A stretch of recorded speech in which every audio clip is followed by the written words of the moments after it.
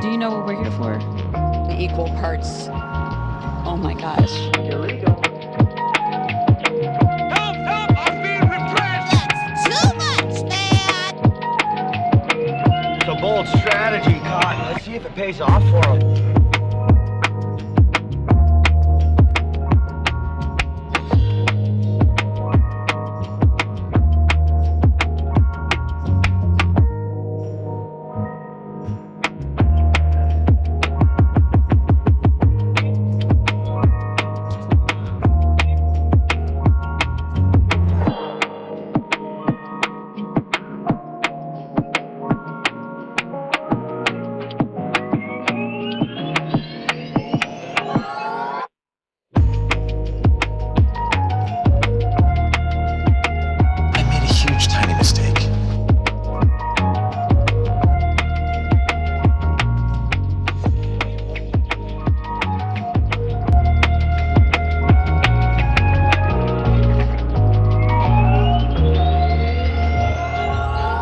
In the Ice Age, how much taxes did people pay?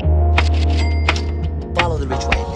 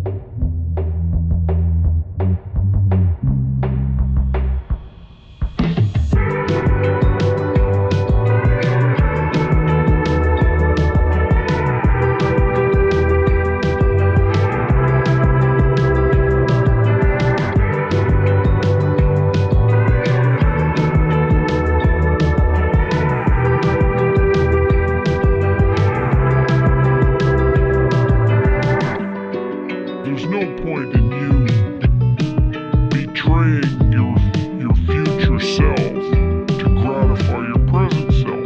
It's a stupid game.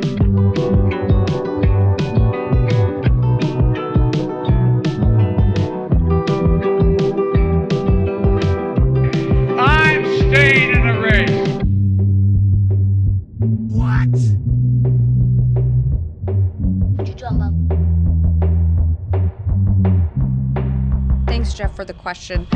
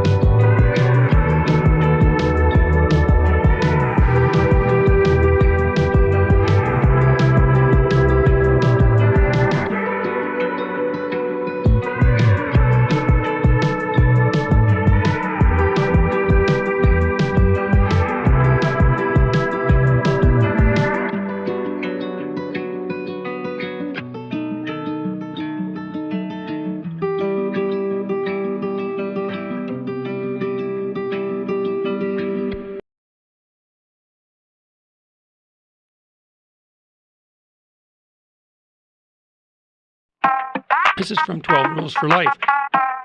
I don't want reality. Aren't I a good guy?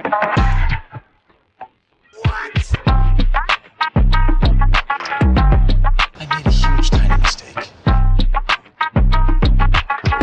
Consequences. It's a great day for being safe.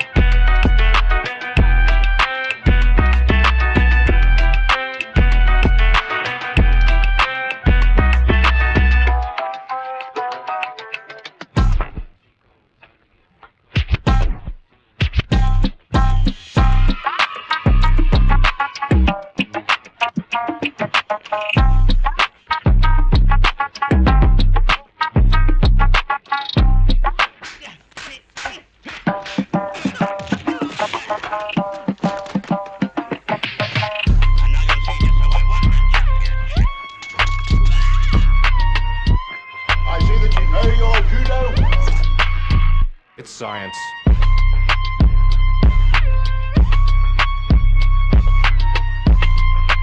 China? China. I have to have my China.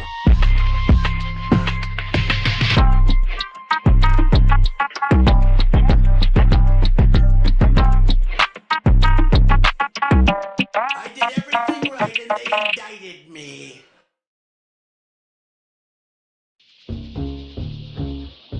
Climate and everything are the same word. You should be ashamed of yourself for having that thought.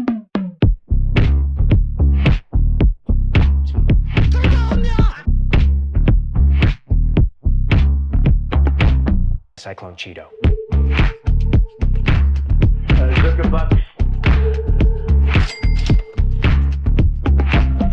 Don't worry about it, little Marco. Gentlemen. Precision language. Please. Winter is coming.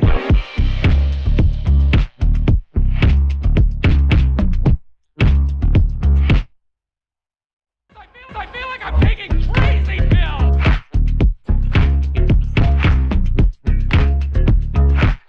Oh, girl, baby girl. I cannot believe how people come for you already. I don't know if you know this.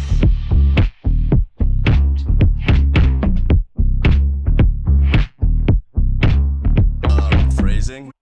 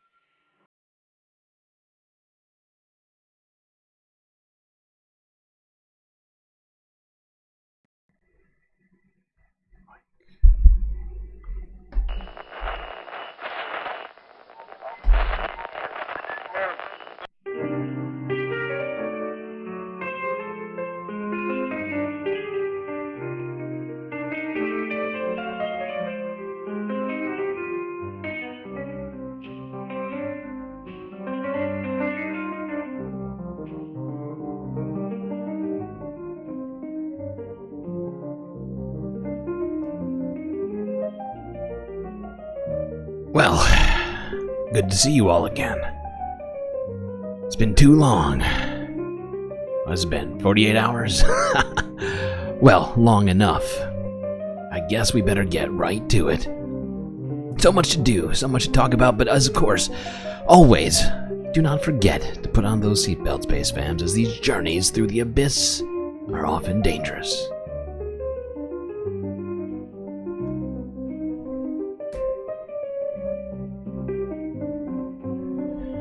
Oh, God, 48 hours without space fams, I almost died.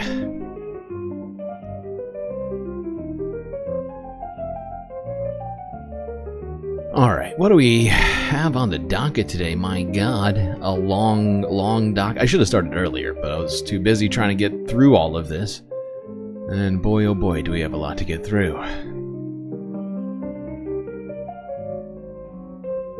By the way, just want to mention something that has come to my attention, unfortunately, due to currently the stream not quite making enough money to pay all the bills. On January 29th, the lights will go off on the space station.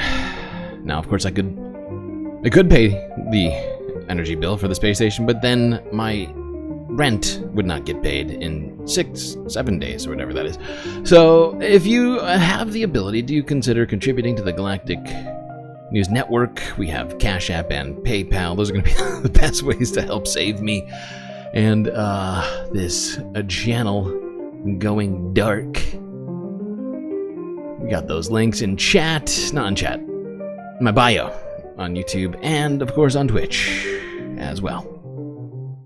But enough complaining about potentially being a space homeless, and better get to the content, which is, it's horrible. We have a lot of horrible content to look at. Not my fault. I don't make the news, I just talk about it. And this week has been real weird. It's true, Sophia, I wouldn't lie. I guess we better go to that usual place.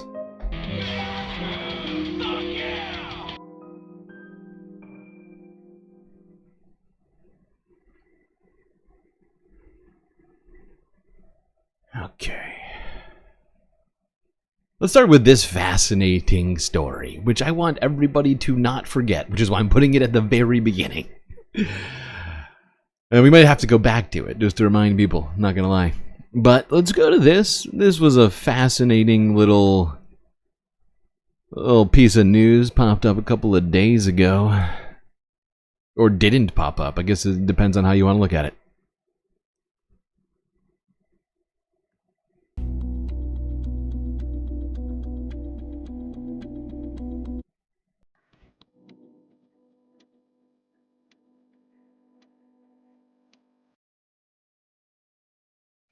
U.S. Constitution disappears from White House website after Donald Trump takes the oath. After taking over the Oval Office, Trump unveiled the new website of the White House. Website showcased new administration's plans, including making America safe again. But soon people were alarmed when Constitution went missing from the revamped website. Whoopsies. Under former President Donald Trump, the website highlighted the history between the creation of the Constitution. Pages for Abraham Lincoln, Barack Obama, and others also displayed 404 error, not found. Additionally, Spanish version of the website also became inaccessible. After the issue was flagged, White House indicated the errors were unintended and definitely temporary.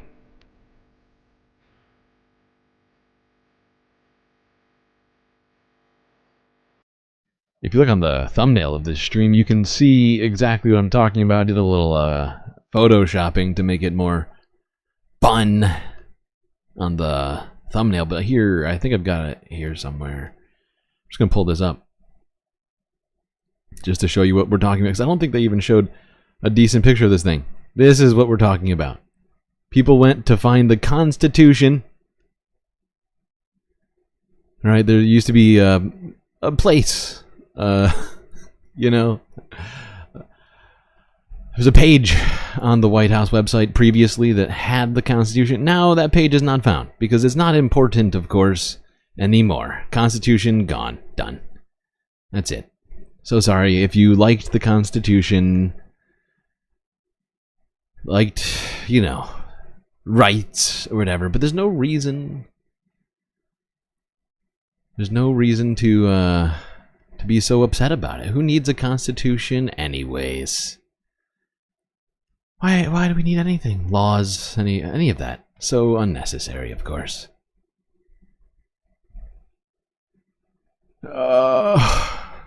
It does feel like the Constitution is canceled, though. Not gonna lie. Of course, I'm being facetious about much of this, but that, you know, it does really feel like much of what Donald Trump has been doing recently is sort of contrary to it. We'll talk more about that later, but let's go to this here piece before we get fully into the political. And actually, I think before I do that, I'm going to put this here, this here. Don't do that. Don't be a butthole.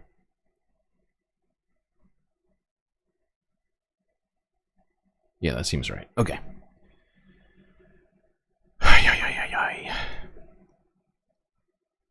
Okay.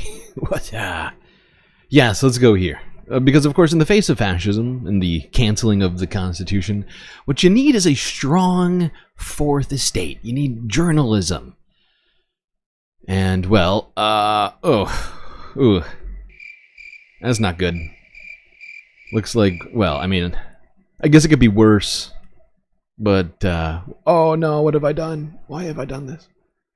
Oh, you dummy. A big dummy.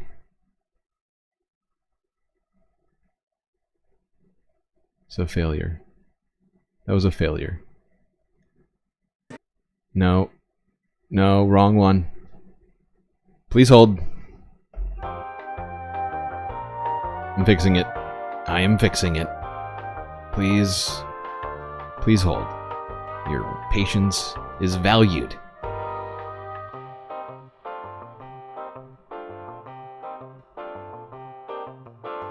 For the love of God and all things holy, please.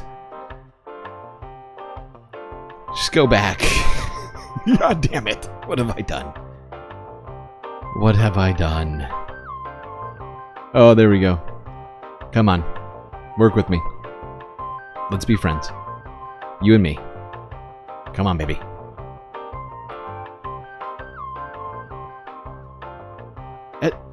What? No. This is not the one.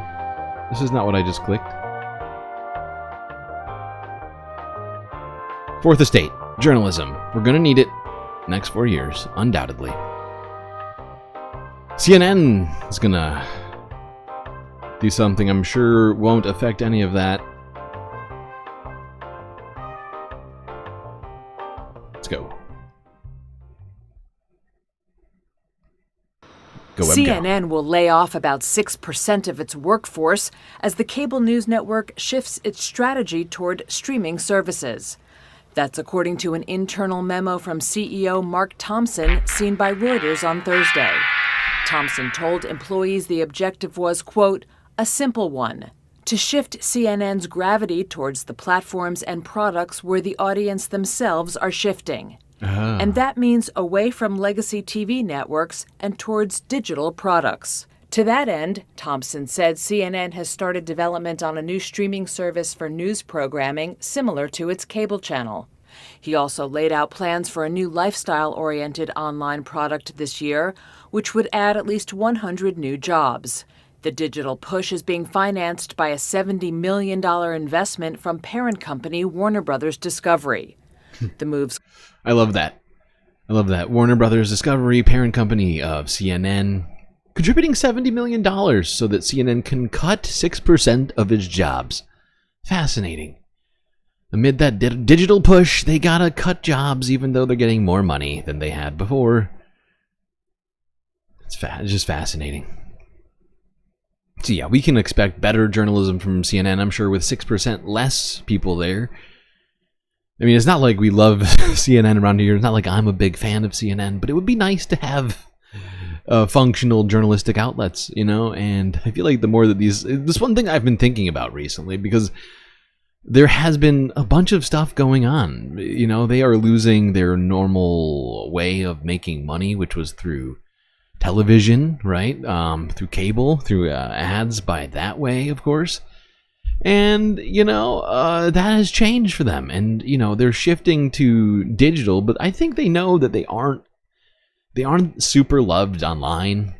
So, you know, there's a lot of sort of movement going on in journalism. And one thing I keep wondering, even though we all hate CNN, MSNBC, CBS. I'm here constantly yelling, I feel like, about their supposed journalism. But what happens when we don't have cameras on the ground? That's my question.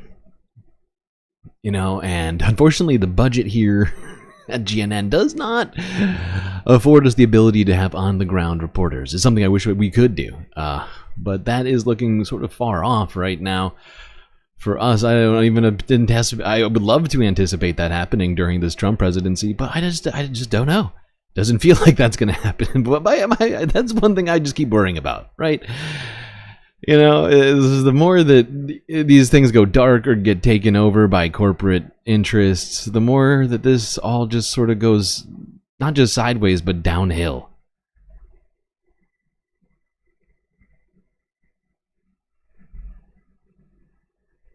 I'm not criticizing. I want on-the-ground reporting. I mean, I do criticize some of the on-the-ground reporting, of course, but what I'm saying is it's necessary to have cameras on the ground telling us what the fuck is going on, even if we're skeptical or whatever else, or even if we have criticisms. It's just whatever.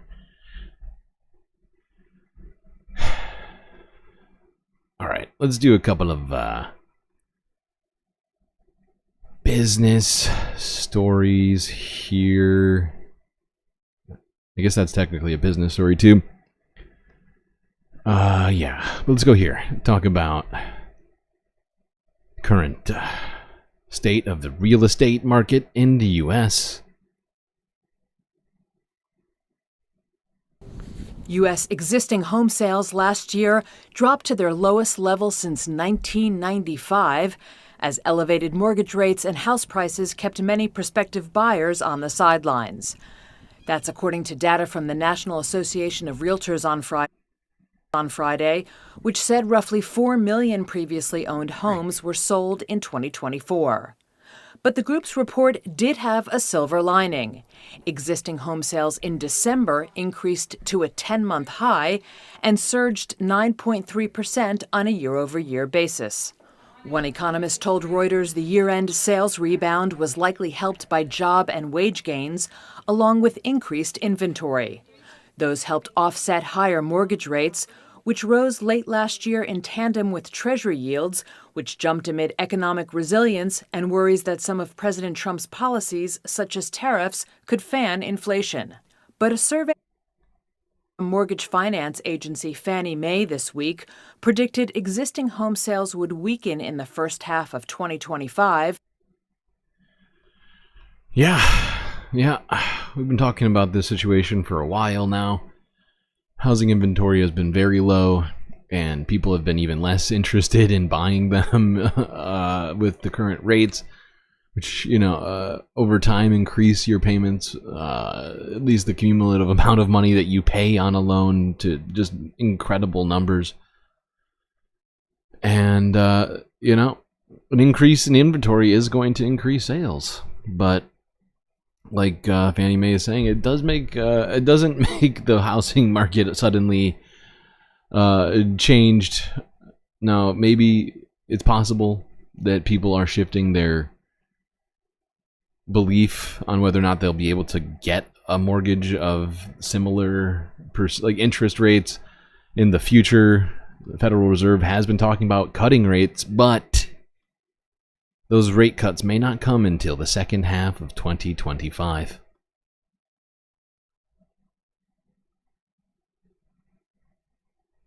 President Trump has told the Fed to cut rates, but will it listen?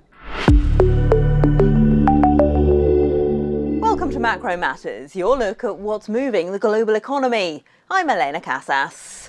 The Federal Reserve sets rates on Wednesday. This week, Donald Trump said he wanted them to cut the cost of borrowing immediately, but markets expect they won't budge until perhaps May. Odetta Kushi is Deputy Chief Economist at First American. Odetta, what are you expecting? I'm aligned with the markets on this one. I'm not expecting the Fed to cut rates next week, and I think we could probably see the first rate cut in the second half of the year. The Fed themselves told us they're only expecting about 2 25 basis point cuts this year. Well, there you go. I don't see how 2 25 basis point rate cuts, which is just a quarter of a point. I don't know why they always have to say it like that. I don't see how that's going to solve things, because even with the Federal Reserve having cut interest rates recently, the markets have kept interest rates high, right? Because mortgage rates are determined by the bond markets, and the bond markets have just been going up. People have been selling U.S. Treasuries, causing the rates to stay higher. In fact, go higher throughout the year last year, essentially, if I'm not mistaken. Really? Yeah, no, I think they went to go straight up. There was some movement, but essentially, I believe they're up from where they started 2024. Okay, I just realized I missed two things. And so, shit. How did I forget to do that? I didn't shout anybody out. I switched to top chat. I mean, switched from top chat to live chat, and now I can't even shout people out. Wait, hold on. Ah, there we go. Charlie Jinmir was first, Mo Nope was second, and Aaron W. was third. Great job. Great job, you three.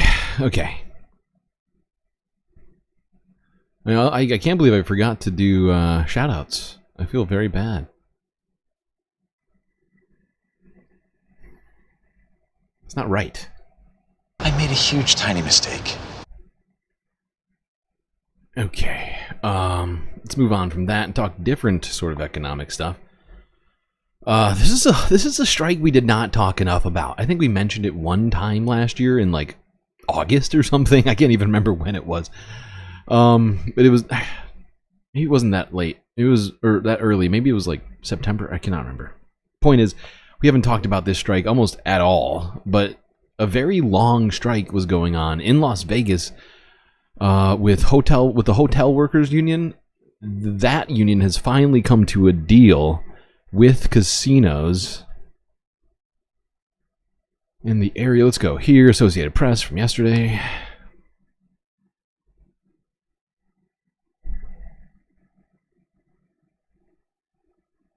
Future. Oh, not economically viable for the casino's future. Wow, yes, of course. Casinos hurting really badly. Help! Help! I'm being repressed! They just couldn't possibly pay workers more. While they just take people's money all day for practically nothing aside from the labor performed by these workers. Right? Oh my god, what else do casinos offer exactly? I mean, I guess they could just, like, oh my god. It is hilarious to hear casinos complain about not being able to afford paying workers more. Oh my god. Profit margins too low at the casinos, of course. Alright. We're going to move from one protest to a different one. I'm afraid this protest, no one here, at least I don't think anybody here, is going to be a big fan of. Bunch of psychos went to Washington, D.C. to demonstrate how shitty they are, how much they hate women, how much they prefer theocracy, and how much they prefer to force people to carry their fetuses to term.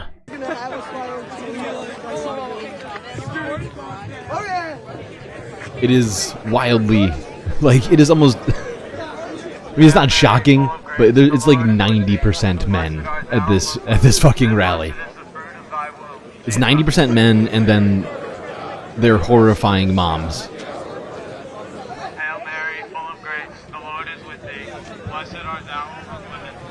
Oh my God. Hail Mary. The Hail Mary.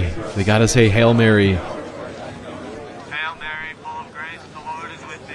Blessed art thou among women, and blessed is the fruit of thy womb, Jesus. Ew. This is handmade talk right here. Hail Mary, full of grace, the Lord is with thee. Blessed art thou among women, and blessed is the fruit of thy womb, Jesus. No.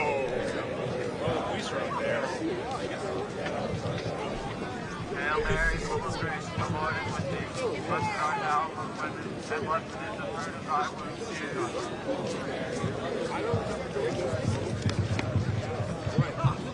Hail Mary, full of grace, the Lord is with thee. Blessed art thou among women, and blessed is the fruit of thy womb,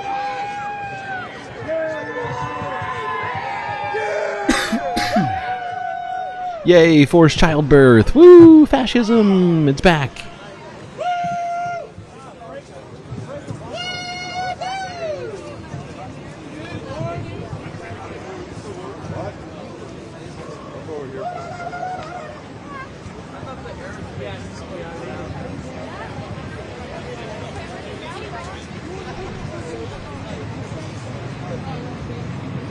There you go. These weirdos, they go around walking, saying the Hail Mary prayer, and just being generally creepy. Walking around, hoping to usher in the fictional Handmaid's Tale into reality here for all of us. Especially women. And I guess men too, them specifically though. Not all men, I guess. Maybe all men? It's confusing. Because of course, I'm sure many of these people are also wanting deportations. They love life unless it's alive, right?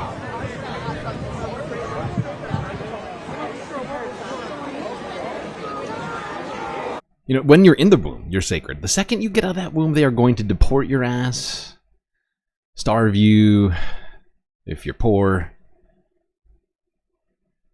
You know, it's fascinating. It's a fascinating vibe. Who else appeared at this? Oh, yay.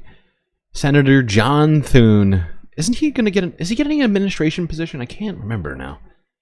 Anyways, let's go here. Let's see what John Thune had to say about this march. He came to show his support for taking away women's rights.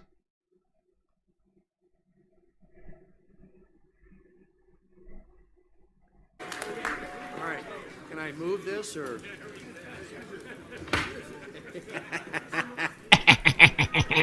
Well, good afternoon, pro-lifers. It feels like a South Dakota day here. Ladies and gentlemen, I am grateful to the March for Life for inviting me to be here with you today. And I am nothing short of inspired looking out at all of you. We stand here today, you stand here today, to bear witness to the beauty and goodness of every human life. To remind people of the great truth upon which our country was founded, that all men and women are created equal, really, and endowed by their Creator with certain inalienable rights. Like what? And among these are the right to life, to liberty, and the pursuit of happiness. Really? And I know that some days fighting for the right to life can seem like an uphill battle. But I want you to look around you today at the tens of thousands of Americans who will march up to Capitol Hill with you today. And I want you to remember, you are not alone. Jesus Christ. Jesus, I say that. You are part of a great movement, united around the truth that every life is precious, that every human being is created in the image and likeness of God and has infinite value and worth. Really? What's the geographical location of these fetuses? In Psalm 139, you formed my inward parts, you wove me in my mother's womb. Yes, my mother's womb. Thanks to you, for I am fearfully and wonderfully made, and my soul knows it very well.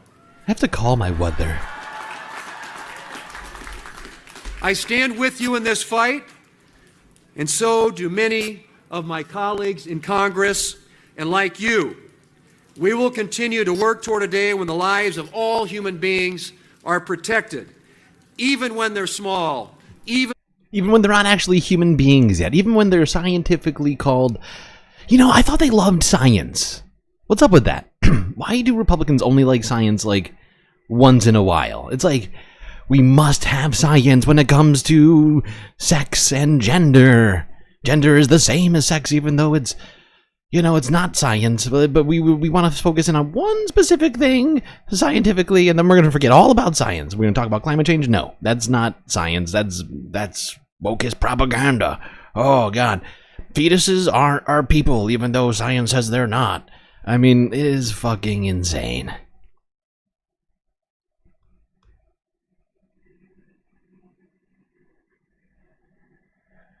These people love to cherry pick science. That's not how you do science, by the way. Just gonna point that out to you.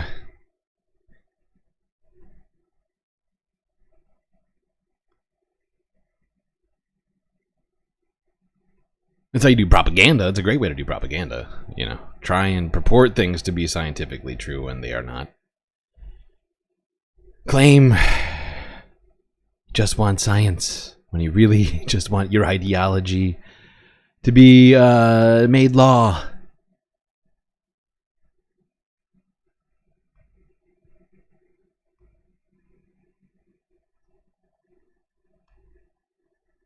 All right, we're gonna get into the political more now. Talk about our neighbor, Canada. See what's been going on over here this week. Here's a few days ago.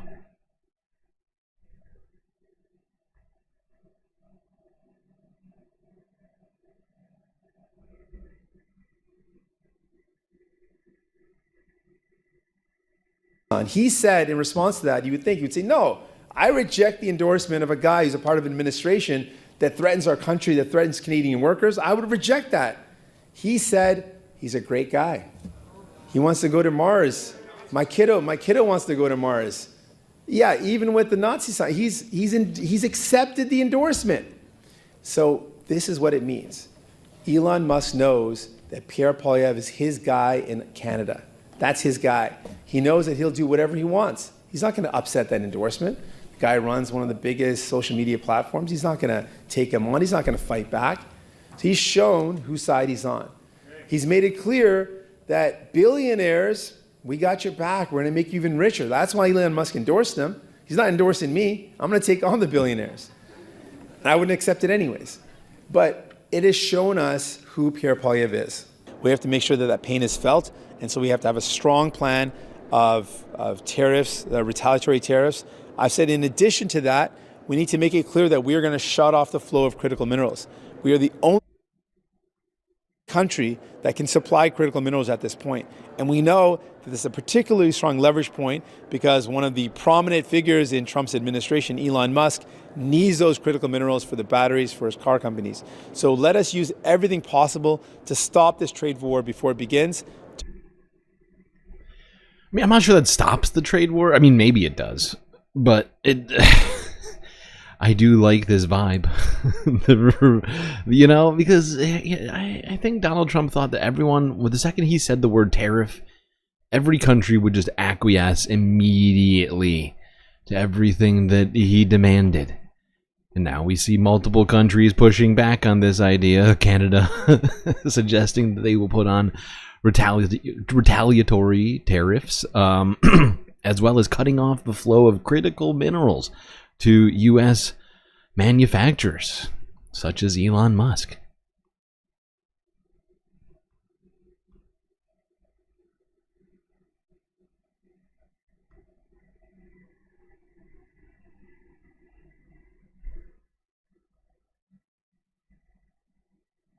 We're thinking in terms of 25% on Mexico and Canada because they're allowing vast numbers of people. Canada's a very bad abuser also. Vast numbers of people to come in and fentanyl to come in.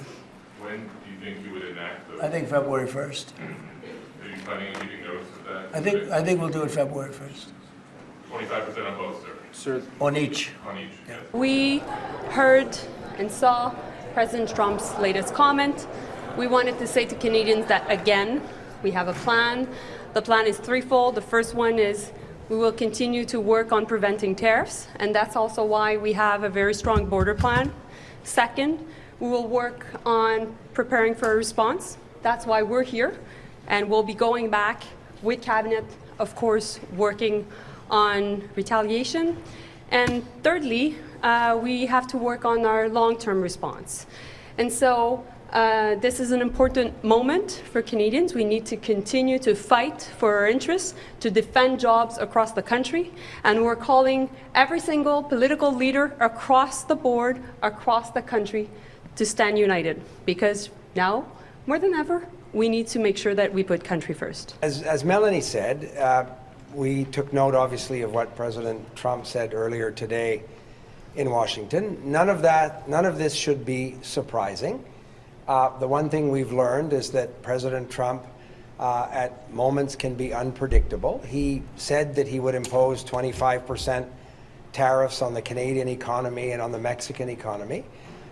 We have spent the last number of weeks preparing potential response scenarios for the Government of Canada in partnership with provinces and Canadian business leaders and union leaders. So our country is absolutely ready to respond to anyone. Well, there we go. Canadian leaders across the board responding to Donald Trump in different ways. You know, Pierre Poilievre rushed to Donald Trump's side. But I think most Canadians, not all, in leadership are pretty opposed to just going along with Donald Trump. I think one of the other ones who's sort of on the Poilievre vibe is, what's her name in Alberta? What's her name? I can't think of it right now. She's the worst. This is why I probably can't think of her name right now. I know somebody knows. I know somebody knows who I'm talking about right now. Why is my brain going blank on her name? I could just Google it. That would be a way. Yes, Danielle Smith. Danielle. I'm pretty sure she... Oh my god, we deserve 3... Count them. 1, 2, 3... emotional support characters from the GCU. Thankfully, they are all waiting here at attention. The Galactic Cantina. 16? 14? 5. Okay. Alright, here we go. Back here. And let's go quickly to this. This is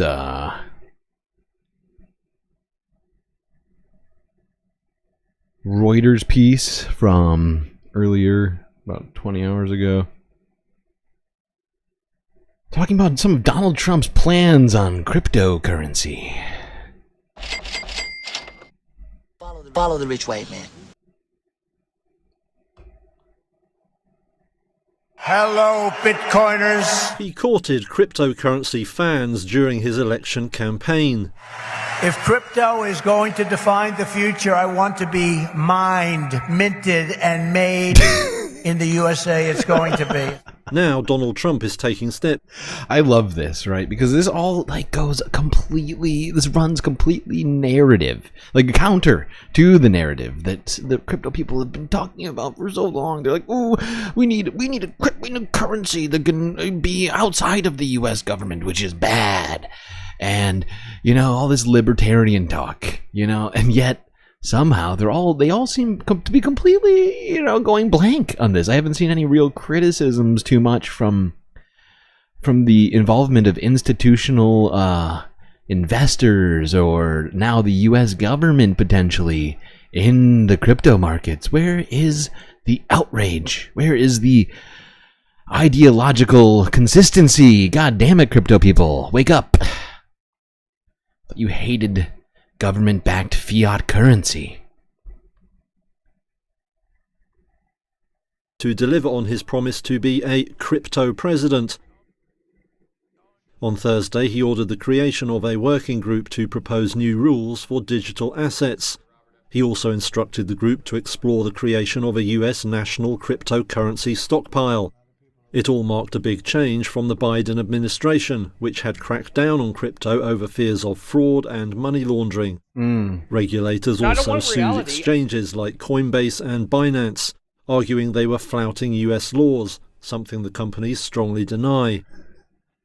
I mean, I've talked about this, and I have been suggesting for a long time that all of these, not only are they scams, but they are in fact illegal, right? And regulating them is in no way what needs to be done. They need to be made illegal once again. The amendment for, what is it, 15488? I can't remember the name of it now. But 1948, a amendment was made. I don't think it was an amendment. It was technically, wait, hold on. Let me look this up. Was this a constitutional amendment or was this just legislation?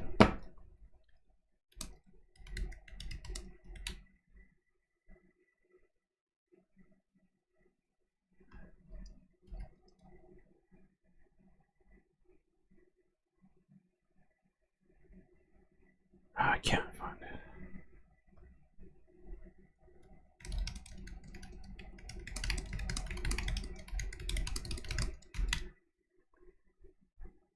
$18,486, sorry. Not 15,488. So sorry. Oh, God. I made a huge, tiny mistake.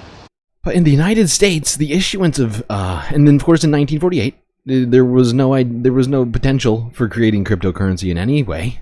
But it basically circumvents this law, which made it illegal to create any kind of currency, whether it be metal, paper, or otherwise, right? And all they've done is manage to circumvent that by way of a loophole, because it didn't specifically state you can't make one on the computer, because of course in 1948 making a currency on a computer it just wasn't in the cards. Computers basically just didn't exist. I mean, technically it was in the infancy of computers, but those computers existed only in large warehouses. So, you know, it's a weird thing that we keep talking about it. The people like Reuters keep talking about it like they're not violating that law, just because there's this tiny loophole which they have sort of enlarged to fit an elephant through. But you know, it's a scam economy built on a loophole through a U.S. law.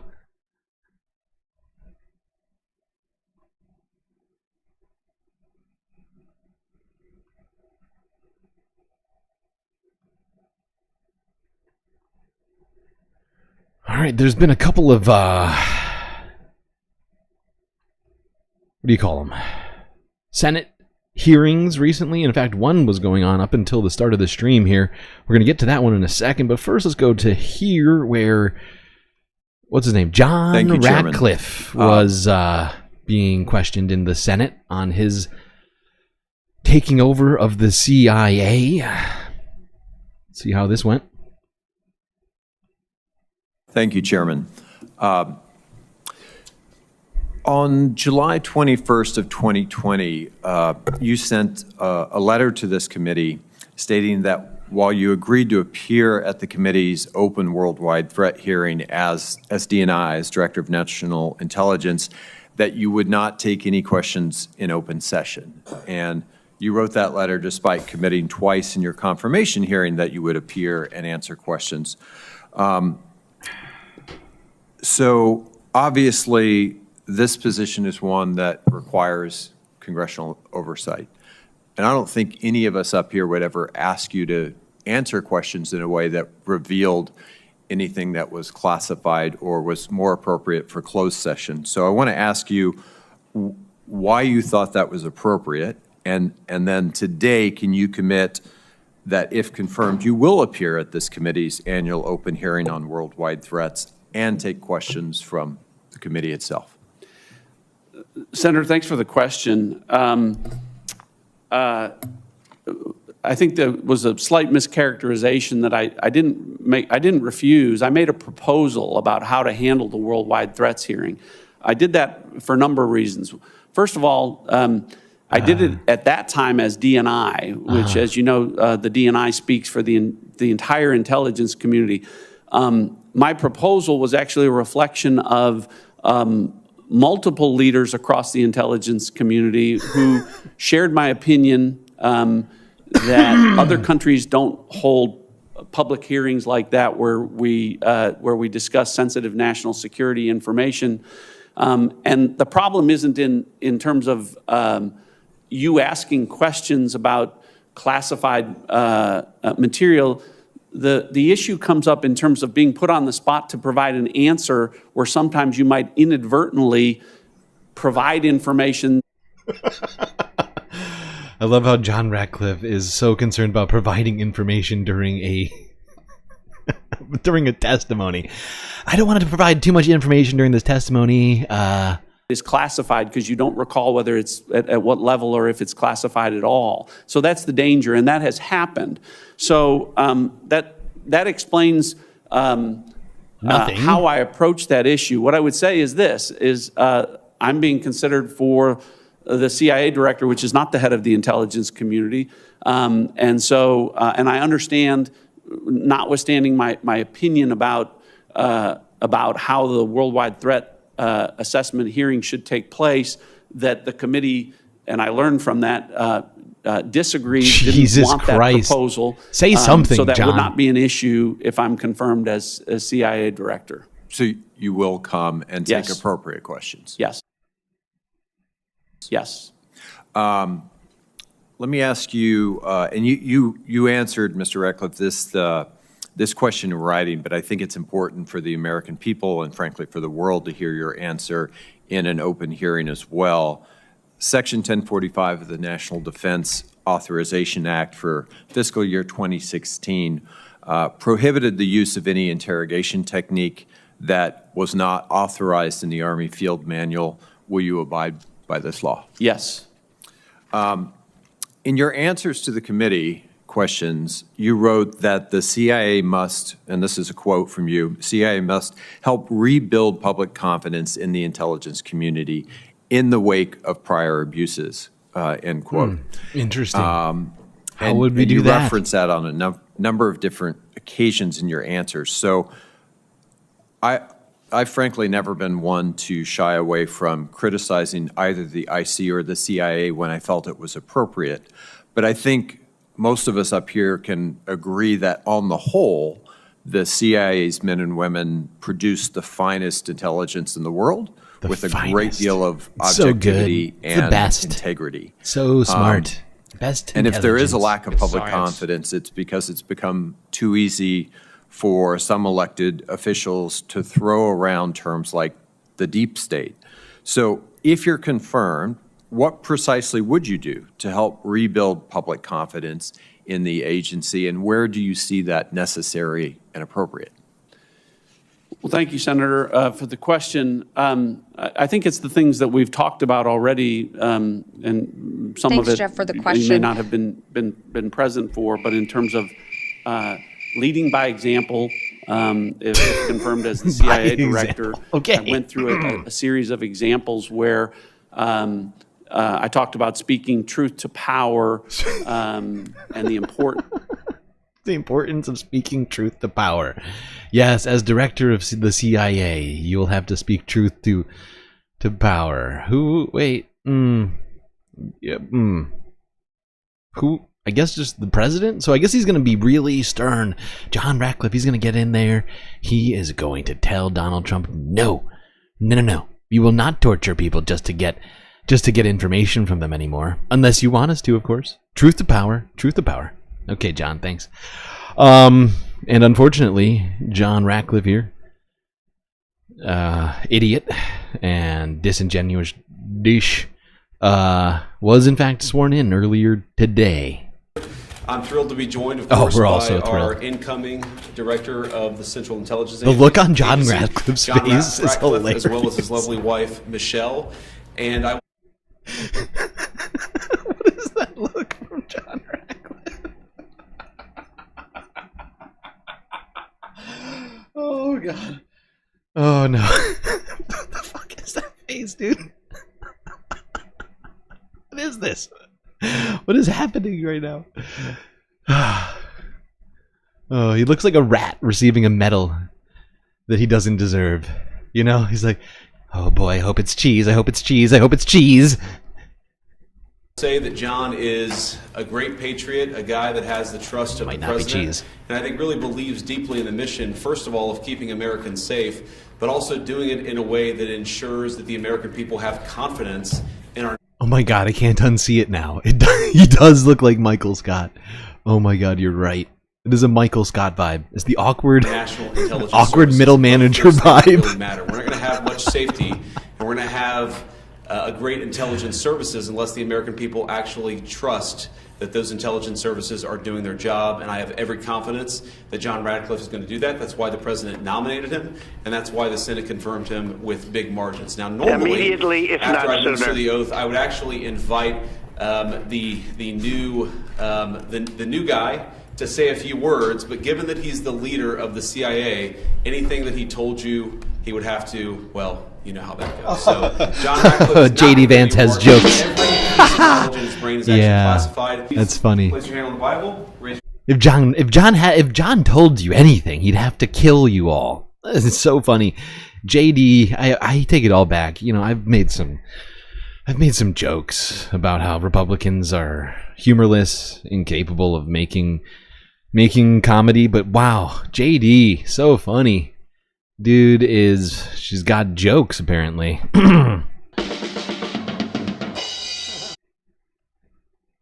right hand.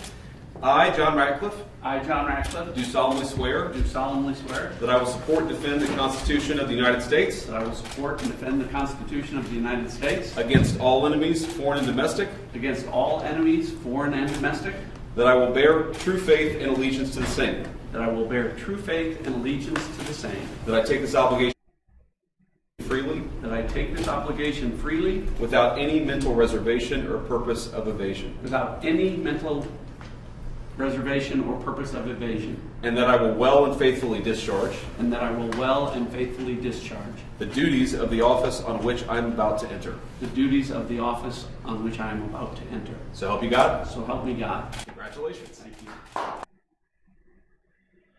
There we go. John Ratcliffe, now director of the CIA.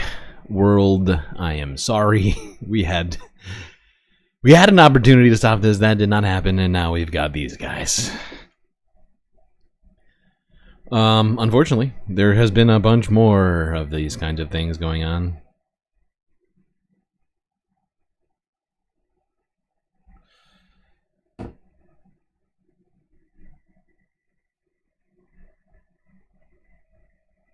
Yeah, let's talk about this. Pete Hegseth. Because a day ago, a Republican senator came out and announced the unthinkable. What? That's right. Senator Lisa Murkowski came out with bombshell.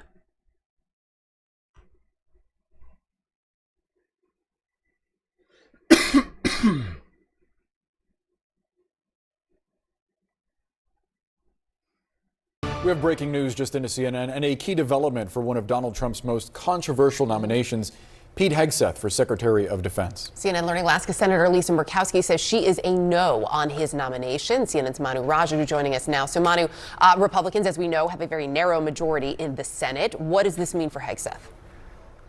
Yeah, this has been very closely watched, what Lisa Murkowski ultimately would do. She's one of a handful of Republican senators who have not said how they would vote, and Murkowski is a perennial swing vote, particularly on controversial bills and on controversial nominations like Pete Hegseth. And in a long statement that she just put out on X, she goes after Hegseth, raises questions about his character, raises questions about his experience, his fitness for the job, raises questions about allegations of personal misconduct and statements that he made in the past criticizing women in combat. Now, this is what she said as part of this statement. She said, after a thorough evaluation, I must conclude that I cannot in good conscience support his nomination for Secretary of Defense.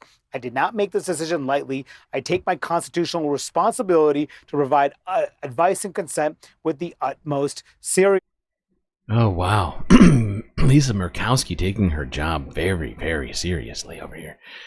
I am shocked. I am shocked. Now, of course, there would need to be at least, I think it's 4 Republican senators for this to not happen, because I think they have a 3-seat majority in the House, in the Senate right now. If you count J.D. Vance, I think it's 4, because he can always make the deciding vote on a split. And I haven't heard anything from Joni. I am shocked, honestly, that she hasn't come back out after some of the other things coming out about Pete to, voice her dissent. I'm also shocked that we haven't heard a word from Joni, and I have been, have I been checking for it on the what do you call it? The dismissal of Admiral Fagan, of course, the sole and only ever woman to serve as leader of a military branch of service in the United States.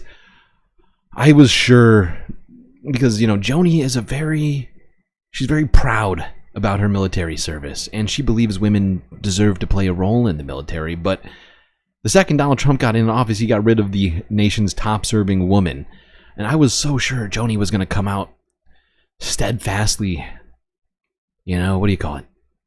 Object to this horrifying decision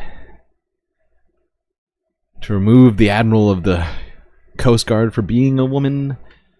All of that. It's just weird. It's so weird. I'm sure she'll come out any day now and prove me wrong that she's not a complete hack, partisan, a fucking bitch. But let's go here now. This was from earlier today. It took 11 hours to confirm Pete Hegseth, or well, I'm not sure he's actually been confirmed yet. This literally got done while I was starting the stream. What time is it right now? Literally, I had already started the stream before this actually came down. So I don't even know how this vote went. Let's see. When asked by my colleague, Senator Tammy Duckworth, at his confirmation hearing, it wasn't a gotcha question. That is pretty basic stuff. Asian nations is an essential part of the United States strategy in the Indo-Pacific. These are key partners the Defense Secretary directly engages with. But Hegseth didn't even know the first thing about them and named a bunch of countries that don't even belong to the organization. Later, when he was asked by Senator Slotkin whether he would carry out an illegal order from Donald Trump, like using the military against civilians, he refused to give a straight answer. There are a lot of close calls when you're defense secretary, but whether or not to turn the military on the public, even if they are Democrats, is not a close call. That's a simple, no, I wouldn't do that. I will not carry out an illegal order. No, the United States military is not in existence for the purpose of carrying out orders against United States citizens exercising their constitutional rights. Leading our armed forces is not a part-time gig. The Pentagon... Okay, let's go forward here. Let's see what's going on. Where's the voting? When did the voting happen? It looks like everybody left. Are we gonna vote?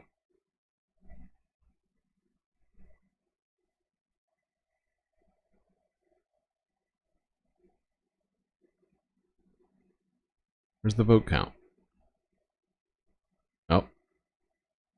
Cloture motion. We, the undersigned senators, in accordance with the provisions of Rule 22 of the Standing Rules of the Senate, do hereby move to bring to a close debate on the nomination of Kristi Noem of South Dakota to be Secretary of Homeland Security. Signed by 17 senators. By unanimous consent, the mandatory quorum call has been waived. The question is it the sense of the Senate that debate on the nomination of Kristi Noem of South Dakota to be Secretary of Homeland Security shall be brought to a close? The yeas and nays are mandatory under the rule. The clerk will call the roll. Ms. Also Brooks.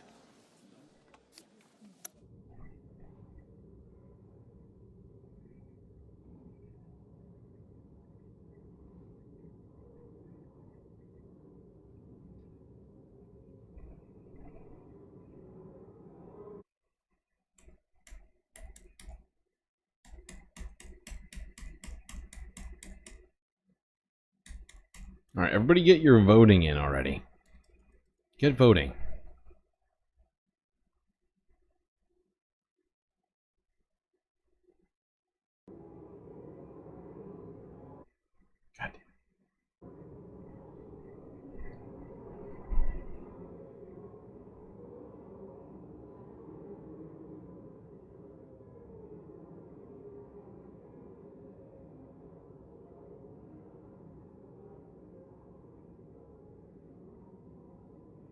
Ms. Baldwin.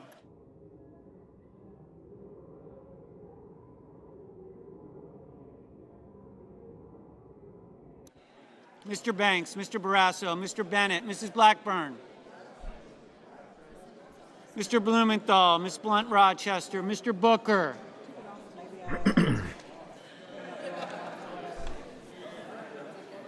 Mr. Bozeman.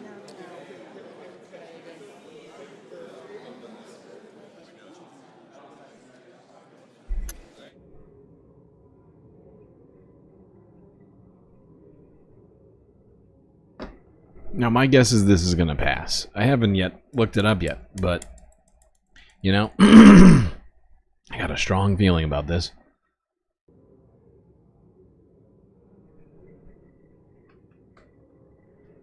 I'd actually be shocked if Republicans blocked this.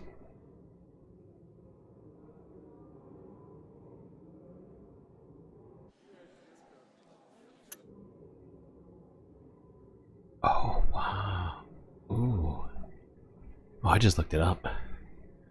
I just looked up what happened here. Oh my God. Ms. Cortez Masto, Mr. Cotton, Mr. Kramer, Wow. Wow. Who didn't vote for him? Oh boy. Okay, so Pete had to be confirmed by the vice president. Oh, breaking news. Pete Hegseth, saved by J.D. Vance, would not have gotten the job without him. It went to a 50-50 vote. That means that they lost 3 votes. Who didn't vote to confirm? Aside from, of course, Lisa Murkowski.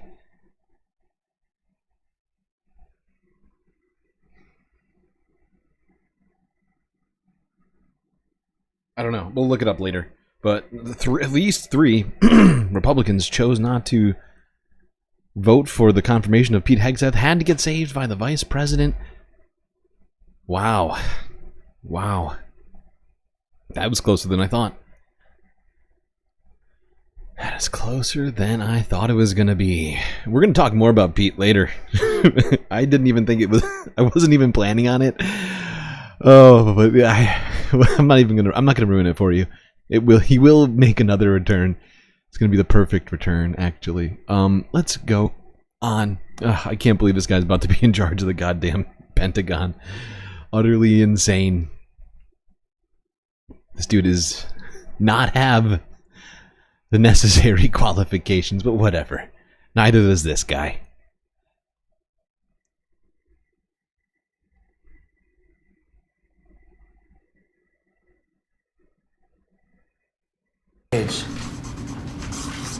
In a raft of executive orders signed by President Donald Trump, one aimed to declassify remaining federal records related to 3 of the highest profile assassinations in US history. Lastly, sir, we have an executive order ordering the declassification of files relating to the assassinations of President John F. Kennedy, Senator Robert F. Kennedy, and the Reverend Dr. Martin Luther King Jr. RFK, MLK, and JFK. They rhyme, so we gotta do all 3 at the same time. Immediately, if not sooner. What, huh? A lot of people are waiting for this for years. For decades.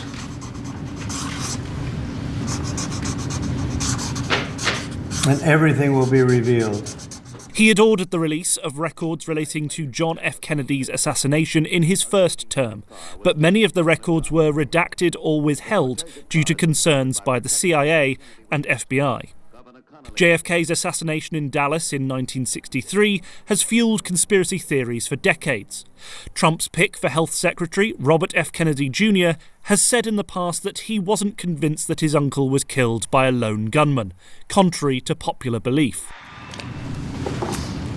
Give that to RFK Jr. Yes, sir. The order directs the Director of National Intelligence and the Attorney General to develop a plan within the next 15 days. Give this marker to RFK. He's gonna want it. This is a big one. All the good ones. All the hits. So not only did Donald Trump do that, earlier today make public the records of the assassinations of RFK, JFK, and MLK. He also, actually, this wasn't from today, now I think about it. This was actually from the first, I think this was from Monday, technically. But CNN was talking about it earlier today. That being that Donald Trump, upon taking office, removed the security detail of his former aides who said bad things about him. Said mean things about him, and now he's mad. Help! Help! I'm being repressed! To declassify.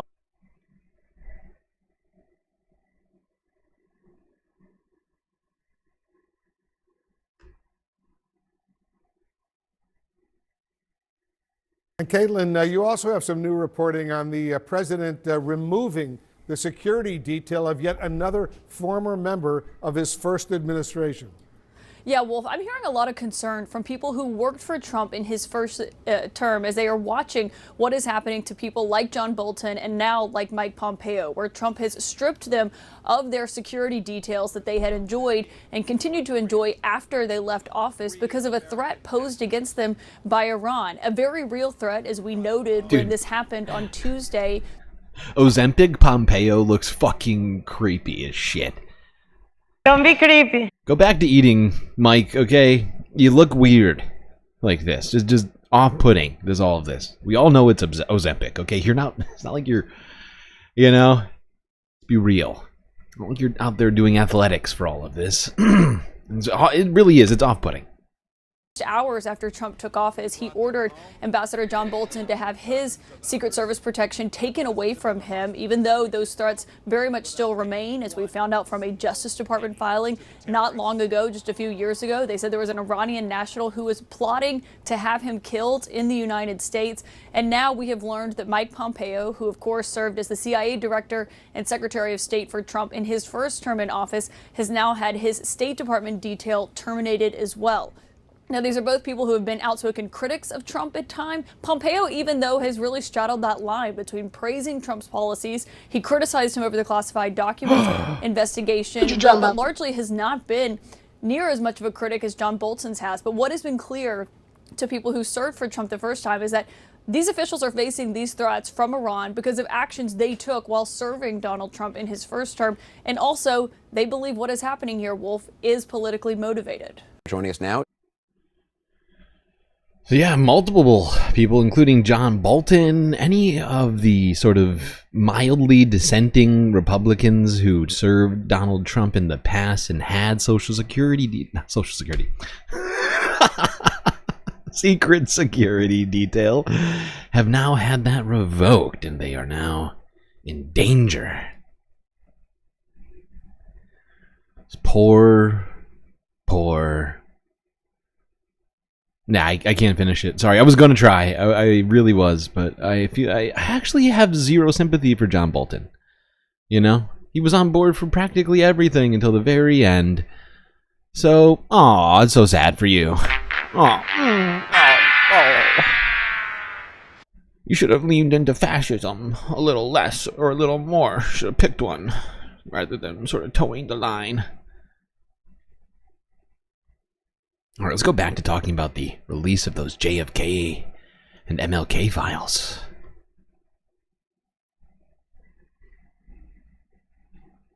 Why did I do this? Donald Trump has signed an executive order declassifying files on the assassinations of President John F. Kennedy, his brother Bobby Kennedy, and the civil rights leader Martin Luther King.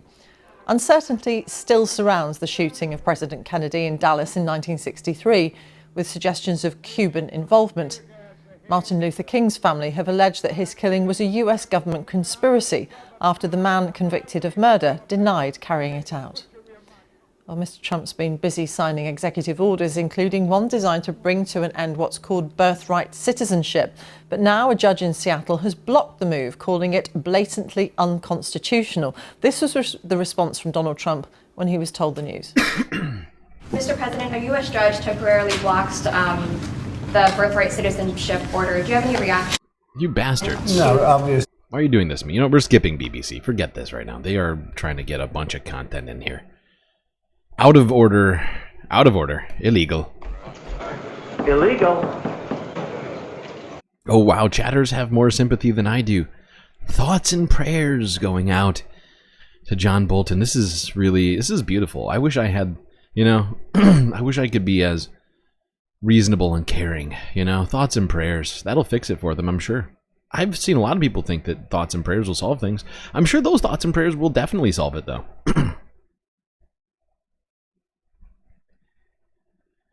Yeah, I'm just personally struggling with finding sympathy for people like John Bolton. Sorry, we're not going to get into that. We're going to talk immigration later. And they decided to jump the gun on me. I don't appreciate that, because we got some other people to talk about. That being all of the people that were recently pardoned by Donald Trump and or had their sentences commuted. The Jan 6th rioters, insurrectionists. Let's go here first.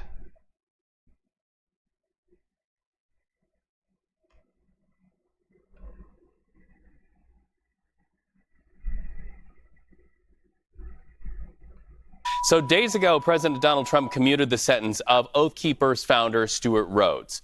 Wednesday, Rhodes returned to the scene of that U.S. Capitol attack of January 6th. So fast forward to today, a federal judge told Rhodes he's not allowed back into Washington, D.C. without court permission. So let's bring in CBS News political reporter Jake Rosen. Illegal. So Jake, question for you. If Rhodes got the green light from the president, how can the judge actually do this? Well, it appears that the judge, federal judge Amit Mehta, made the decision after Rhodes kind of gallivanted around the Capitol this week at the invitation of a lawmaker and had lunch in the Capitol cafeteria just feet from where he and other members of his organization, the Oath Keepers, stormed the Capitol. Now, while Rhodes says he did not go into the Capitol building, other members of his organization did, and this order from Judge Mehta applies to all members of those 8 in total Oath Keepers who were charged and convicted and then had their sentences commuted by Donald Trump on Monday. So on the subject of pardons, though, we know what the reaction is from Democrats. We know what the reaction is from Capitol Police. But you have some reporting on reaction from Republicans.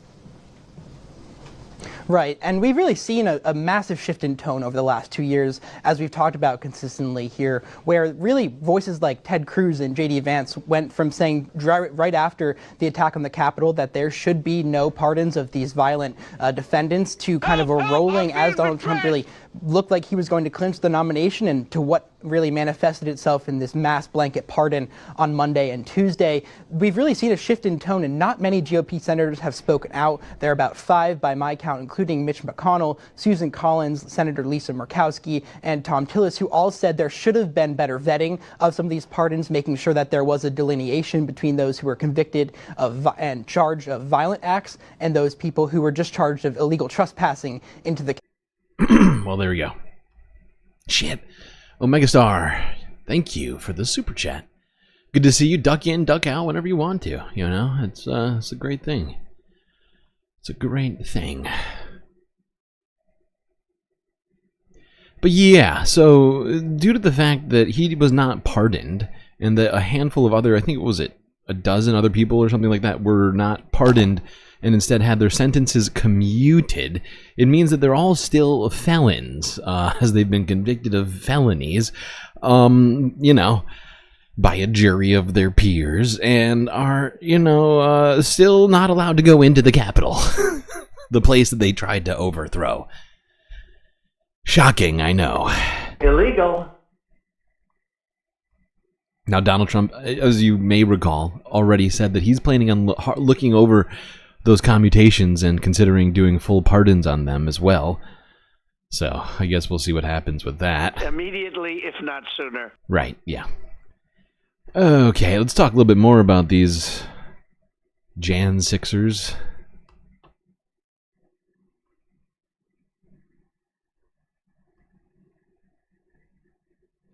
This is Democracy Now!, democracynow.org, The War and Peace Report. I'm Amy Goodman with Nermeen Sheikh.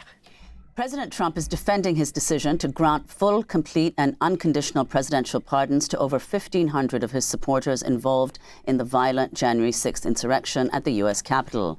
Trump also commuted the sentences of 14 members of the Proud Boys and Oath Keepers, including Stewart Rhodes, the founder of the Oath Keepers, who'd been convicted of seditious conspiracy. On Wednesday, Rhodes visited Capitol Hill to meet with Republican lawmakers after being released from prison. Critics of Trump's sweeping pardons include the Fraternal Order of Police, which had endorsed Trump in each of the last 3 elections.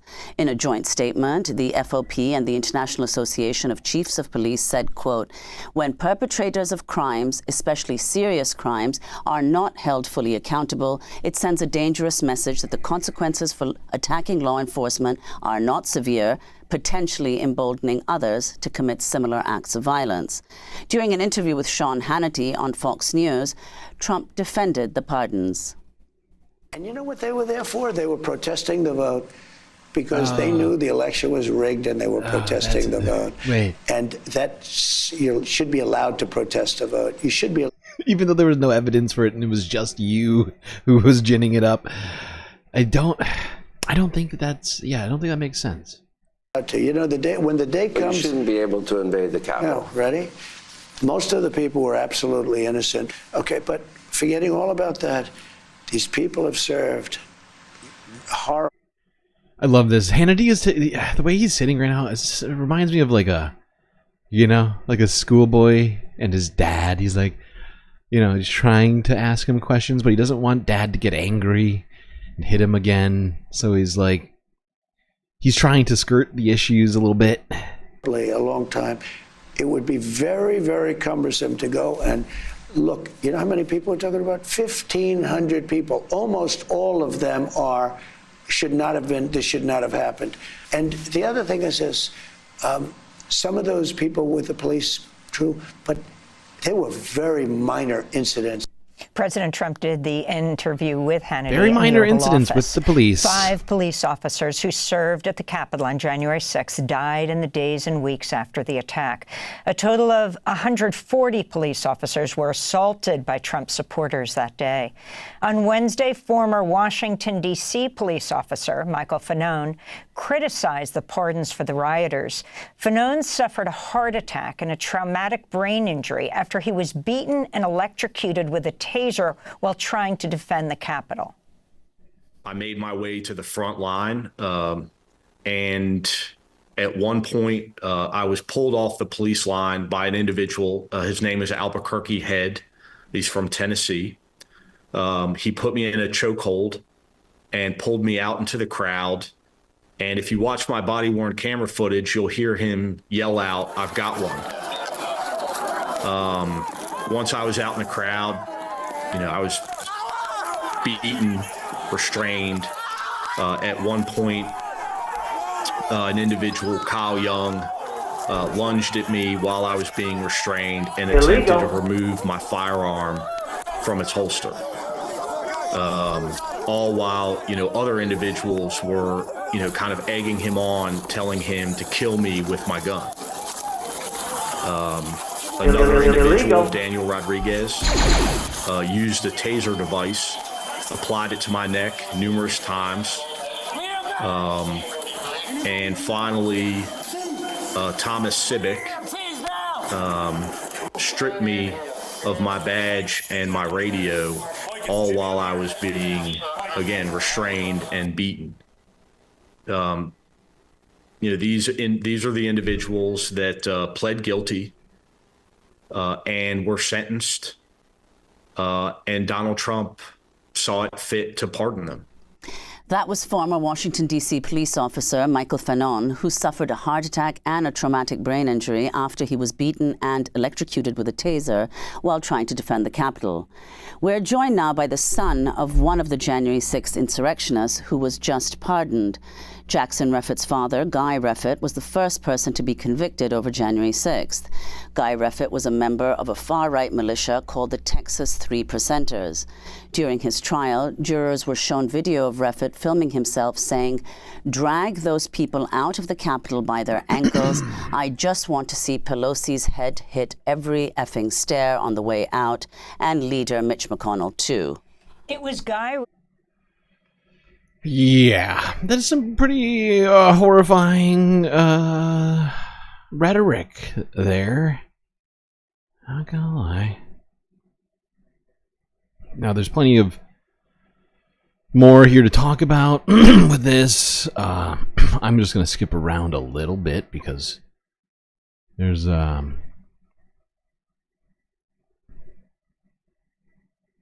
too much to talk about today.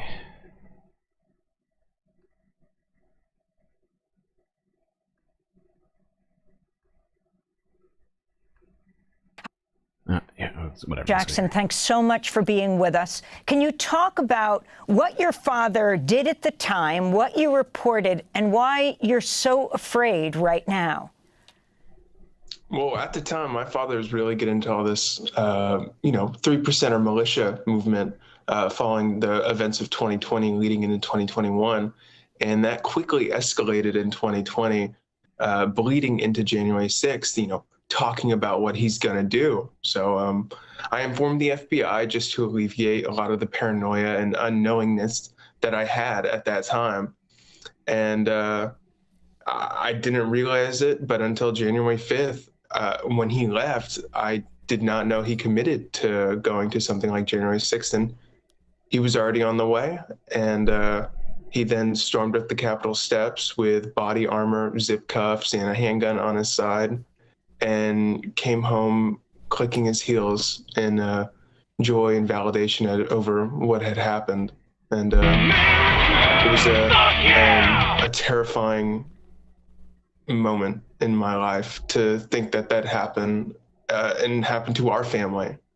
It's unreal to even think about now. So, Jackson, how do you understand why your father was drawn to these groups? I understand it to be, the fear-mongering that the Trump administration really put on these people. I understand capitalism can atomize people and families and make them feel so alone and destroyed.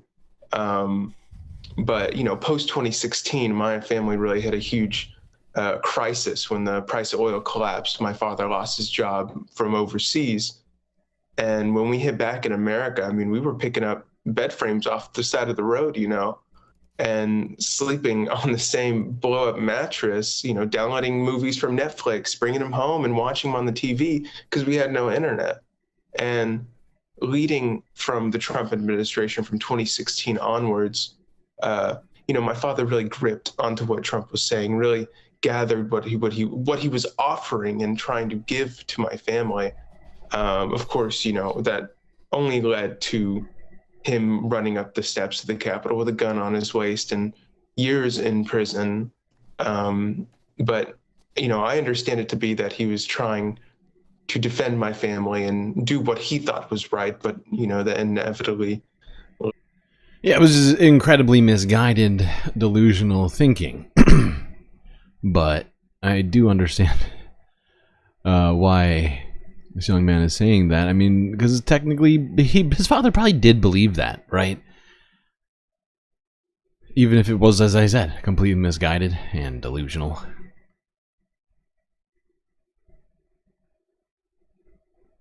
Where do I want to end this here? I'll listen to a little bit more. Let's go here.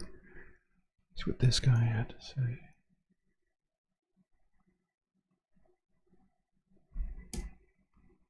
Policing white supremacy, the enemy within.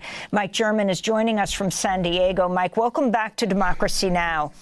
As you listen to Jackson, And we look at who was on those steps and inside the Capitol, particularly the violent people. On the one hand, you have 140 officers who were injured. You have 5 who died in the days that followed, 2 by suicide, another after being gassed.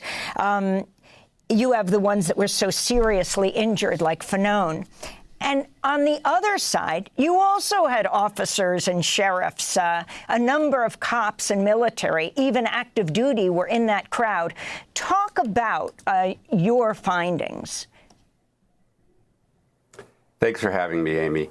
I think the pardons definitely send a message both to the far-right militant movement that political violence against Trump's enemies will be rewarded by the highest office in the land.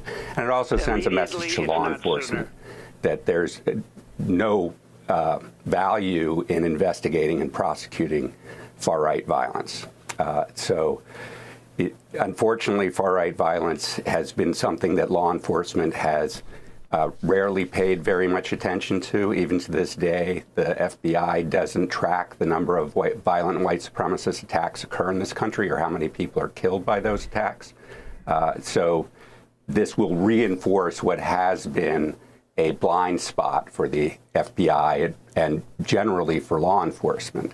Obviously, there has been law enforcement support for these movements for some time. In fact, as an FBI agent, I received those warnings before I went undercover that, hey, you have to be careful who you talk to in law enforcement about these cases because there are sympathizers within law enforcement, and nobody on a Joint Terrorism Task Force thought that was an odd warning.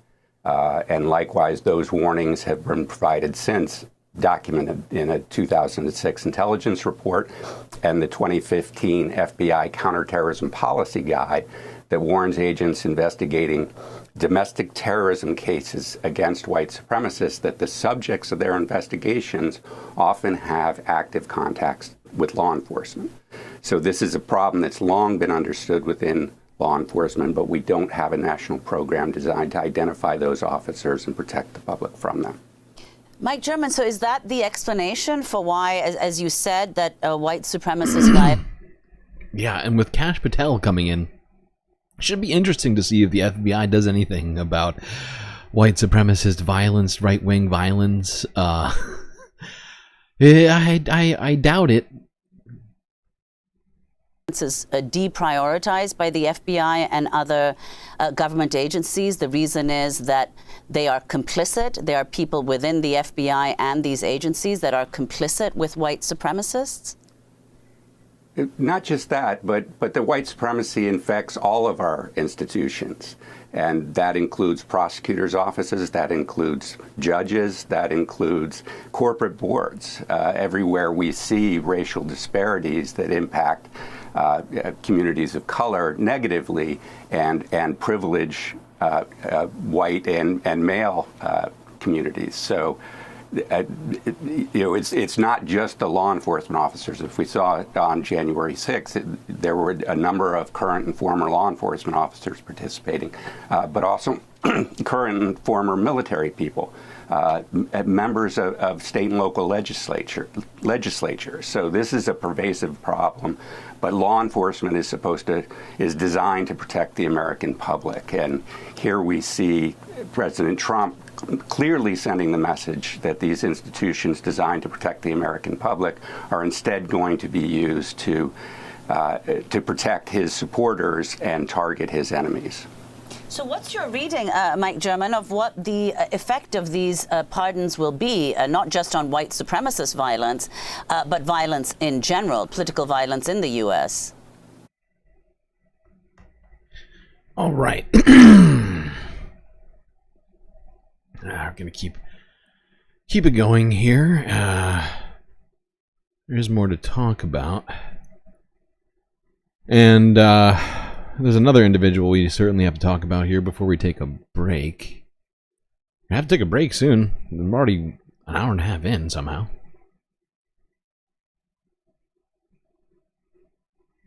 The president has the pardon and commutation authority.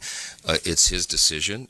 House Speaker Mike Johnson on Wednesday defended President Donald Trump's sweeping pardon of January 6 rioters, referring to the 2021 attack as a, quote, peaceful protest. I did everything right and they indicted me. Officers suffering injuries on January 6th, and one who died the next day after fighting the rioters. Several experts who study extremism said the extraordinary reversal for rioters who committed both violent and nonviolent crimes 4 years ago will only embolden extremist groups who have openly called for political violence. House Democratic Caucus Chair Pete Aguilar said the pardons posed a danger to public safety. These violent offenders are roaming the streets because Donald Trump took these actions. Illegal. Chad Allen Goldberg, a professor of sociology at the University of Wisconsin, says the move by Trump, at the very least, deepens the country's partisan divide. The current trends continue. I don't see. I don't think it's very likely that we're going to have a consensus around January 6th, especially in the wake of the mass pardons that Mr. Trump has just instituted through executive order. What we see, if anything, is a deepening of that partisan divide around January 6th, a deepening division about what it means and how we should understand it. And I think that is going to grow. USA! Trump and his allies have sought to rewrite what happened during the violent riot 4 years ago. Among the people he pardoned were more than 300 who pleaded guilty to either assaulting or obstructing law enforcement, including... Yes, indeed. Including one Enrique Tarrio, who was released from prison 2 days ago.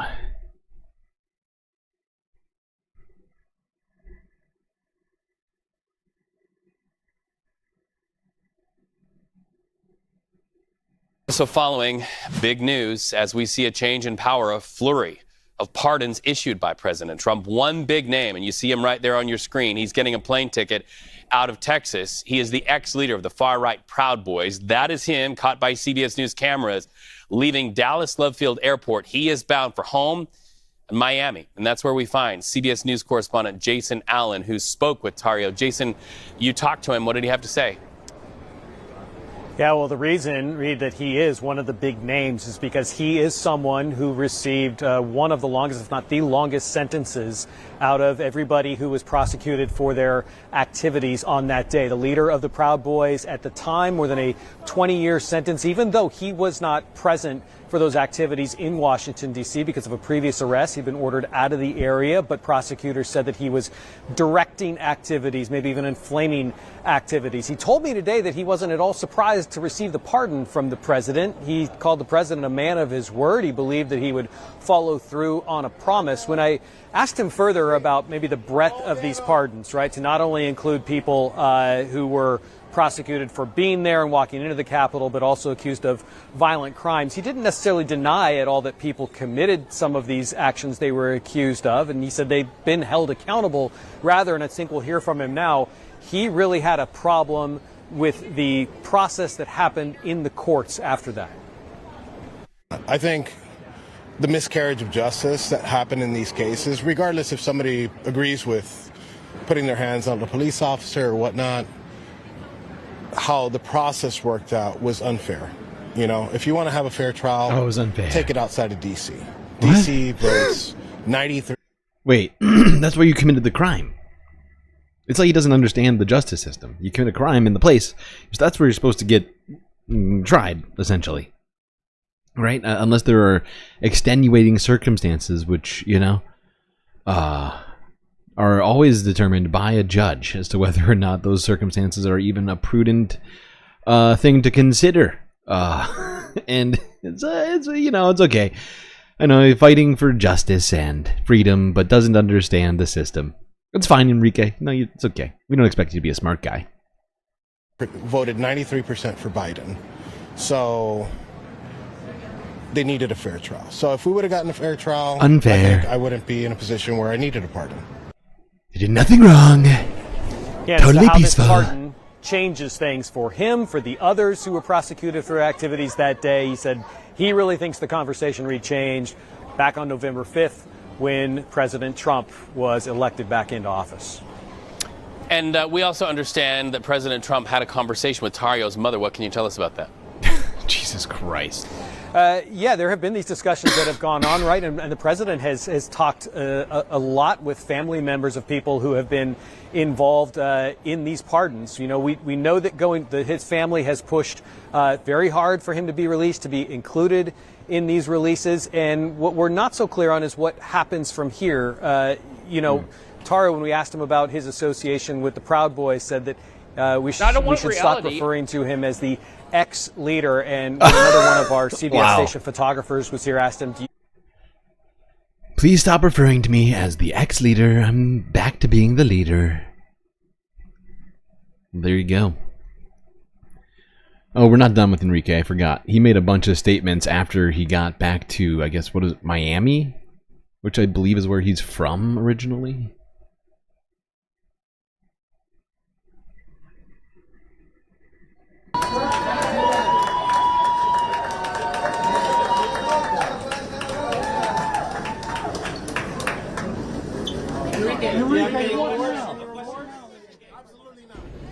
I'm going to apologize for nothing.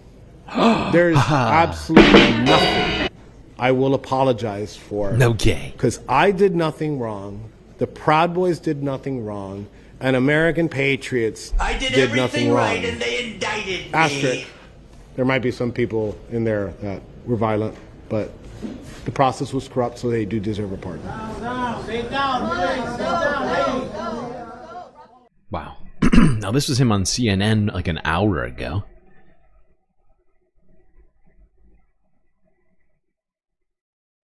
You called it a national embarrassment. You spoke about how you felt you apologized to police officers and lawmakers who fled in fear that day. One of the things you said was, I am extremely ashamed and disappointed that they were caused grief and suffering, and I will have to live with that shame and disappointment for the rest of my life. I thought of myself morally above others, and this trial has humbled me and showed me how wrong I truly was to believe that. So sitting here today, do you no longer believe those statements? I want to be clear. When I say I am sorry or I apologize for those to those officers that were assaulted and those members of Congress that were scared, I want to be clear. I said I'm sorry for it, but then I said, but it wasn't because of me. It wasn't because of my actions that occurred. It's just me being sorry for what happened that day. And, right. You know, I truly was. So I do stand by It's those just statements. thoughts and prayers. Just thoughts and prayers from Enrique. Okay? But he didn't mean that he wasn't apologizing for his culpability in those injuries or fears. He just, you know, he's a very thoughtful guy. You know, he's very concerned about people. And, you know, he just wants to let them know that that they are in his prayers, and that he just feels so bad that happened, and that in no way was he culpable for any of it, or in any way involved, though he was completely convicted of those things that he's claiming to have no culpability in. Alright, can we get through this? Yeah, we can get through this in 15. Yeah, let's do this. Let's go back to this. I found this one hilarious. Still funny. There's a few topics we're going to hit on, but expound on from earlier this week that we already probably covered technically, but all the good ones, all the hits.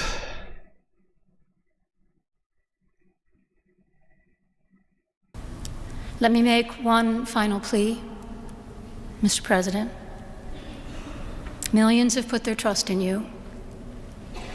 And as you told the nation yesterday, you have felt the providential hand of a loving God.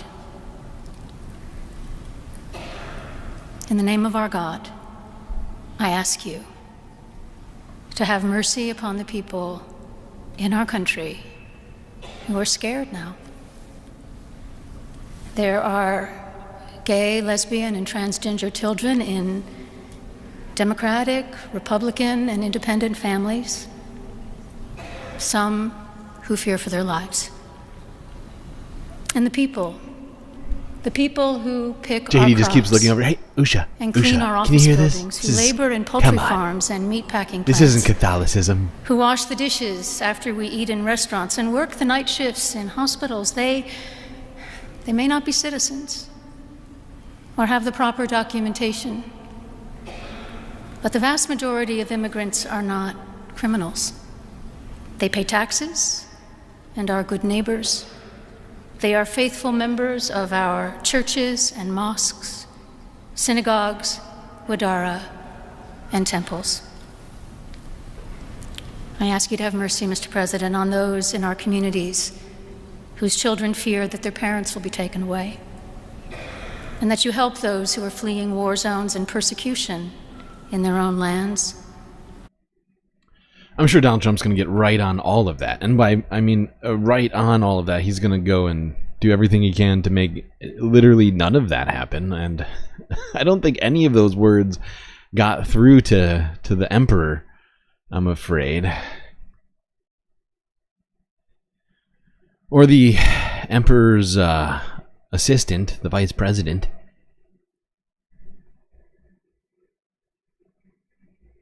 Before we get into this clip, I think apropos of this clip is important. Hamilton Nolan, labor reporter, now writing at a Substack, How Things Work. He's got a great essay, I guess, entitled Land of Greater Fools. He writes that a bedrock of investing is a greater fool theory, which essentially says that even if you paid a foolish price for something, it can still work out as long as you find a greater fool to sell it to.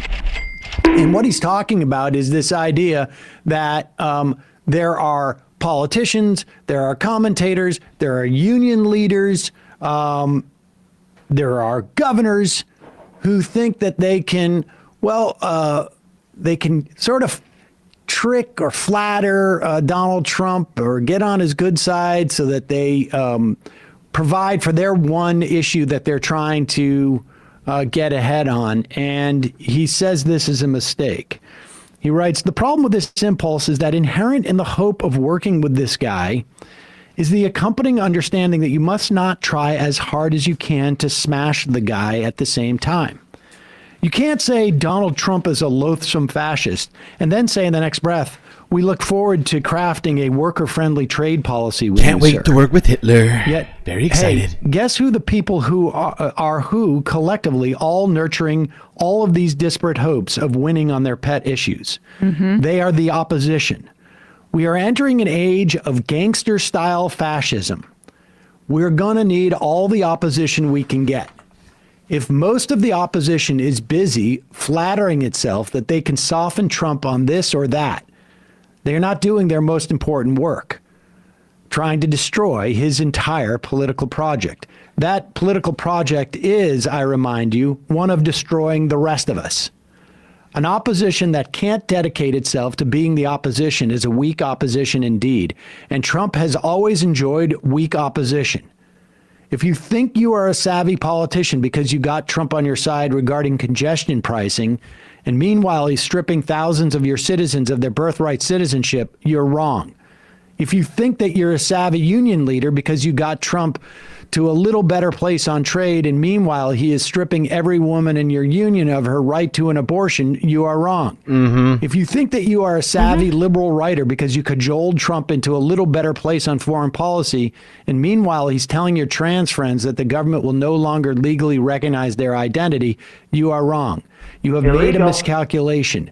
You have not taken in the full picture of what you're dealing with here. You have been sold a worthless little bauble in exchange for something real. You have not done the math. You are the greater fool. The bad guys are in charge right now. You can't triangulate your way out of this. All you can do is fight. And I think this captures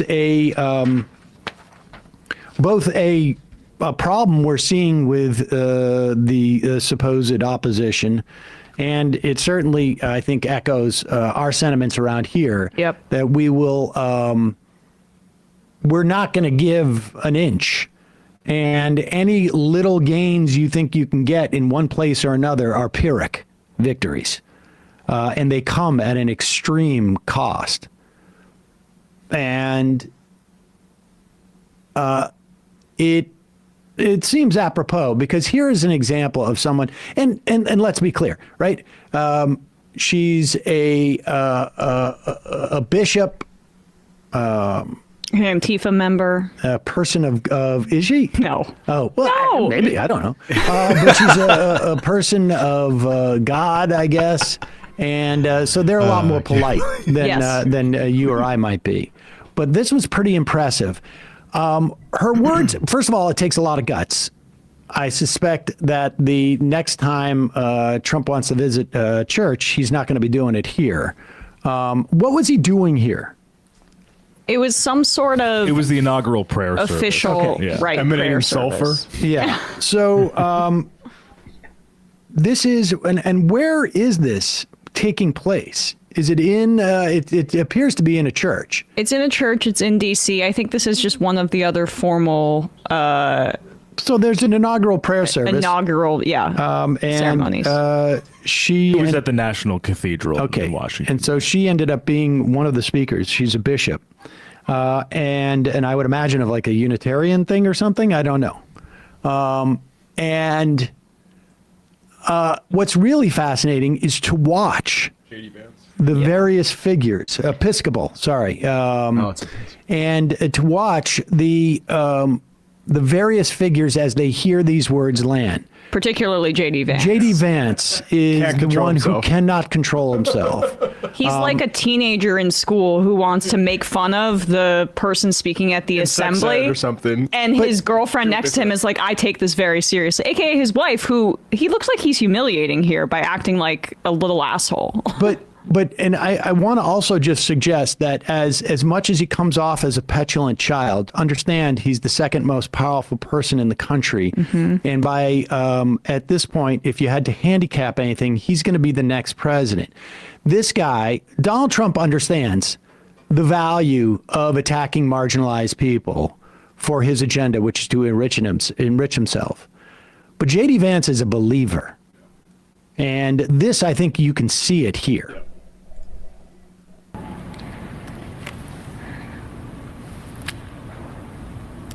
Let me make one final plea, Mr. President. Millions have put their trust in you. And as you told the nation yesterday, you have felt the providential hand of a loving God.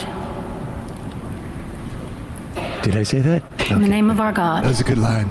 I ask you to have mercy upon the people in our country who are scared now. There are gay, lesbian, and transgender children in Democratic, Republican, and independent families You see the tiny. who fear for their lives. Did you see the tiny? It's almost imperceptible. Do you see the tiny movement? Like she picks up immediately on JD, looking over at her, and she gestures to the preacher there, the bishop. Lesbian and transgender children in You can see it. It's so slight. Republican, and independent Look at her. families. Look at her. It's one of those mom moves. Who fear for their lives. And the people who pick our crops and clean our office buildings, who labor in poultry farms and meatpacking plants, who wash the dishes after we eat in restaurants. Pause it. Rolling his eyes. Rolling his eyes, and he's looking. The amazing thing is he's looking to his wife for some type of validation. Like, can you believe this shit? Can you believe that she's bringing up children and migrant workers?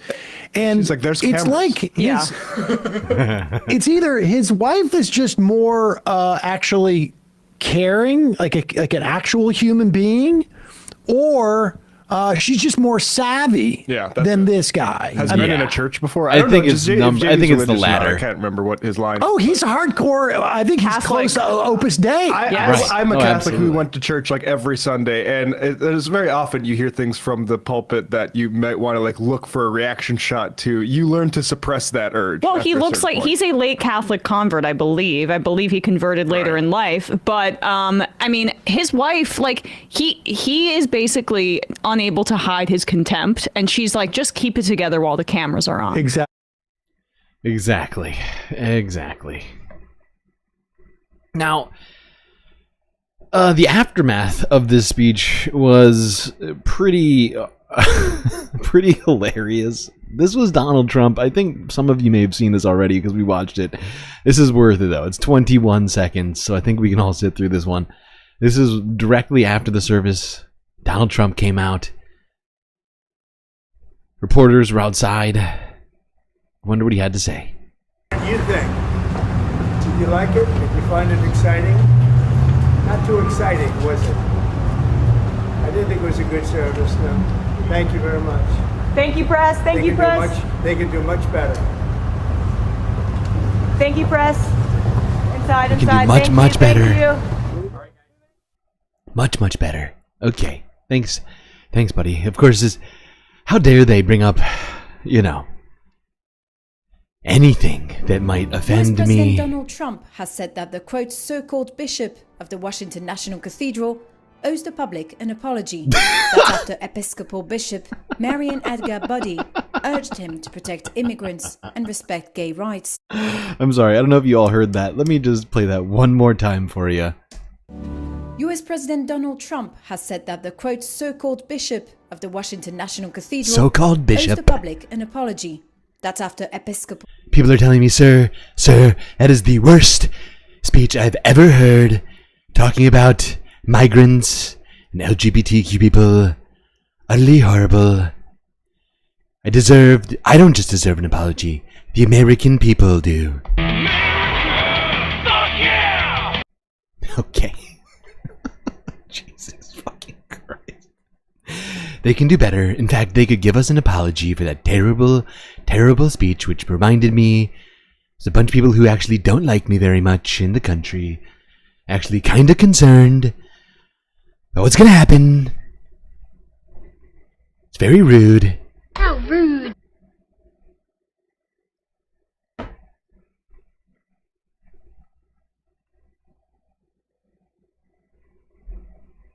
Okay, we gotta do this now. It's that time.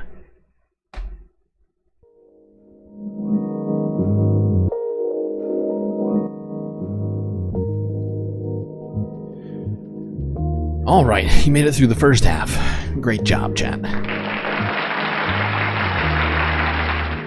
Speaking of making it through things, might not make it through this month. Unfortunately, as in 5 days. Was it 5 days? When's the 29th? It's like 4 or 5 days, whatever it is. Unfortunately, power will be shut off on the space station, so I must appeal to you, the viewers, for help. I'm being repressed. That's right. Galactic Space Station will shut down due to lack of funds to pay the galactic energy bill on the 29th. So if between now and then you happen to have some extra cash laying around, do consider sending it my way on either Cash App or PayPal. Links are in my bio on YouTube and in the chat. Of course, there's other ways to contribute to the Galactic News Network. Of course, memberships on YouTube. We got the old Patreon, where you can get the most space benefits for your Earth dollars. If you're not already, do definitely do that one. I'll get that money just as fast as a Cash App or a PayPal.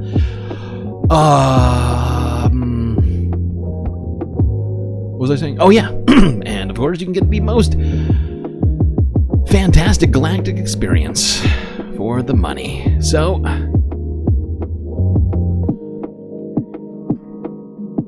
do make your galactic decisions, as of course the Galactic News Network is completely funded by viewers like you. Alright chat, enjoy this short space break. I will be right back.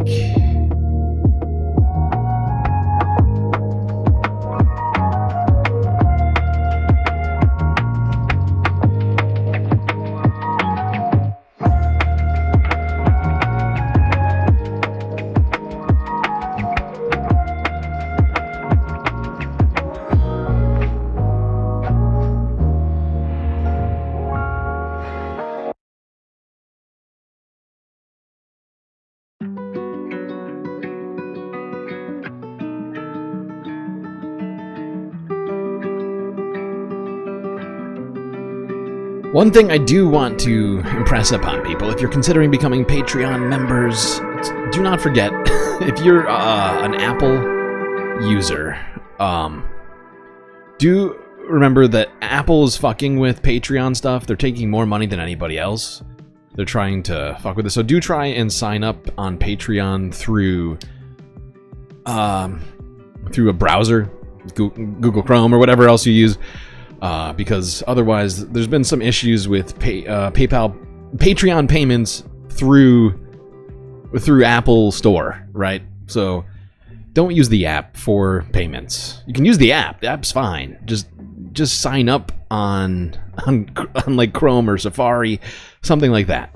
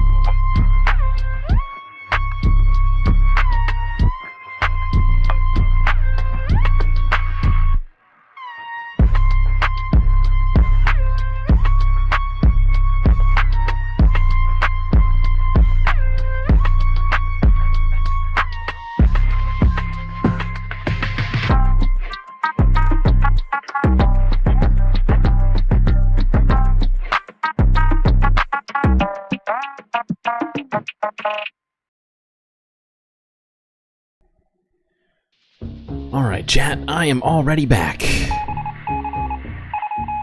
Sometimes these breaks feel so short. But we must carry on with the galactic content. I am bound.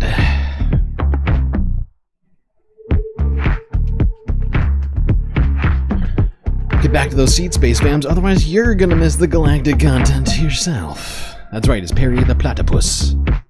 Is that a bird? No, it's well, I guess kind of, almost. It's a marsupial, of course. It's a platypus. One of our new patrons directed me to make a platypus emote for them, and I have done just that. We got a platypus avatar going.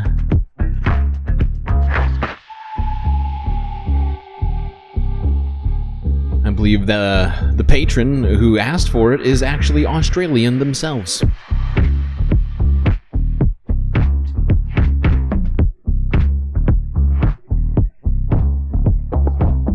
Okay. Now, got a whole bunch of stuff to talk about here. Still, so much stuff. I think it's going to take 4 halves, so I don't... it's gonna be rough to try and get through all this, but I'm gonna try my best. Let's start here.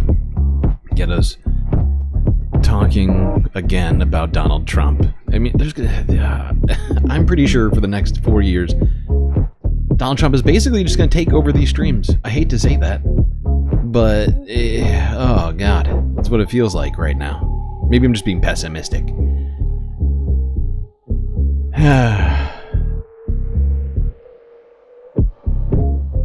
But let's go here to Reuters from a day ago. People will fight back, quote unquote. Advocates react to Trump's war on DEI. Help! Help! I'm being repressed! Advocates of diversity, equity, and inclusion, or DEI, are criticizing US President Donald Trump for shutting down government diversity programs by executive order this week and pressuring the private sector to follow suit. Civil rights advocates have argued such programs are needed to address long-standing inequities and structural racism as they give women, ethnic minorities, LGBTQ+ people, and other traditionally underrepresented groups more opportunities. Illegal. Executive orders Trump signed Tuesday dismantled federal DEI programs and placed their employees Immediately, on paid leave. if not Could you imagine Biden doing this? I don't think so. He and his supporters say these programs are discriminatory and weaken the importance of merit in job hiring or promotion. Separately, Trump has escalated pressure on the private sector to ditch diversity programs by signing an order that aims to dissuade firms on government contracts from using DEI programs and hiring on the basis of race and sex. One order he signed asks government agencies to name up to 9 publicly traded corporations. Wait. Platypuses aren't marsupials? That can't be true. Hold on, you've just broken my... you just broke my existence. I need to stop the stream to look up platypi. Platypuses? Pussies? Whatever the plural of platypus is. Marsupial? Question mark? Oh my god. I was wrong. How have I gone 30 plus years? I mean 10,030 plus years. And thinking the platypus is pussies? I'm gonna call them platypussies, not gonna lie. But what is it platypi? What is the plural of platypus? Now I'm just doing a bunch of platypus trivia now. What is the plural of platypus?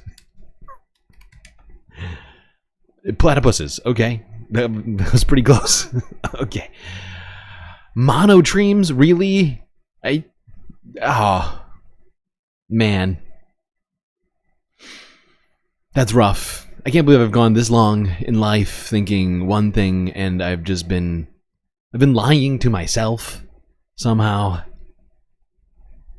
I'm broken. I can't even decide whether to finish this video or not. I think I might just give up on life. Just kidding. But wow, you just taught me something just now. Unexpected. I thought I was being more accurate by saying marsupial, but I was being unscientific, apparently. Good God. I made a huge, tiny mistake. large nonprofits or associations, foundations, and more, which would be targets for what it called, quote, civil compliance investigations. Sindhu Thomas George is the founder of Shakti Training, a consulting firm that offers professional development experiences that promote DEI. She says she's disappointed. I'm actually really surprised because Donald Trump is supposed to be a great businessman, and there has been decades of studies that have proven that DEI is good for business, right? DEI is not about affirmative action. It's about helping to co-create a culture and a workplace that everyone can thrive, regardless of your identities. Meanwhile, Dr. Nicole Avant, CEO of Avant Consulting Group, a black, queer woman-owned company that helps other firms achieve equity, told Reuters that Trump's orders could backfire. So I do think that people will engage more in this work because they see like, oh gosh, he is very explicit. He's not implicit in his, his white supremacist ideals. It is very much so in your face. And I think that will encourage people to fight back. The order to... I do hope that is true. I keep wanting to believe that we will,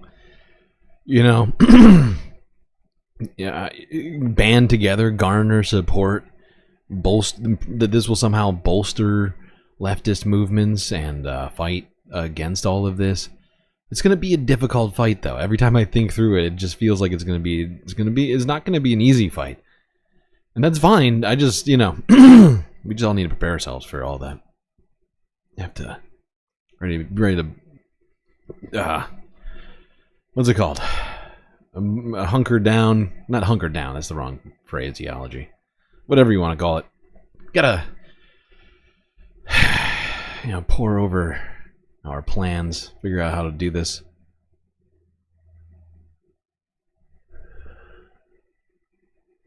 Honestly, there's a bunch of stuff I've been thinking about that I just don't talk about on stream, honestly, that I am planning on maybe trying to work somehow in other spaces, try and figure out, mostly just because I'm concerned about being, demonetized or something. But I think, Discord is probably going to be a place for us to work on some things as well as just in the streets, Alright, let's talk about what's going on in the streets. Let's go here. Because, the streets are getting flooded with ICE agents. Not just Proud Boys and Gen 6ers.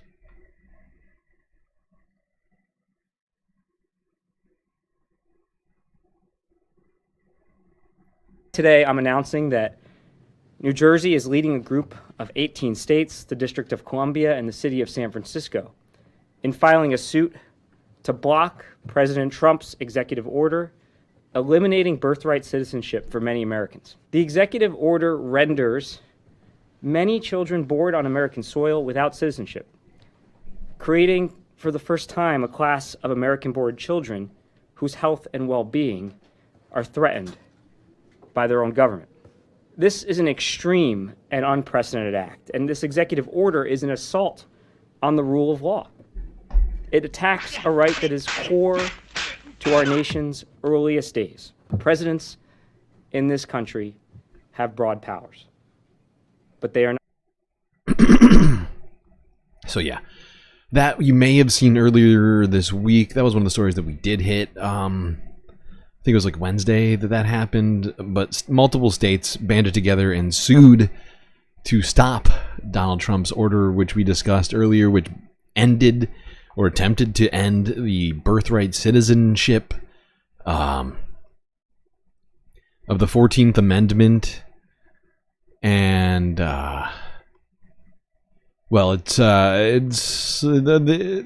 Trump's deportation. This is what we're getting into now. The second theme of all this, deportation beginning. ICE in the streets. Let's go to Democracy Now! To really get us going. This is Democracy Now!, democracynow.org, The War and Peace Report. I'm Amy Goodman. As the Trump administration launches what it's calling the largest deportation campaign in U.S. history, we look now at how immigrant communities and advocates are fighting back. A federal judge in Seattle has temporarily blocked President Trump's executive order aiming to end birthright citizenship for the children of undocumented parents and non-permanent residents in the United States. Thursday's ruling by U.S. District Court Judge John Coinauer is the first in what's expected to be a long legal battle against Trump's anti-immigrant agenda.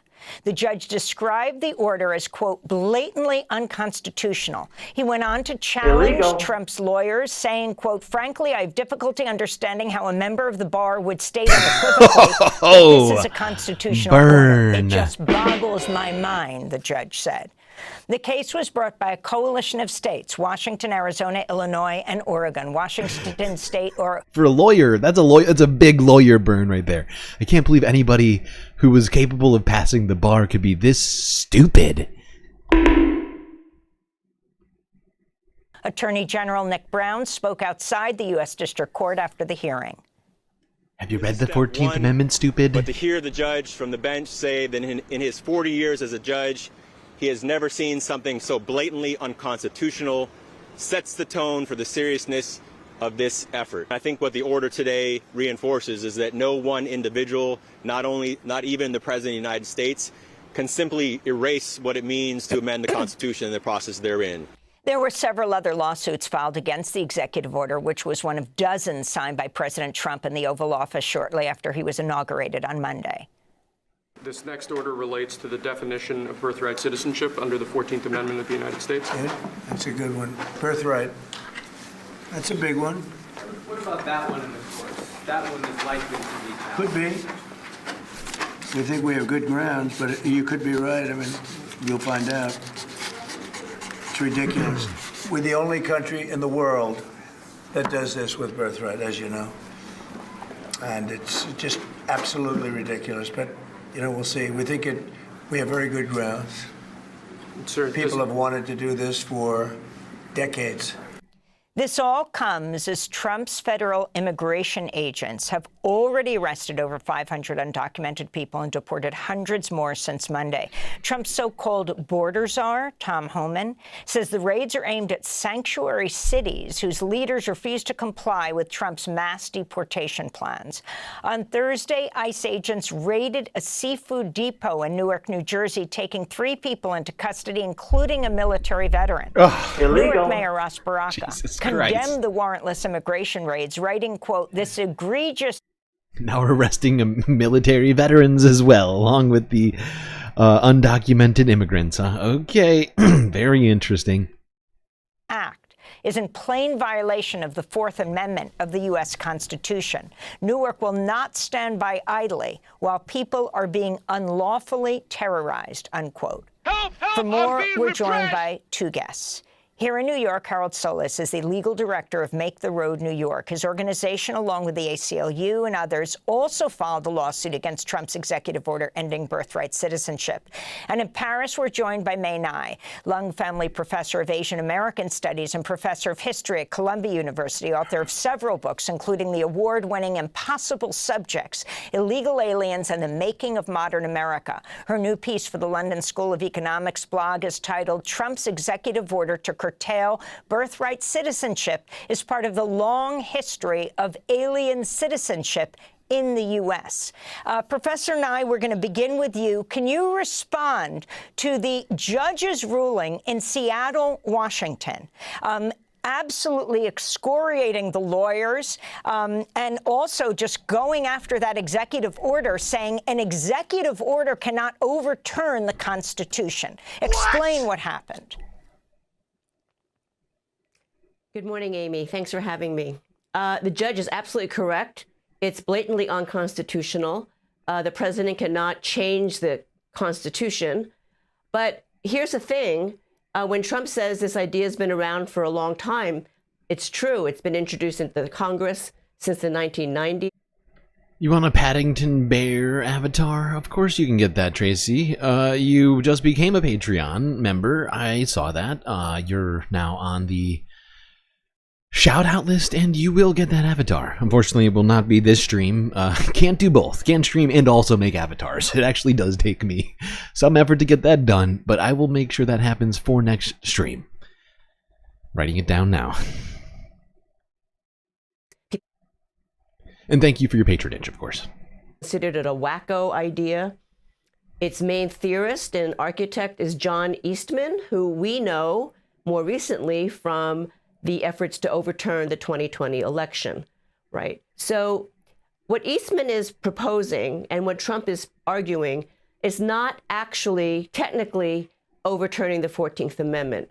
They want to reinterpret one phrase in it so that they can exclude the children of undocumented immigrants from citizenship. So they don't think they're overturning it, which they know is a long road. They just want to tweak what the interpretation of jurisdiction means, who is subject to the jurisdiction of the United States. Explain exactly the 14th Amendment. Please. And we're not all lawyers. The levels of challenge. I mean, what an executive order is and what an amendment to the Constitution is. And please. Where this goes from here. This is an important distinction. The 14th Amendment is passed after the Civil War. And this section on citizenship is aimed specifically to overturn the Dred Scott ruling, which we all know said that Black people have no rights and are not citizens of this country. So after the Civil War, the Constitution was amended to make them all citizens by saying all persons born and naturalized in the United States and subject to the jurisdiction thereof are citizens of the United States and the state wherein they reside. Now, what Trump wants to do is to reinterpret the meaning of subject to the jurisdiction thereof by saying that the undocumented migrants are not welcome here. They were not invited, so they're not part of the jurisdiction. But that's a false argument. It's long been held that only foreign diplomats are not subject to the jurisdiction of the United States. That's what we call diplomatic immunity. Now, anybody who knows anything about American life knows that everybody on American soil is subject to domestic law. An undocumented immigrant who gets a speeding ticket is subject to American law. So this is really a bogus argument, but they are hoping that they can go before the Supreme Court, which has been very favorable to Trump. And this is why we have concern, I think, to worry. Yeah, it's legislating by decree, right? It's not it's certainly not democracy.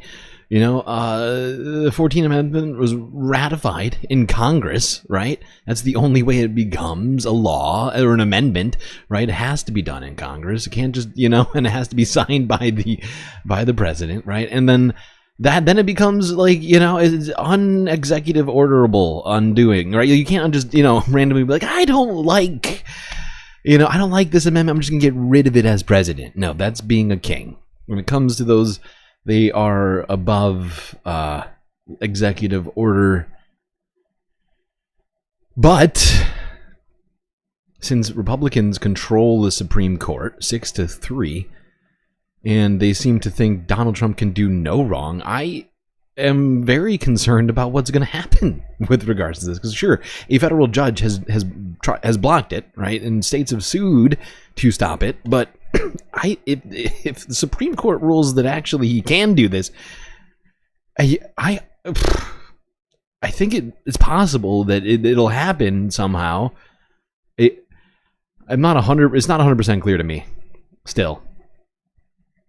If that's even possible, that the Supreme Court would actually do this, even with them all being not all, but a majority, 2/3 majority conservative judges.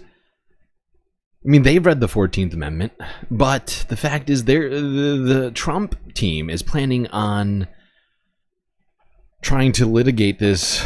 From what I understand, their lawyers are going to plan to litigate through a loophole that they see within the text of the 14th Amendment. They believe that the term, which is used under federal law, is a part of the 14th Amendment. If you read it, they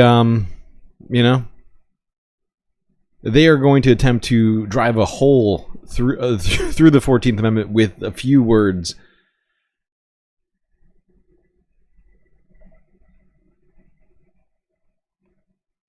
Leftists are morons. Wow, thanks, Mystic. Appreciate that. You wanna quantify that at all? Would you like to expound on your comment there, pal? We're very dumb, according to you. So I'd love to know why we're so dumb. I just need to know, because you are clearly an expert on smart. Tell me why we're so dumb. Why am I so dumb?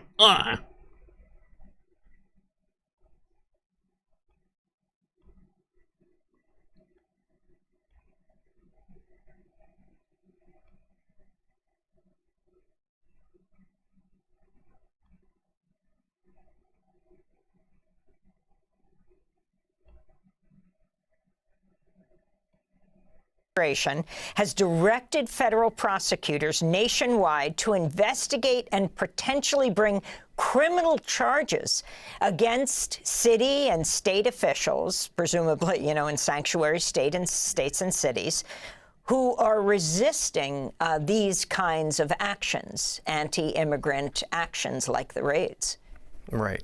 Yes, I mean, this is opening up a front, again, that he's also been telegraphing for quite some time.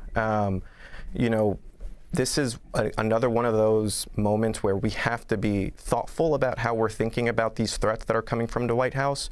These laws, these local laws and policies that have been put in place throughout the country in many jurisdictions, including here in New York City, are also grounded in constitutional principles, including the fact that both states and cities, right, cannot be forced to do the federal government's job, essentially. So you're here in New York, make the road New York. Explain what it is to be a sanctuary city. Sure. I mean, I think, there's no one single legal definition of what it means to be a sanctuary jurisdiction, but essentially, I think what many people agree upon is that it means being a welcoming place, right? A place where the jurisdiction is not looking to do more harm, number one, to its residents, and number two, that it is not going to dedicate its time, its resources, right, to doing something that is, as the federal government knows, is principally their responsibility. So in some ways, it's not that the jurisdiction is impeding any immigration efforts. It's simply that they're not going to go hand in hand and do the job with the federal government. So what about the Trump administration saying they will allow ICE to conduct raids at churches, hospitals, schools? How are you preparing for this? And also explain the whole Know Your Rights movement. I'm sure Make the Road is a part of this all over the country, where people are trying to educate others, immigrant and non-immigrant, about what to do in the case of an ICE raid, an ICE agent walking on the street, an ICE agent knocking on your door, what your rights are. Yeah. Look, I'm going to be honest with you. We're in a moment where there's a ton of fear in the community, right? We're hearing about birthright citizenship being attacked, right? And that's deeply unsettling to people who, up until last week, maybe they didn't have to worry about what their citizenship meant in this country. So we're hearing some real concerns about that. And yes, now you have this flurry of attacks and threats coming out of the White House that is sending this message that even places like hospitals, schools, churches, houses of worship might also be targets of ICE enforcement. And so understandably, people... Can you imagine ICE breaking into your local church? I don't know how many people here go to church or any other sort of religious institutional buildings of any kind, but can you imagine your place of worship being invaded by police? I mean, I always thought that they were sort of off limits, but Donald Trump is giving the green light on all of these insane things. Hospitals, to schools where children are. I thought they were trying to protect the kids. They're going to bring more guns into the schools now for no good reason and abduct children from their classrooms, teachers. I mean, wow. Wow. Illegal. Just wild. I cannot believe this is the future that we are anticipating right now.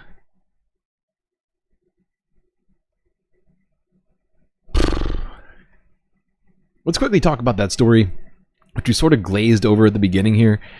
But I just want to repeat this one just because of the insanity that is, contained herein. 6 ABC Philadelphia from 18 hours ago. 3 workers, including U.S. military veteran. detained during ICE raid in Newark, New Jersey. Immigration and Customs Enforcement agents Wow, this is 3 quiet. migrant workers at a seafood depot in Newark, Why is this so New quiet? Jersey yesterday afternoon. North Jersey Congresswoman LaMonica McIver claims the agents swooped in without a warrant and without any justification, hauling away 3 workers, one of whom is a military veteran. The business's owners said ICE agents took them away because they could not provide documentation.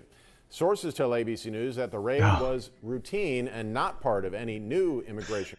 So I guess everybody has to carry around their social security and card and passport. By the way, it's not recommended that you do that. Right? Like, I mean, before today, nobody was recommending you do anything like that because it's easy to lose stuff when you're walking around with it all the time, right? And those are some pretty important documents. You wouldn't want to lose them. But now, and what's so fucking weird about, how are they going to determine on the street, just because you don't have a certain documentation, or you're at your own workplace, you're at school, you're in a church, where you don't have the necessary documentation, you're just going to get taken to prison? This is fascinating. I do wonder how they're going to determine who is and who isn't just by visual cues. Right? Like, this is my question. Are they just going to grab... Who are they going to grab? Right? Is this... What are going to be the clues that, visually, that are going to lead them to know who is and who isn't legal? I wonder. Sure, it's not going to be at all racial. Sure, there will be no racial profiling involved in all of this. I'm seeing some lawsuits coming because I'm guessing with this sort of broad brush, inaccurate sort of detainment by ICE is going to lead the federal government to start having to shell out money for illegally detaining U.S. citizens.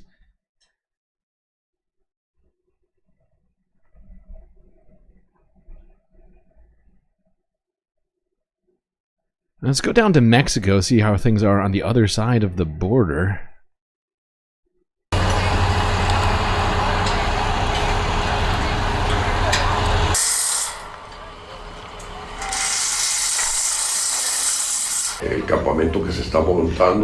The camp being set up will be exclusively for Mexican deportees, foreigners who are deported through this border crossing.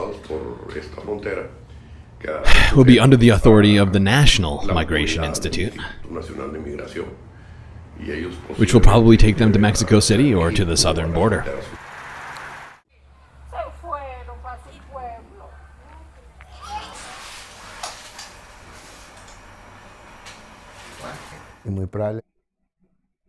And it is very likely that in the coming days we will see the arrival of compatriots here at the border. We are a little bit, how can I say it? If a large number of people arrive, we may not have the capacity to help them. Yeah, and this is like, I don't have a lot of. In fact, I think this is my one and only complaint currently. Although I don't spend enough time on Mexican politics, so maybe there's more of them. But generally speaking, I am a big fan of Claudia Sheinbaum. Almost everything she stands for and has done that I've seen her do, I commendable and or just something I'm not here to criticize. But we covered, when was it? Was it last month? I can't remember exactly when we looked at this, but a few weeks ago, maybe over a month ago, Claudia Sheinbaum came out and said that Mexico was preparing to accept U.S. deportees. Now, if you understand how deportation works, you can't just throw people in the ocean. You can't just put them on a plane and drop them off in any old country, right? You have to clear it with the country ahead of time. And for that reason, I have this one very specific criticism for Claudia Sheinbaum. What the fuck, lady? Why did you do this? Why did you tell Donald Trump he has a place to bring deportees? I don't understand. And I know some of them may be Mexican, but of course a bunch of them aren't. And this is just giving him the green light to to do just that. And it seems like it's already happening, right? And Mexico doesn't even have the, like that man just said, the necessary infrastructure to, depending on how many deportees are sent over the border, to handle the influx. And I think it's going to create multiple humanitarian situations, essentially, because I think if Donald Trump didn't have a place to send them, it would slow some of this up. Maybe, I don't know. Maybe I'm being a little optimistic or naive about that, but because of course Texas is building concentration camps. But it just doesn't. It's not good vibes. Not good vibes.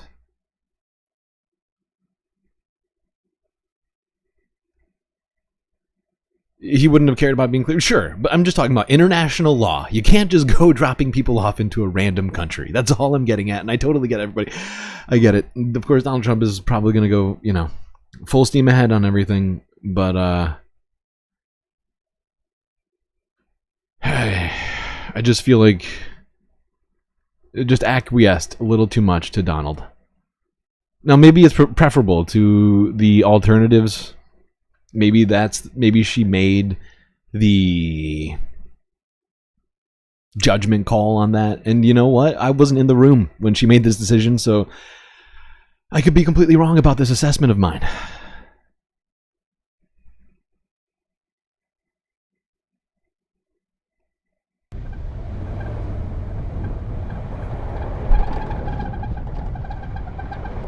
We're here in an area of San Diego, just west of the San Ysidro port of entry, where not too long ago last year, up to 300 people would gather here. Is that true? Hold on, I have to look this up. Is that true, Mono? Oh my god. Everyone, please hold. I have to look this up.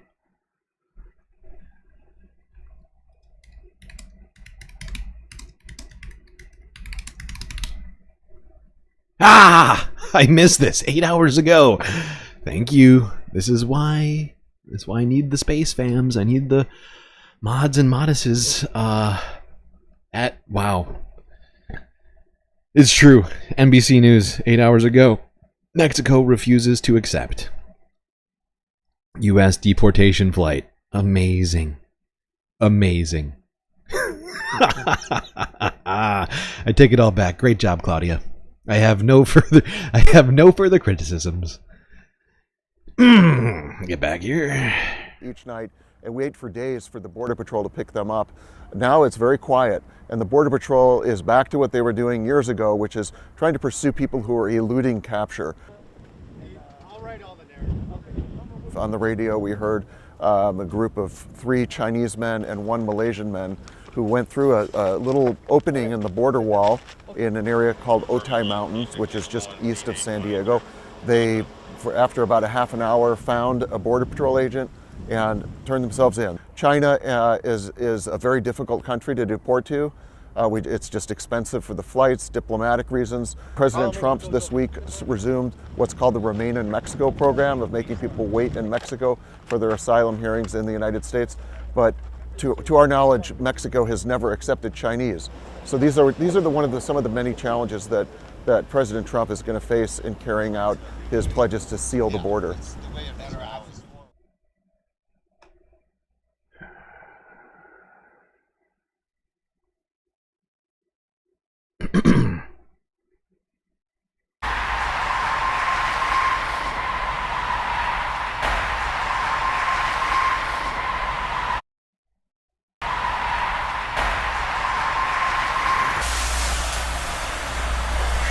La desventaja que tenemos aquí en la frontera en todas estas our disadvantage here at the border with the U.S. Border cities is that 60% of formal employment is in the maquiladora industry. So if tomorrow the maquiladora industry leaves because of the tariffs, because it is no longer profitable to operate on the Mexican side of the border, they are going to leave.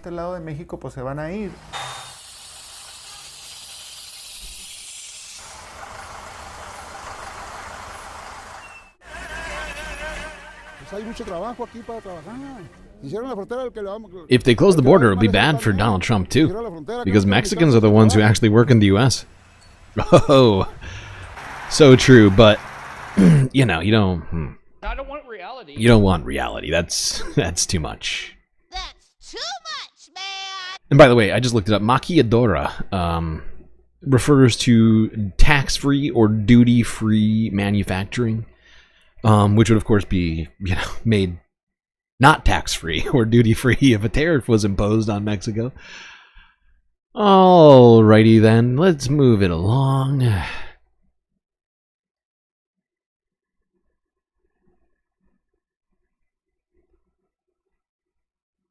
We already talked about the blocking of the birthright citizenship by the federal judge, so I think we'll skip this. Actually, wait, I think part of this... What's happened today.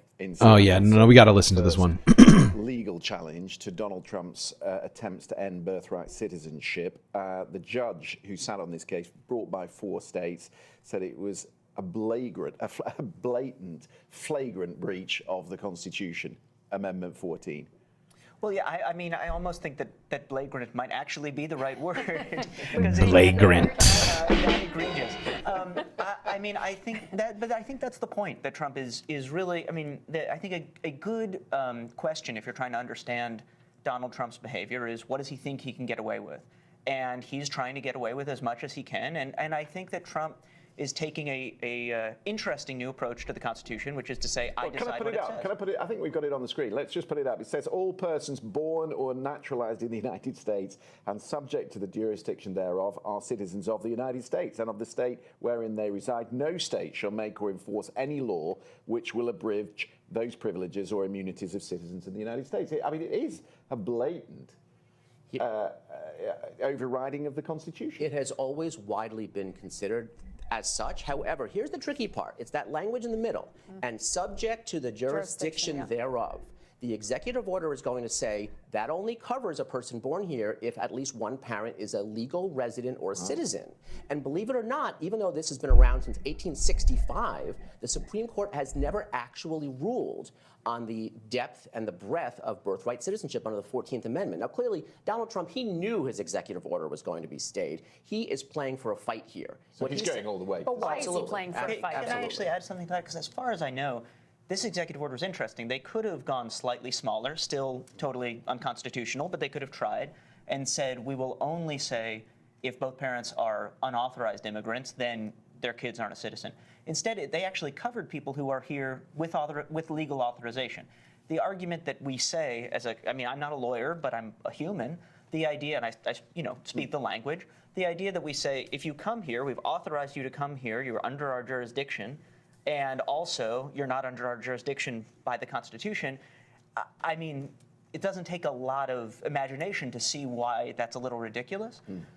And I think it's an example of how far they're trying to go. This is not just about undocumented immigrants or unauthorized immigrants. This is about immigrants in general, including, by the way, Donald Trump's father would not have been a citizen under this law. Uncomfortable. And neither would, I believe, Usha Vance. Oh, God. Or Kamala Harris, for that matter, because her mother was here. The whole Republican ticket getting deported immediately. I think Trump's supporters would point out, though, that just because that's the way we've treated it since 1865, if my family, if my wife and I had a child in England, that child's not a citizen, right? No other country does this.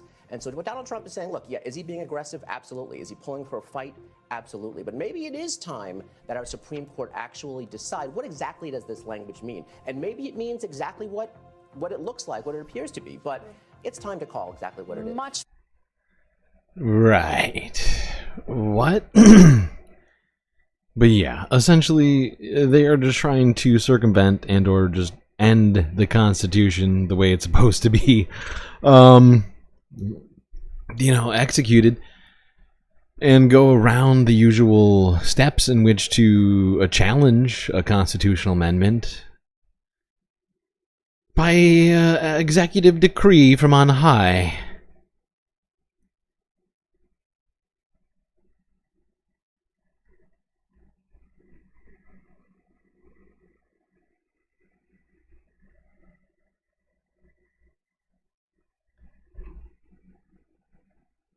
New images coming into CNN shedding light on the speed of President Trump implementing his immigration agenda. The White House has just released these images, migrants lined up handcuffed and led onto a military aircraft. We should note CNN cannot independently confirm the details because our crews were not there on the ground when these images were being captured. CNN White House correspondent Priscilla Alvarez is here to talk about this. Priscilla, what are we learning about these flights? And we should note, we were just showing this a few moments ago, those images were tweeted out or posted by the White House press secretary. So this is coming from the White House. That's right. This is part of their show of force after the president signed his executive order declaring a national emergency at the U.S. southern border. Now, if we can bring the photos up again, because I do want to point out what's different here. It is the use of military aircraft that marks a difference from the way this was handled before. Now, you see there a line of migrants. They are arrested as they are handcuffed as they are boarding the plane. That part of this is actually quite typical when it comes to Immigration and Customs Enforcement and the way that they would board one of their deportation flights. But again, what is notable in this image is of that military aircraft. Now, I have some details from Homeland Security. Yeah, because there's so many subtitles I'm having to read. Translations, I totally forgot about putting the volume back up. Thank you for reminding me. Totally right, clip volume was low. Also, thank you, Nadia, for telling me that I pronounced maquiladora incorrectly. It's my bad. I'm not good with the Spanish. Give me a French word, please. Official who tells me that it was about 75 to 80 migrants from Guatemala, and they were bound for Guatemala. We are now getting updates from an organization on the ground in Guatemala that is putting out stills of these arrivals. So this story is quickly developing. But in addition to that, we also know they were recent border crossers. So they were in Border Patrol custody, and they were in the El Paso sector. Now, the Pentagon has said that they were sending this military aircraft to El Paso and to San Diego. So we'll see if more of these flights continue. But Jim, just to broaden this out a little bit, the situation at the U.S. southern border is relatively quiet, far more than it was even over the last several months. So about... I don't want reality. No kidding. It's hilarious, right? I mean, we've been talking about it. I mean, Joe Biden executive ordered the closing of the border. And, you know, the numbers on border entries has gone way, way down ever since he did that. We actually had some criticisms around here for the way in which he closed the border, but these are facts, technically. The numbers have been way down. Kind of makes things a little awkward for the incoming administration, since they've been crying about the border for years now. All right. You know, I've got some... I've been holding back on a particular comment, which is going to be... I'm going to be very happy once I actually get to do this. All right, let's go here now, real quick. Northwest in Seattle, where King 5, which, you know, of course, Seattle is a sanctuary city, is talking about an apparent warning issued by the Department of Justice. I guess, was that Pam Bondi? I guess Pam Bondi must have written this warning. Let's see what was said here. Tracking the latest in a renewed fight over so-called sanctuary cities, the Justice Department is now threatening to prosecute officials who protect the status of these kinds of cities. It is a move the ACLU calls unconstitutional. Seattle and the state of Washington carry that status meant to protect immigrants. Yeah, you wouldn't want to protect immigrants. That's terrible. How could you? Stupid Seattle. A quick question. Okay. Now, we are getting close to our ending of our discussion around immigration, but not too close. This sort of marks a shift here. This is a discussion on the very, very reputable Forbes breaking news from 7 hours ago. GOP representative... Oh, wait, what is this dick's name? I can't even remember. You're so unrememberable. Let's go here. Forbes breaking news 7 hours ago. GOP rep asked, would GOP birthright bill strip citizenship from those born in the U.S. to non-citizens? I wonder. A quick question about what this does for the past. Would this retroactively strip people of citizenship who were born here to non-citizen parents, or would this look at babies born going forward? Well, It's it depends on everybody. how the law would come out. When you've got somebody here that's violent, you know, if they have a violent crime against this country, whether theft or whatever, if they've got children, your heart goes out to them. But again, you cannot just simply say that they need to stay. Now, Brittany, my bride of 48 years taught fourth grade 27 years, and I was in the Texas House. I was on the Public Education Committee, and when there was 300,000 people came across, I think, December before last. Brittany, if 20% of those were kids, kindergarten through 12th grade, that's 60,000 children somebody has to pay to educate. Guess who that somebody is, Brittany? It's us, the American people. So yeah, what this guy is saying is that yes, they are planning to deport everyone that they deem to be non-citizens.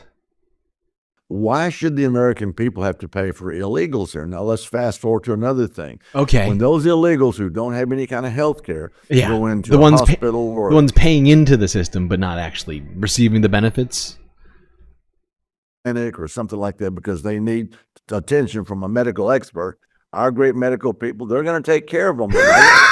our great medical people are going to take care of them. Kinda, maybe, not clear. I mean, have you ever been to a hospital without health insurance?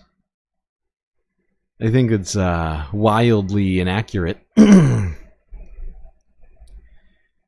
sure this guy has no criticisms for our system of administering healthcare. As a Republican congressman from Texas, oh my God. Why does this man have a pin of a Texas and Israeli flag combined? Wow, dude. Weird. Is that a crime? Is that a crime? Oh, it's not the American flag, I guess. I guess you can desecrate the Texas flag as much as you want. Now there's something I have been thinking about. You know, and something he said in there about, dangerous people. Actually, maybe did he say that? Actually, let me finish. I'm gonna let him finish this idiotic statement. They're paid, and so what are they gonna have to do in order to keep their business going? They're gonna up their prices on American citizens again. Okay, yeah. I think he did say it. I just didn't quite. I sort of blocked it out. But earlier during that discussion, he was saying, "Oh, all these violent non-citizens, we got to get rid of them. All these criminal non-citizens." Now, there's one group of people who came here from another country about, it's not quite 200 years ago, but it was a while back. And those people would be the Irish. I don't know if you're familiar with the country or the people. But let's talk about some Irish-American crime.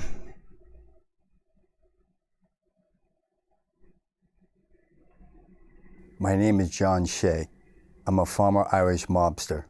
I was an associate of crime lord Whitey Bulger. This is how crime works.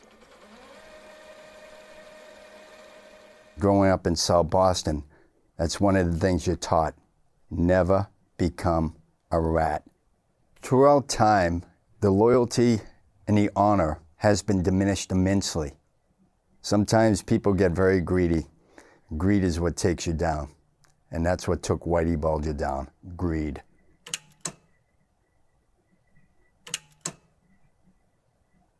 I think why so many Irish became so successful is because they predominantly were the nationality, especially coming from Southie, doctors, lawyers, politicians, and gangsters. We had it all. Illegal. Boston, it's not a large city, but it's a quaint city. And at that time, we had different sections. You had your Irish sections.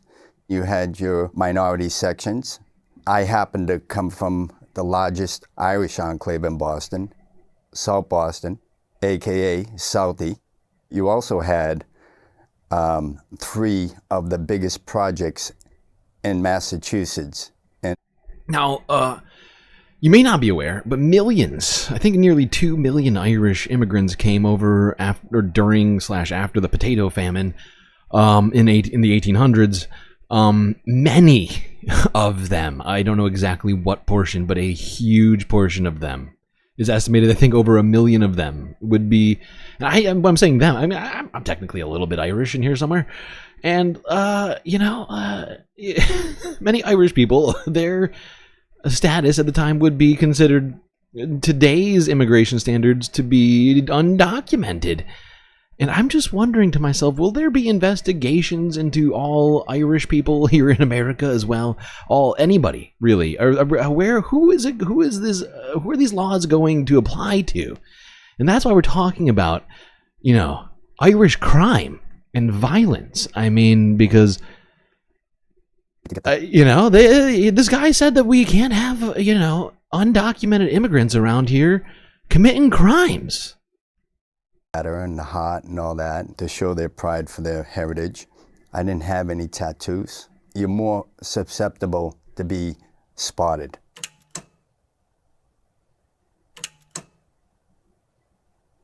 Whitey Bulger, if you mentioned his name or heard his name, back then he was like a mythical type of individual.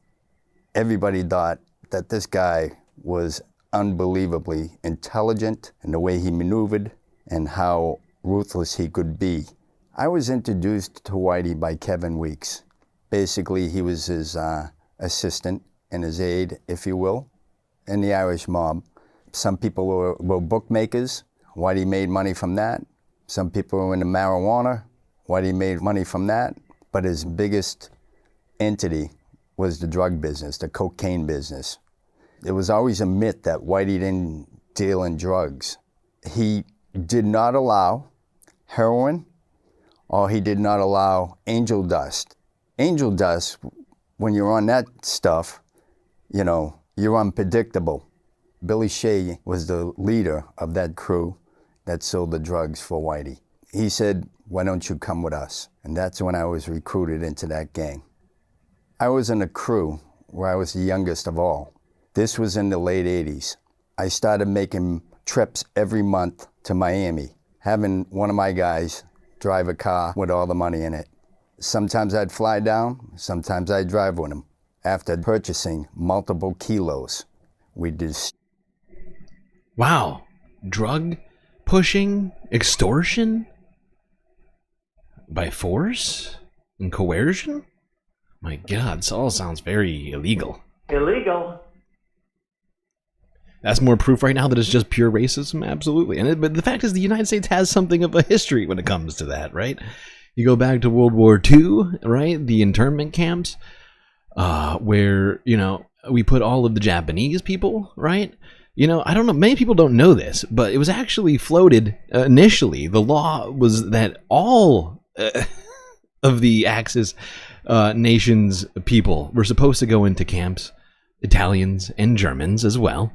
But those two actually, when they actually got down to it, they were like, that's going to be a little too complicated. How are we supposed to determine who's Irish and German, right? And they're too, everybody's a little Irish and German. Way easier to figure out who's Japanese. So we'll just stick to that. So they completely canceled the camps for the Italians and for the Germans. And just went for the obvious immigrants, the easy ones to pick out. So this could be just a continuation of that sort of legacy.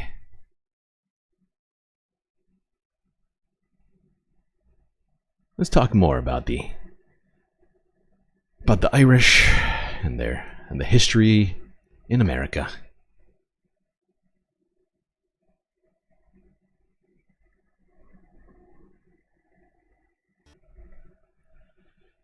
Oh boy. Now, this next piece is maybe my favorite piece out of all of this to get into, this. And there is a secret surprise you're about to get from this. Oh, I cannot wait. I'm preparing myself for oh God, I'm so excited. Okay, let's go to Fox News, because they did a story about Irish immigration. 7 years ago, talking about the struggle, the tough road of immigration to the United States. I wonder who they would have gotten to do this story, this hard-hitting story. Is it the new Secretary of Defense? I don't know. Who is it?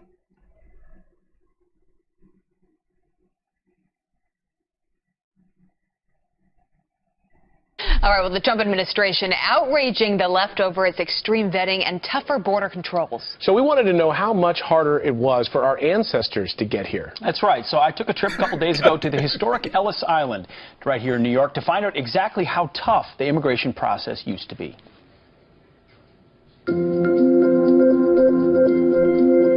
We're here at Ellis Island, America's primary immigration gateway for over 60 years. From 1892 to 1954, over 12 million immigrants walked through those doors and were processed as they entered America. That's a lot of people. We're here to learn about that process and how it compares to the immigration process today. Ranger Johnson. Pete, how are you doing? How are you? Thanks for having us. Where are we right now? Right now you've walked into the baggage room, and so when immigrants would come off the barges coming in, the ferries, they come right in here. They'd be encouraged to check in their luggage right away. After they drop their luggage, where are they going? They're going to begin their inspection process at the health examination. There would be at least 6 doctors. 6 doctors? Right. That would be watching you as you come up and stop at these landings and then make certain turns and different angles. That would provide the doctors with vantage points to really make an assessment of your So they're looking for physical health and condition. That's right. They would indicate what seemed to be wrong or seemed to have a problem by this chalk mark system. So chalk marking. So they would come up with chalk and literally right on your lapel or maybe on your hat or some part of your outfit. This is effectively where new immigrants meet the bureaucracy and the immigration laws of the United States of America. That's right. So they're trying to determine whether the individual will be able to work, in some fashion, earn money, that they are healthy, and also to determine that they're not likely to become a public charge. Those are the main 3. What does public charge mean? Public charge would mean that the government, through taxes being paid, are somehow going to have to take care of these people. How many people were turned back on a total basis? Talk about maybe about 20% that were initially detained for either legal 20%. issues or health Wow. issues. But out of all that and all those numbers, only about 2% are actually excluded. Oh, only 2%. Wow, there that's a several lot different less. types of mental tests or exams. One of them, yes, it's actually a Yeah, Pete, give it a literally shot. just a piece of wood that's been sawed into puzzle pieces. It's not clear that I would have been admitted. Oh! It's not clear at all. We're standing at kind of the podium where a final... I think that's good enough right there. I mean, we're not going to end the video, but oh my, I think that's enough right there to prove that Pete Hegseth is not meritorious enough not only to be the Secretary of Defense, but to be a U.S. citizen. I think we can deport him now. According to the tests of the past, guy is too stupid to put some blocks together to make a square. And it's not a trick. All these blocks do form a square. But wow, it looks like Pete not meritorious enough to become a citizen in 1930. Sawed into puzzle pieces. No merit, It's Pete. not clear that I would No have been merit, admitted. Pete. It's not clear at all. That's it. Get out of here. You're We're gone. standing at kind of the podium where a final judgment is given. I also see, whether you're an anarchist or whether you're a polygamist or whether you've committed a crime. If anarchists were a threat, they want to make sure you're not one. Right, and by 1901, McKinley, President McKinley, is assassinated by an anarchist. So at least by 1903, a version that we have, the question has been added. Part of the idea was perhaps to impress upon them the idea of a patriotism to this new country, and as the term would develop, Americanism. I'm sorry, is that Steve Carell? This dude, this old vintage, I think Steve Carell went back in time to troll us. This dude looks so much like Steve Carell. It's throwing me off. What is this, an episode of The Office in 1920? This new country, and as the term would develop, Americanism. As millions of immigrants came through, a lot of things changed in the way it was configured. One thing never changed: the presence of huge, beautiful American flags that greeted every single new immigrant that entered this room. The idea was, you may have come from any corner of the earth, but you are now here in America to be an American. And our expectation is that you will work hard, have an allegiance for this country, and do everything you can to move your family forward and this country forward. It was the idea that made America a very special place. It's amazing to see and be reminded of how stringent we were to making sure that people coming in here So were stringent. willing to work, weren't bringing in... So stringent, Pete. 2% of people stopped from entering the country. So stringent. Out of millions and millions of people. A few thousand people sort of, you're not good enough. Everybody else, you get on in here now.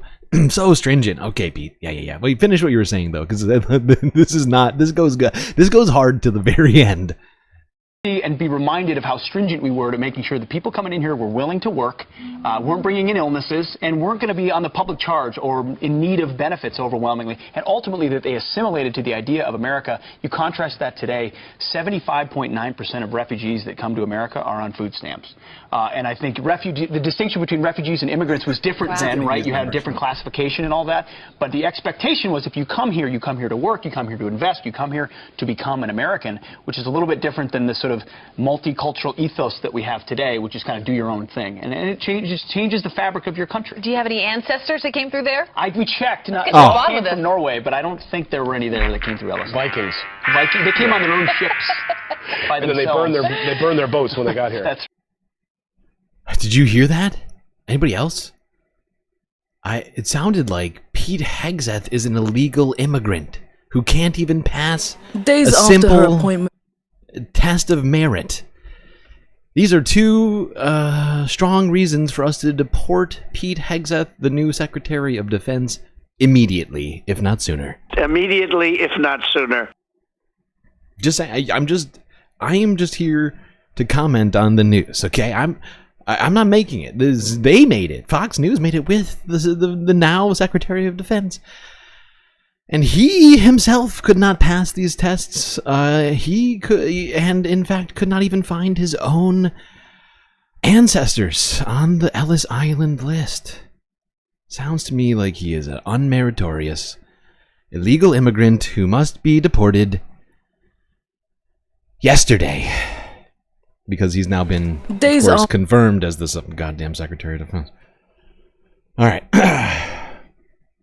Actually, we're going to skip this one. We already did enough of that. All right. Where are we at on time? All right. We're going to stay in the United States. Talk a little bit about the LA fires.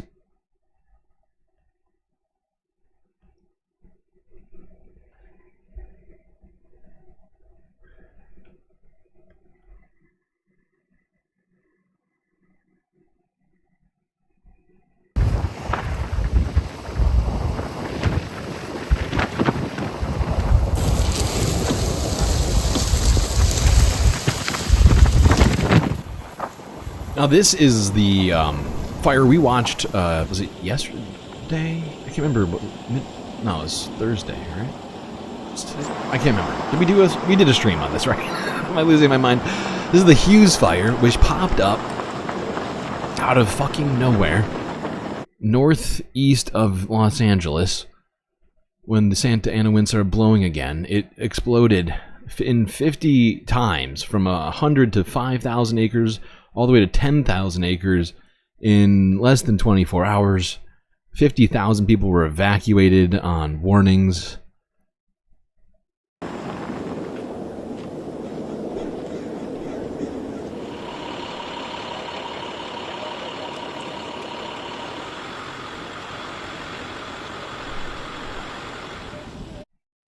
And we talked about how there were prisoners fighting these fires once again, since California continues to use prison labor to fight fires rather than, I don't know, deal with the firefighters unions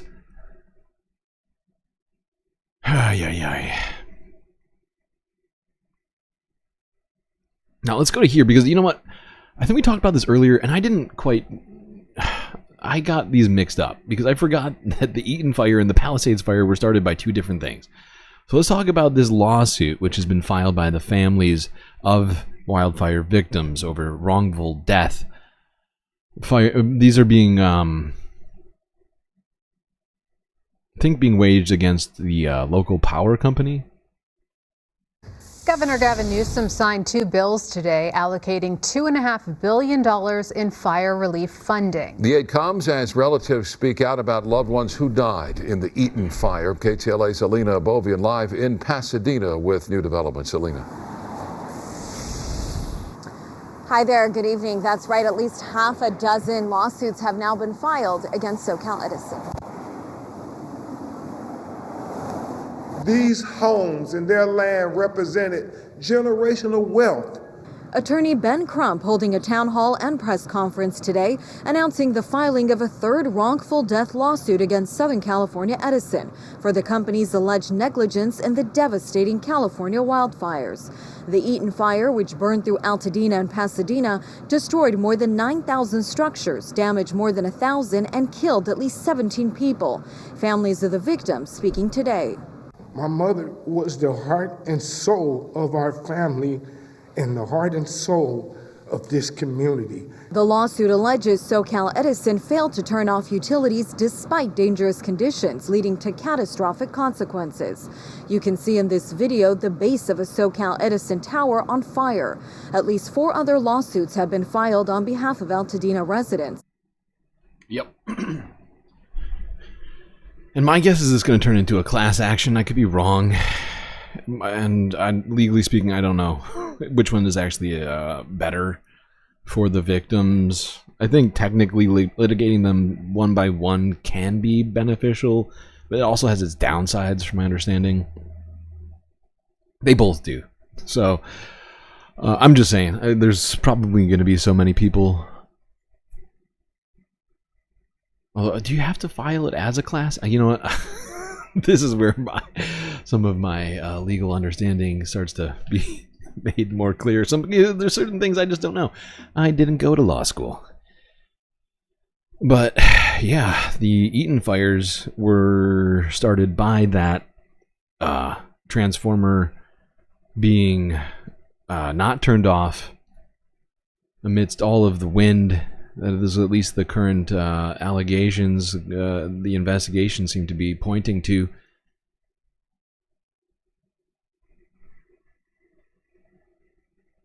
Now, let's go here as another wildfire broke out.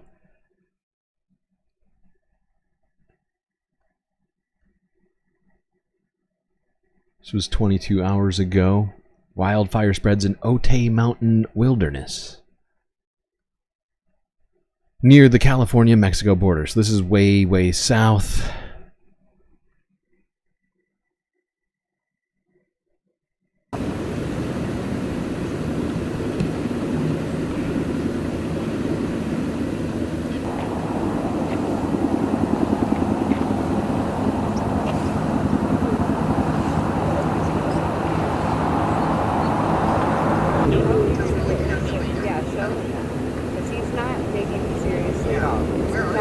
And it has to be way more than they were saying 220 acres. They said 220. Yeah. That's from there. Yeah. All the flames and the Like wind. coming out. I see that camera. They are down. Yeah, I saw one of the cameras pretty early on got doused in fire retardant. Jesus fucking Christ. Every time we look away, another fire jumps up, it seems like. All within a pretty small area. I mean, not that small. California's a big state, but all in Southern California, there's been so many fires. One after the other.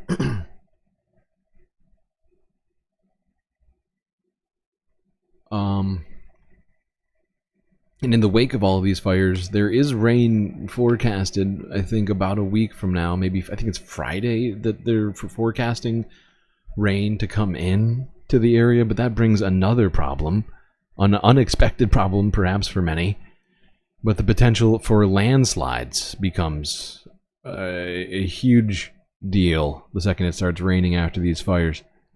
Firefighters remain on the fire lines tonight, battling a new round of wildfires, making significant progress against the flames. Meanwhile, the race to clear the fire zones of hazardous debris and prepare for possible mudslides is underway as rain heads to Southern California this weekend. Right now, the Hughes fire, which broke out near Castaic Lake yesterday, burned just over 10,000 acres. It is 36% contained tonight. No structures were lost, and more than 50,000 people remain under evacuation warnings tonight. The fast-moving Laguna brush fire broke out near the hills of the CSU Channel Islands campus near Camarillo this morning and quickly spread. The blaze burned just over 90 acres and forced hundreds to evacuate, including CSU students.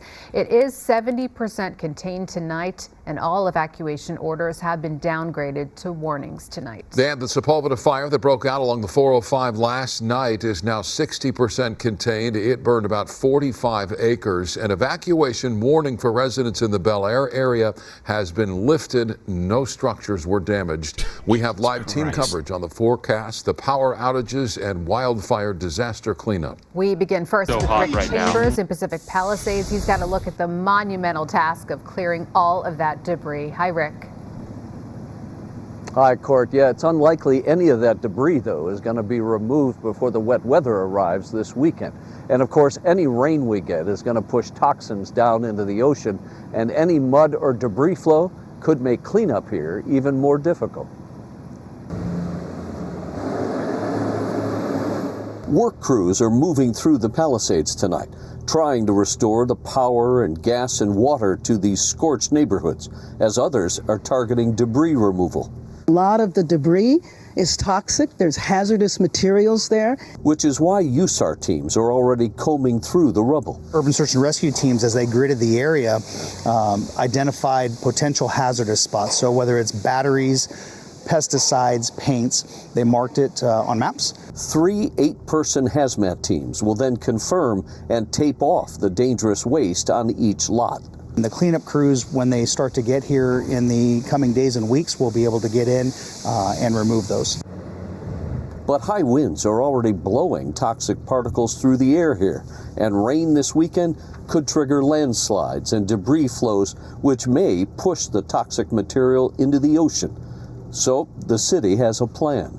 Includes the installation of barriers, debris removal, and diverting runoff from our stormwater system and into our sewer system where it can be treated. Those barriers she mentioned are K-rails, and they're already in Santa Monica, and geologists have identified potential flow areas. Repair teams are out fortifying those areas so if any debris flows come in, those areas will be protected. And hundreds of thousands of sandbags are on hand as well.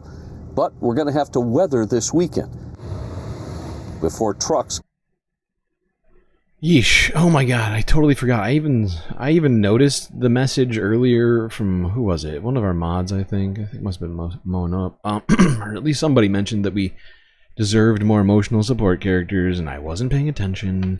Or I totally just slipped my mind. 8. I think that's Astrid.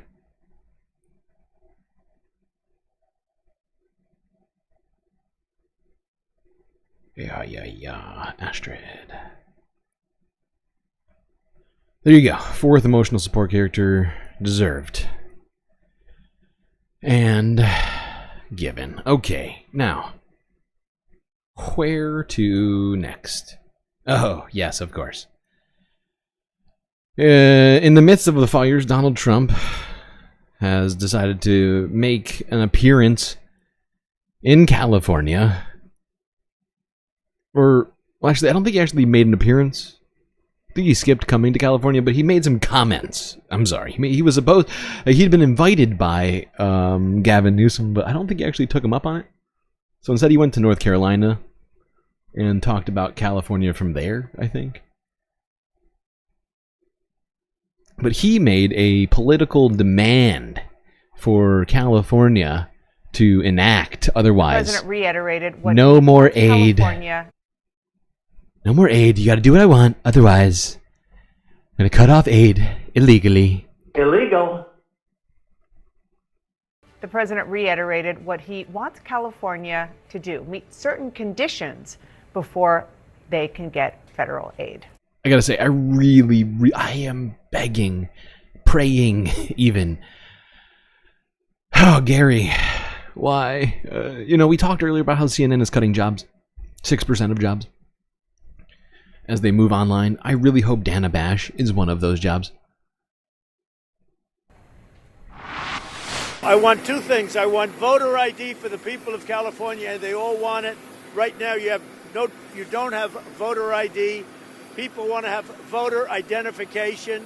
You want to have proof of citizenship. Ideally, you have one-day voting, but I just want voter ID as a start, and I want the water to be released, and they're going to get a lot of help from the U.S. CNN's Jeff Salony is on the ground in North Carolina. Let's just start there. There you go. Donald Trump wants voter ID to be enacted in the state of California. Otherwise, they don't get any aid. And to release the water. I don't know what release the water means. There's a drought. I guess release the water from the Resnicks? Take the water from... now I get it. He wants the state of California to release the water from the Resnicks family farms.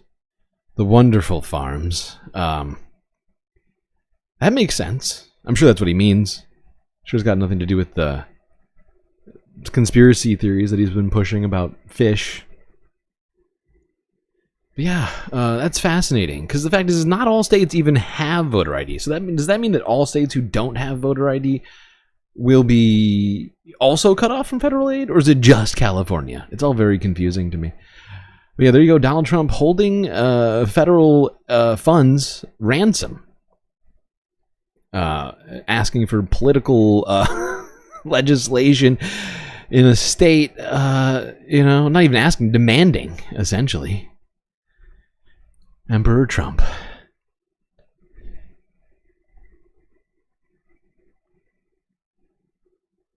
Let's talk more about all of that. I'm skipping the CNN video. I hate CNN so much.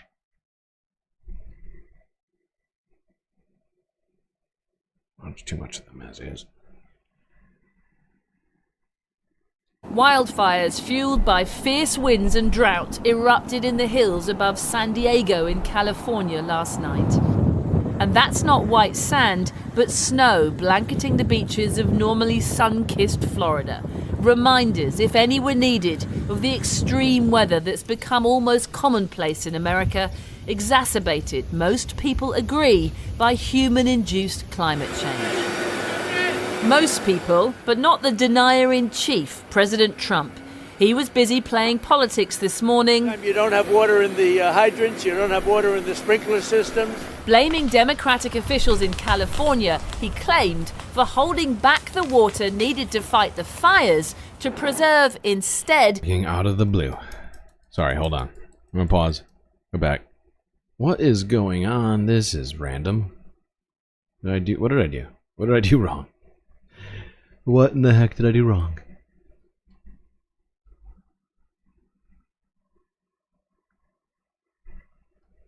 What is even running on the computer door right now? No, that's normal. Oh shit, why is this open? I'm gonna quit that. Don't need that open, that might be it. Okay, there we go, and we're back.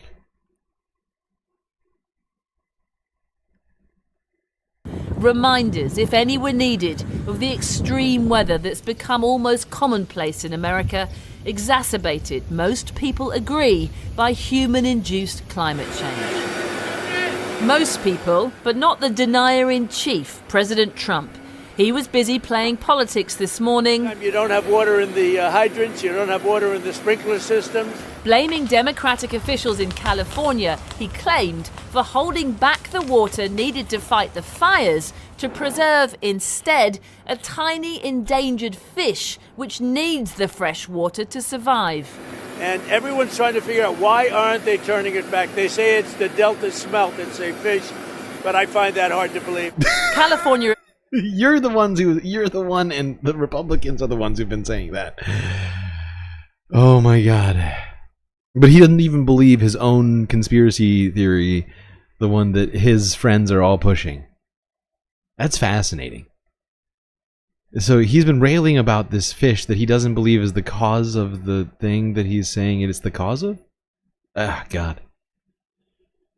The gaslighting has begun, people. Officials say that's just not true. That Trump is seizing on the Delta smelt for political capital. No. They admit there have What? been water shortages, but insist no amount of water could have prepared them for the sheer ferocity of the blazes that engulf the region. Just as North Carolina, where Trump was visiting today, says it had no way to prepare for the devastating floods that wiped out entire towns and villages as Hurricane Helene swept inland last September. But it being a state that voted for him for president, Trump's not criticizing them No? and is again blaming the Democrats for allegedly not doing enough to help. Well, I don't know if that was for political reasons because they lost the state. You know, Biden lost the state. Maybe he felt he doesn't care. There's no doubt that the floods in North Carolina and the fires in California are two examples of weather disasters that have been made far worse by climate change. And yet one of Donald Trump's first moves in office is to try and dismantle Biden's climate agenda, pulling America out of the Paris Climate Agreement, ending ambitious targets for electric vehicles, and recommitting once again to drill, baby, drill. And yet the facts do not change. America is still the world's second biggest polluter. Global temperatures are still rising, and Americans across this country are still suffering as a result. If the U.S. turns its back on some of the promises of the Paris Climate Agreement, we cannot expect that disasters will just go away on their own. The United States would be contributing to the problem of the very disasters that are affecting people's lives, not only in the United States, but around the world. Clearly, President Trump isn't going to be moved by that type of language. Instead, his government has just issued a memo immediately halting the development of wind farms and solar projects on federal land. Green energy be damned. Well, Donald Trump has now left North Carolina, the state, remember, as I said there, that voted for him and which he said today would still be in line to receive federal funds as it cleans up from that hurricane disaster. He's on his way now en route to California, a state, of course, that didn't vote for him and that he is threatening today to withhold federal funds from, even as the wildfires continue to burn there. Yeah. There you go. Donald Trump has put a stop to all new solar plants, all new wind energy plants. At least as it relates to federal funds, no more federal green energy, only oil and I guess coal. We're fucked. We are so fucked.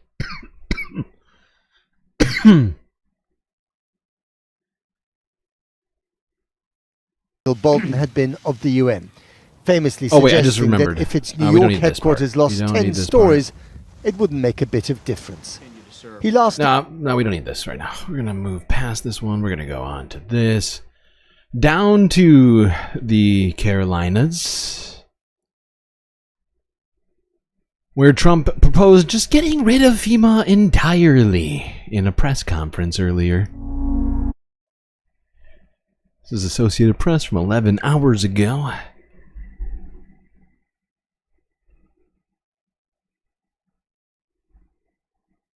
I'll also be signing an executive order to begin the process of fundamentally reforming and overhauling FEMA, or maybe getting rid of FEMA. I think, frankly, FEMA is not good.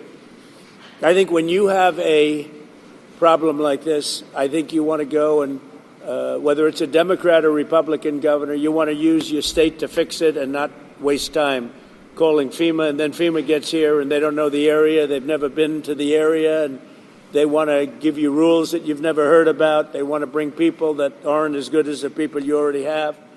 And FEMA's turned out to be a disaster. FEMA has been a very big disappointment. They cost a tremendous amount of money. It's very bureaucratic, and it's very slow. Other than that, we're very happy with them. Okay? And I think other than that, when there's other than all of those things, we're very happy with them. When there's a problem with the state, I think that problem should be taken care of by the state. That's what we have states for. That's what we have states for. Fascinating. This should be really interesting to see how this all goes down. I mean, you know, and I'm not saying that despite climate change related FEMA, its voucher program has helped events are strictly thousands of people stop in it. the state. Hush. Thank you. What was I saying? I'm not saying that all extreme weather events happen in the southern states. Of course, you know, California dealing with their fair share of problems right now. But I'm just wondering when the next time a hurricane hits a place like Alabama or Mississippi or Louisiana or, you know, Arkansas, any of these countries with negative contributions to the federal government, what's going to happen with them? The states are going to pick it up? Really? Because that's, you know, that's basically what he's suggesting, is all these Republican states who have negative contributions to the federal government, as in they take in more federal tax dollars than they give out, they're going to solve it. That's fascinating. How's that gonna work? Florida, sure, but I think they technically they're not as deficient as, say, an Alabama or a Louisiana. I could be wrong on that. But in terms of their sort of deficit in federal funding, you know, should be interesting to see how they allocate those tax dollars, the state tax dollars, I guess, to solve some of those things.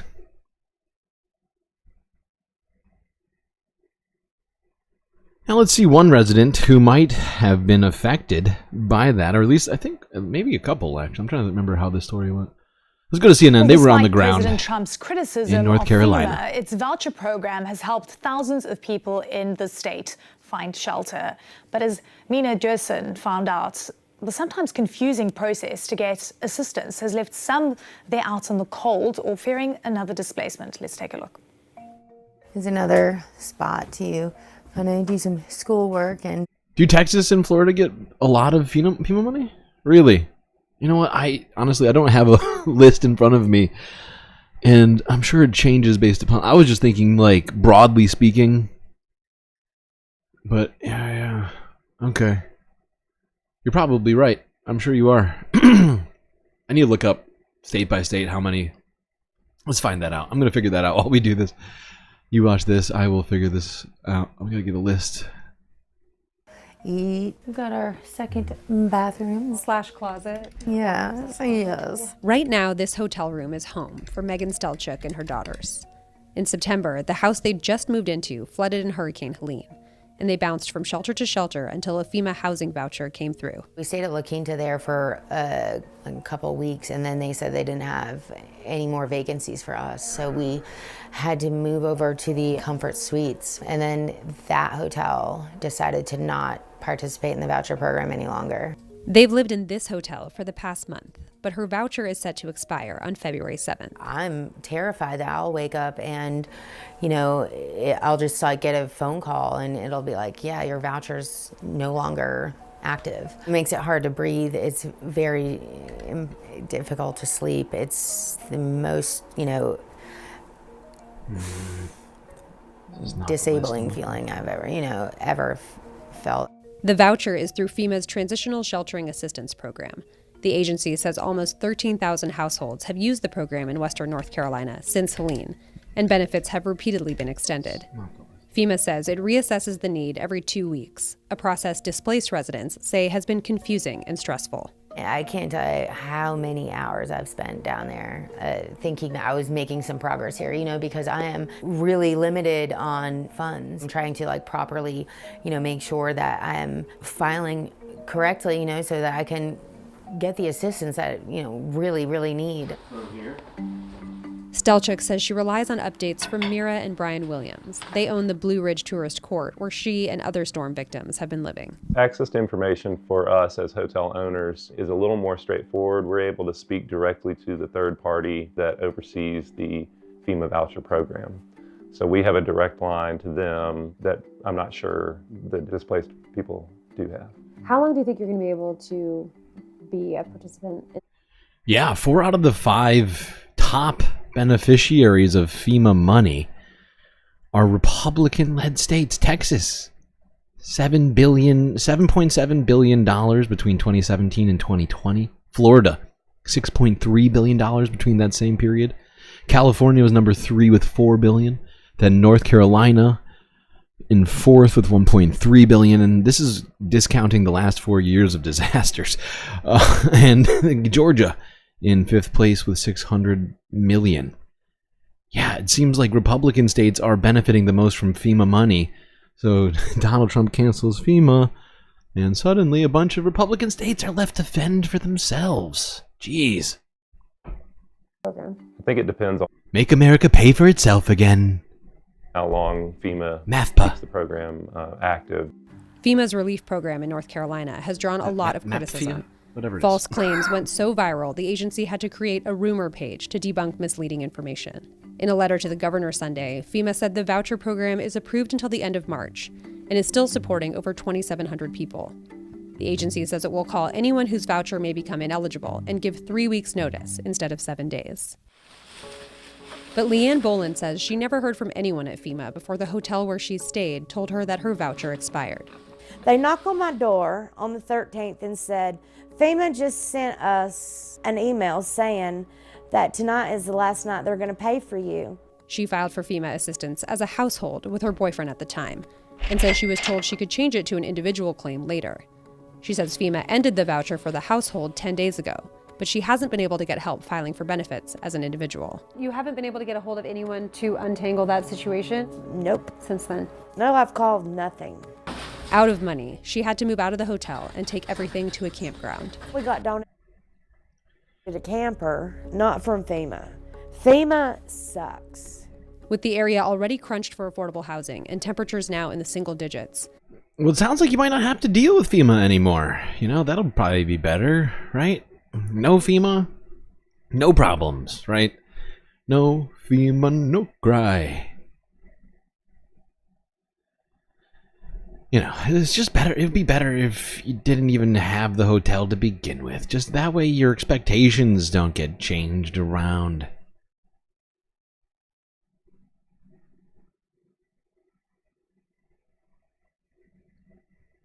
Of course, I'm being sarcastic, but, you know, that's what Donald Trump is essentially proposing, is that this woman should never have been in a hotel in the first place. If North Carolina doesn't want to pay for it, which they're not, right? I mean, North Carolina could step in at any time, right? The state government of North Carolina, like Donald Trump is suggesting, should be handling this. Why are they leaving it up to the federal government? Take charge of your responsibilities, North Carolina, and put this woman in put this woman in some sort of housing.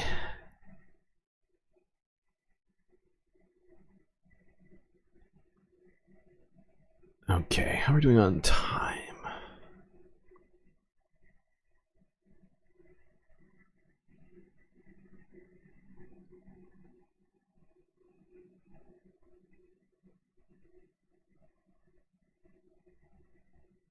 Okay, we can keep going. I'm gonna hit, I guess, 2 more stories and then we'll probably take a break. Let's go here first. This is a fascinating development.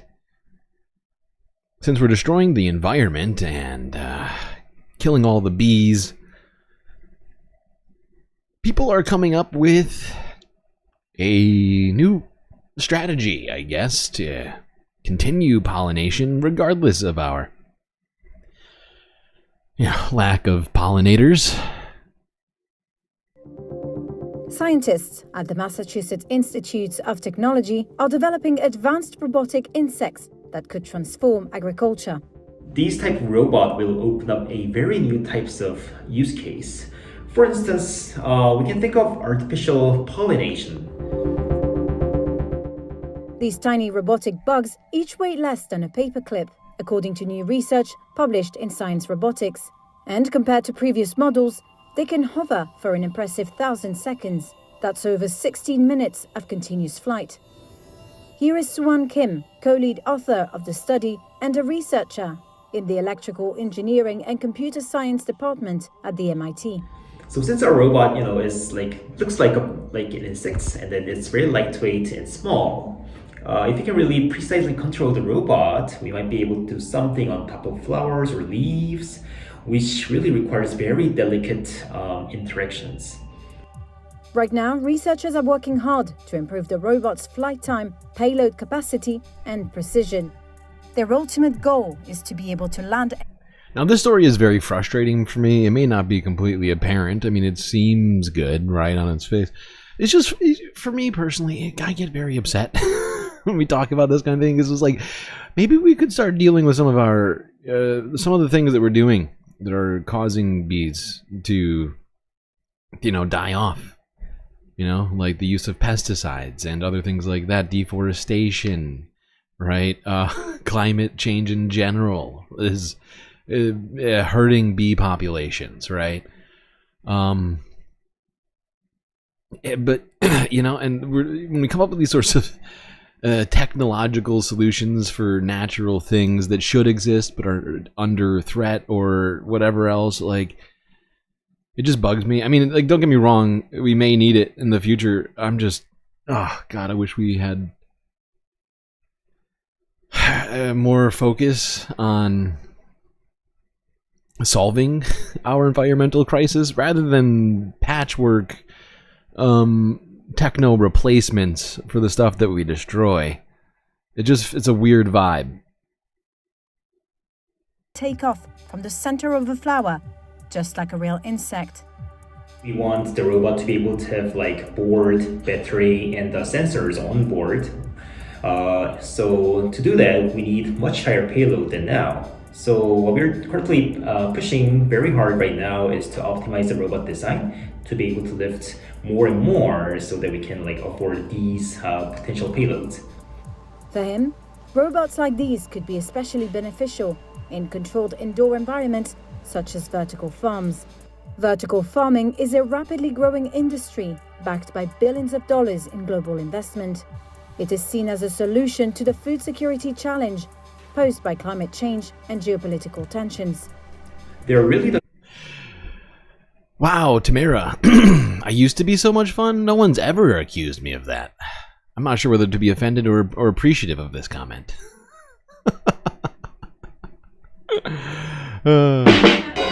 I'm sorry to have disappointed you. I wish I could be better. I know this isn't fun. Cases where we can't rely on honeybees anymore, such as indoor farming, where we can't really have honeybee columns in it because of safety issues or some environmental issues. So in that case, we can start thinking of using our robot, if it works well for those indoor farmings. Long term. There we go. Okay. Well, there's one scientific breakthrough. Could be important in the future if we genocide all the rest of the bees. This is probably not going to help. You may recall A23A, the largest iceberg on the planet, which broke away from Antarctica decades ago but was staying in cold waters for quite some time, has been moving northward. We've been essentially tracking its movements to some degree because, this thing was named the Doomsday Glacier by, was it Al Gore? 30 years ago or something like that. And it has been moving northward in a scary way because, the more north it goes, the more warm it gets, the more likely a number of things may occur with this gigantic trillion-gallon, or is it whatever it is, iceberg. Multi-trillion gallon, I think. Okay, here we go. Now, the world's largest iceberg has broken away from Antarctica and is approaching the British territory of South. What does GSL stand for? It stands for GalacticStreamLord. Or Spacelord, whichever one you pick. Up to you. I won't be offended. Come up with your own acronym if you want. The world's largest iceberg has broken away from Antarctica and is approaching the British territory of South Georgia, home to large penguin and seal colonies. Fishermen and authorities are bracing for impact. Georgina Ranard reports. This is the world's largest iceberg, and probably the laziest. For decades it loitered, stuck in Antarctica. But one day in December, A23A finally broke free. Now captured in satellite pictures, it is speeding into Iceberg Alley, a place where icebergs go to die. That's not good. But here, right in its path, lies the British territory of South Georgia. I will take you out the door. Ice is a way of life for sailors and fishermen there, but they can't ignore something the size of A23A. There's an iceberg over that way. You have to have a very healthy respect for the ice, because if you don't, it will get you. It can come out of nowhere and you get something the size of A23 when it comes along and it deposits these thousands of tons of ice. They just kind of hang around the island, and it does make things a lot more tricky. The chunks could also block coves where these go to feed, putting half the world's king penguins and millions of seals at risk. But in danger, there is opportunity. Last year, British researchers on this ship seized the chance to visit A23A. It's a really amazing experience. It's unlike anything that I've ever seen before. You just kind of see a massive wall that is way higher than you are. Now, it's really difficult to get up close to the world's largest iceberg, but I think I found the next best thing, and I have to handle these really carefully. But in here is water that melted straight off the giant iceberg. In this lab, scientists are finding out how icebergs affect the ocean's carbon cycle. It's unlikely that A23A was caused by climate change because it calved a long time ago in 1986. But as climate change progresses and the ice sheets become more unstable, more giant icebergs will form. So being able to see icebergs like this giant iceberg and study them allows us to understand the impact that they're going to have on the ocean and everything around them, the wildlife, the islands, and kind of the Earth as we know it.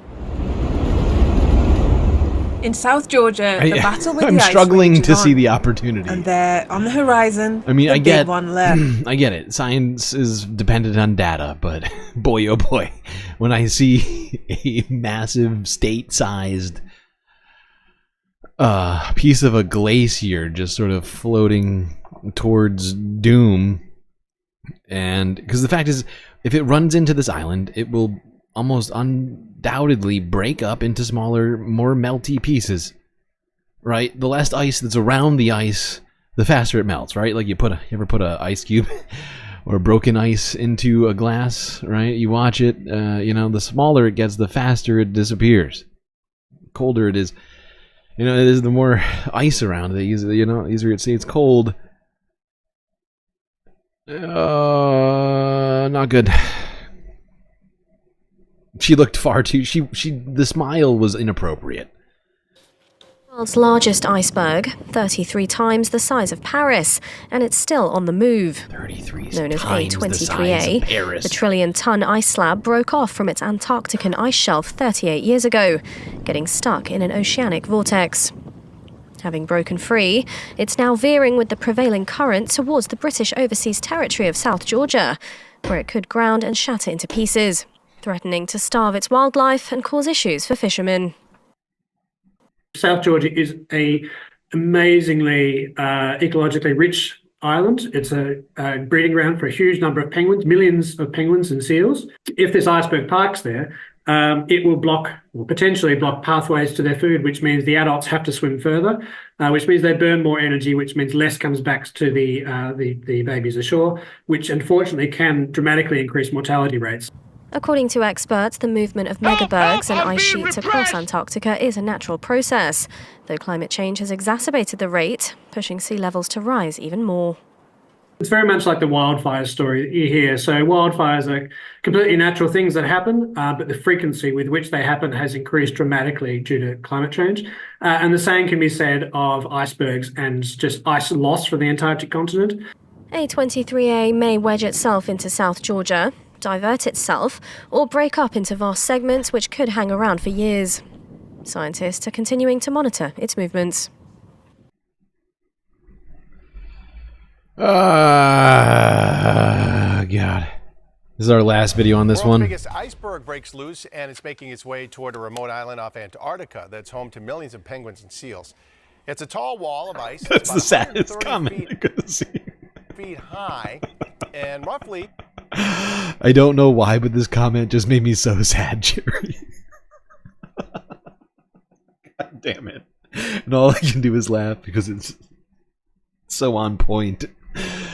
Oh, God, those poor penguins. Just watched Happy Feet 2 yesterday. Let's pretend everything's going to be fine for now, okay? Just for a little while longer. Oh, God. Everything's fine. Overall, the size of Rhode Island. It weighs 10 trillion, weighs a trillion tons, pardon me, like 10 trillion would be different, but it's just humongous. It's referred to as a megaberg. And there's concern the iceberg could slam into South Georgia Island and get stuck. And if that happens, scientists say it could make it pretty difficult for parents of baby penguins to feed their young. If this iceberg parks there, it will potentially block pathways to their food. Okay, we already watched this. The adults have to swim further, which means they burn more energy, which means less comes back to the... The one thing that nobody seems to want to discuss is how much this is going to raise the oceans. Okay, it's something we should all be trying to keep track of. I mean, honestly, I don't know. I need to look it up because it's a mathematical equation. I certainly could not attempt myself. But I'm sure there's some scientist out there that are doing this. They're doing the math on it right now as we speak. How much is going to raise the oceans? How much is this going to desalinify further? And the salinity level in our oceans is actually incredibly important because it has to do with the transfer of heat, of the buoyancy of certain parts of it. It's like, you know, like the current, like, how do you explain it? Basically, the salinity level or the amount of salt in the oceans is incredibly important, right? Then the lower it goes, the more weird stuff starts to happen. Because if you don't have enough salt in there, suddenly certain aspects of it will, either mix or stop doing the things that it normally would do because of that, right? God, we're not going to get too deep into that right now, but it is a concern of scientists, has been a concern for a while. Now, I don't know how much this is going to raise sea levels, but it certainly is going to raise it by some fraction. Impossible for it not to.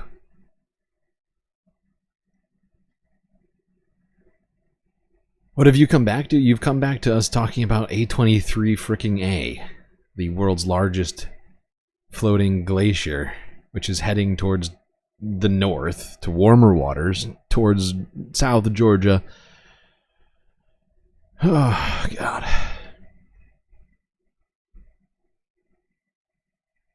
Okay, now, gotta take a quick break. We're at 4 hours already. My God. Blasting through this stream already.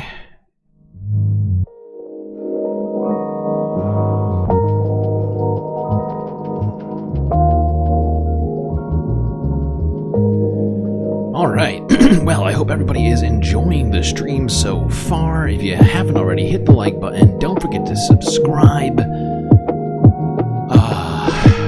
And while you're doing that, do consider contributing to the Galactic News Network, as we truly need your help, as things are getting very tight around here on the Galactic Space Station. Power is threatened to be turned off by the end of the month, and I'm being forced to make very, well, decisions I don't want to make in this moment. I'd like to continue bringing all of you your sweet, sweet space content, so do consider one of those ways, and if you got a little extra cash, send it my way. PayPal, Cash App. Patreon, of course, always a good option. You can get yourself the most space benefits for your Earth money, and as long as you don't use Apple Pay or the App Store, the Apple App Store, that money will be available to me immediately. So all great ways for you to contribute, keep us doing what we do. Anyway, chat, short space intermission. We will be right back with that galactic content. Grab yourselves a drink, maybe a snack, and I'll be right back.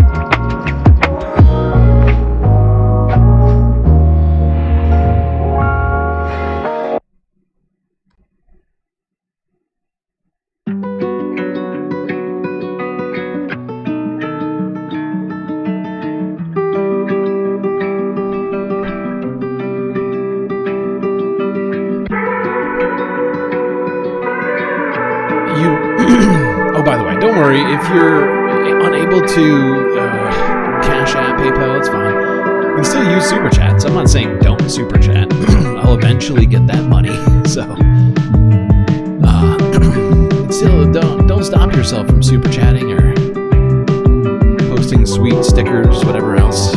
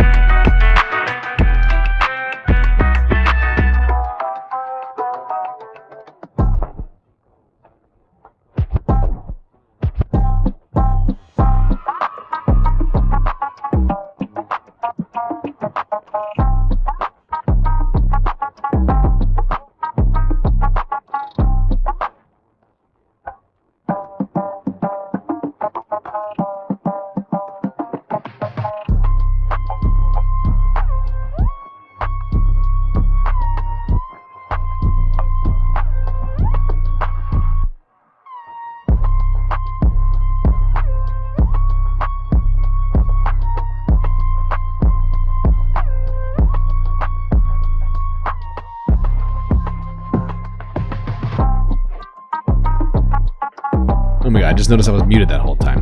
Good. Why do I do this? Why do I do this to myself?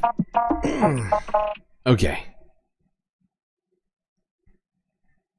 Just responding to Christopher DeBonte. No, I cannot get Super Chat money immediately or any of my YouTube money immediately. I get it once a month at YouTube's on YouTube schedule, not mine. Cannot withdraw it at will. I have to wait till the end of the month for them to give me that money. But I don't want you to hold yourself back from super chatting or super stickers just because I can't get it immediately. If you don't have a way of funding Cash App or PayPal, it is totally fine. I'm not going to stop appreciating your sweet, sweet super chats and stickers. So, you know, don't hold yourself back. Anyway, though, we got to get back to the show.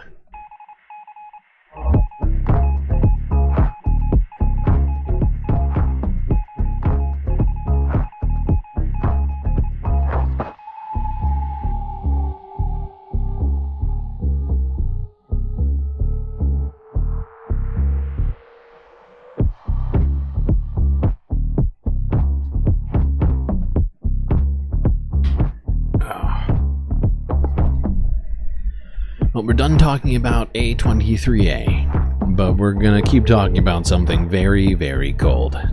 That being Storm Eowyn, which has officially hit Ireland and southern Scotland. What's it called? A red weather warning? I don't know how the red weather alert, whatever it's called, in UK terminology. Let's see what's going on with that. This is Met Office UK weather from a day ago.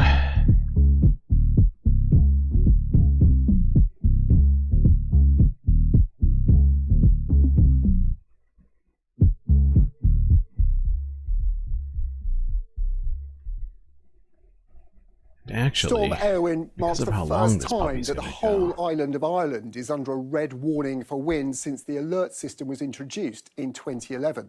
And it is an exceptional storm, a near record-breaking low-pressure zone, whisked across the Atlantic by 250-mile-an-hour jet stream winds.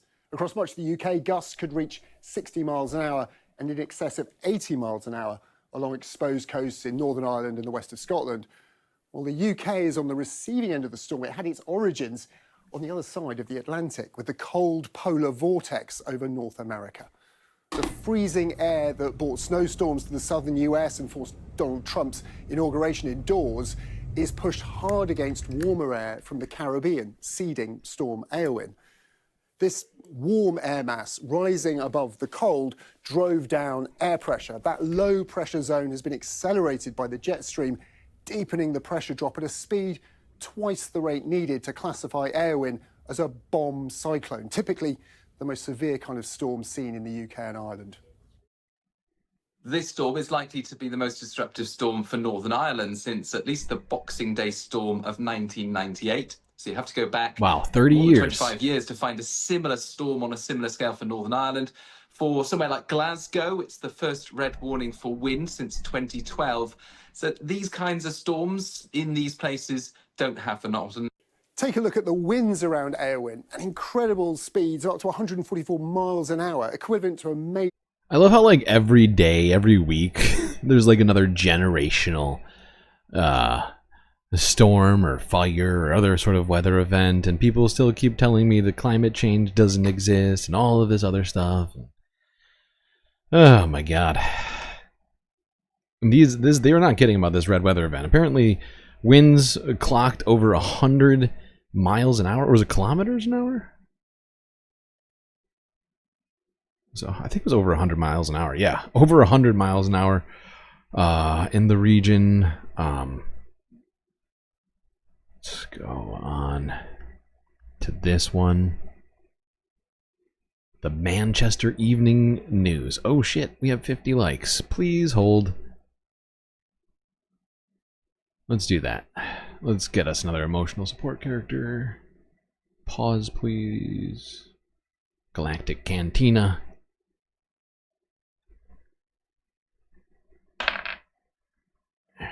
Can't see it. Ah. It's Jessica Fletcher, here to solve the case. Things will be flying around that ordinarily don't fly around. So even roof slates, roofs themselves, trees that will fall, debris that's on the ground, even dustbin lids, things like this. And once they do, they're projectiles, and they will do immense damage to property and to the person. If it, 50, 60, 80 miles an hour coming at you, you're not going to really avoid that very easily. So these warnings are out there for a good reason. A rare red weather warning has been issued for this incoming storm Eowyn. How often do we see these red weather warnings, and what's expected from this storm? Red weather warnings are rare, to be honest with you. They're something that I think meteorologists keep in their back pocket, only pulling them out when they're very, very necessary. And to be honest, I've been looking at this for over a week now, and almost counting it down, seeing how much this low pressure would develop, and it really has. So Republic of Ireland came out with the red warnings yesterday for the southwest. That's now elongated itself to the whole of Republic of Ireland, and now our own Met Office have gone with red warning for Northern Ireland, southwest Scotland.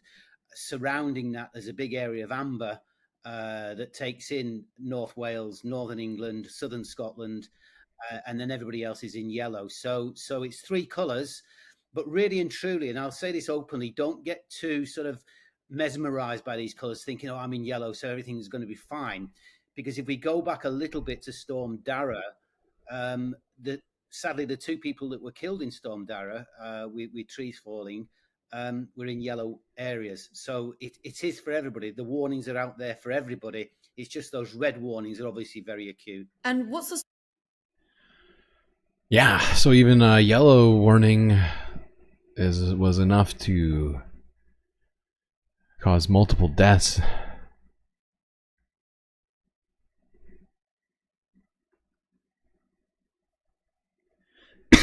We got a bunch of stuff on this one. Let's go here.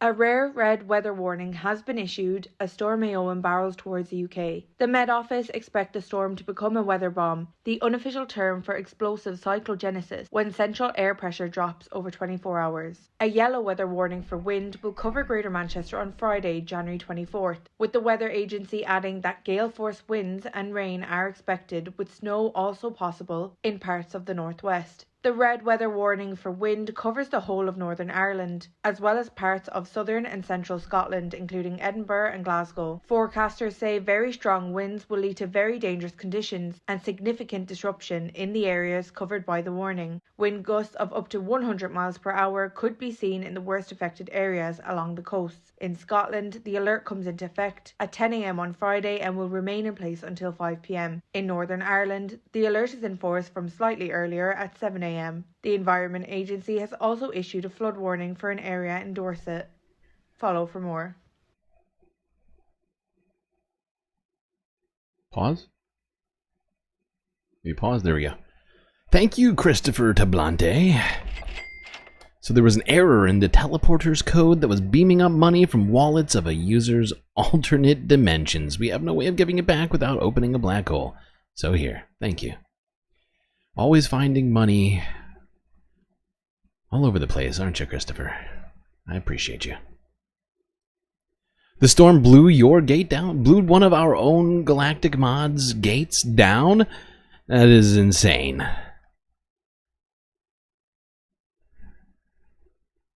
Space fams being attacked by this storm. Horrifying.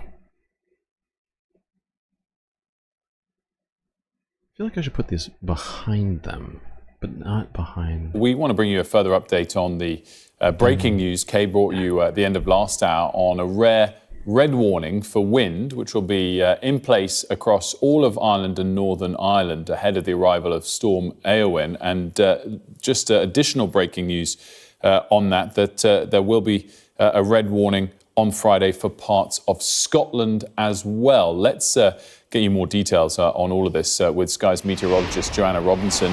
Joanna, great to have you with us on this. Just break down again how rare it is to have a red warning and the latest developments. This is not just Northern Ireland now.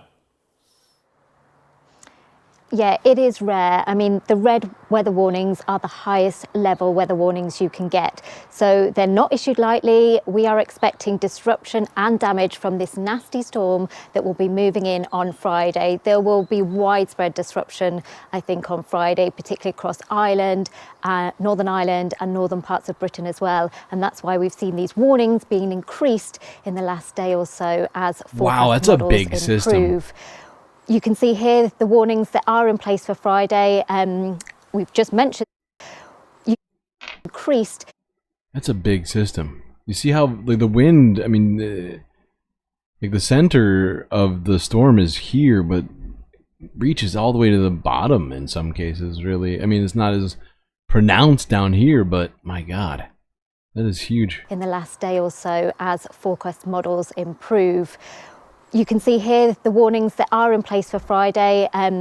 We've just mentioned that the breaking news that we now have a red warning across some central and southern parts of Scotland. It's not shown up on this graphic, but it has just been issued. It will cover the central belt of Scotland as well. So, you know... PB with wow, a super sticker I don't think I have ever seen before. I like that one. A pair doing double fist bumps. That's beautiful. I'm loving it.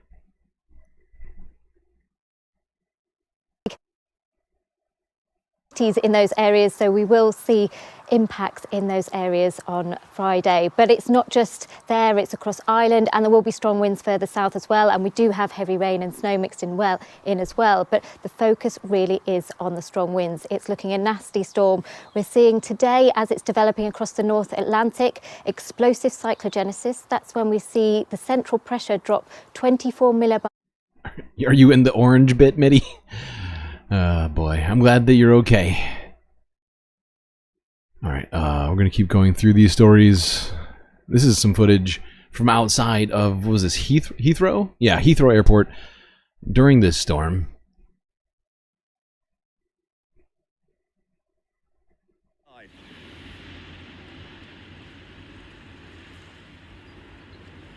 We've got a, easy there. You see?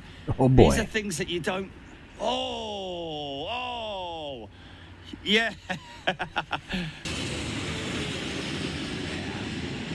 Saudi a triple. This is kind of quiet. Look at the wings flexing. Easy, mate. Easy there. Ribbons coming off these flaps as well. Think we might have a little bit of... yeah, we have, look. Whoa, oh, Jesus Christ. See? Take it easy, man. Off these flaps as well. Take it Think easy, we might have man. a little bit of... yeah, we have, look. Oh, God. Whoa, easy there, you see?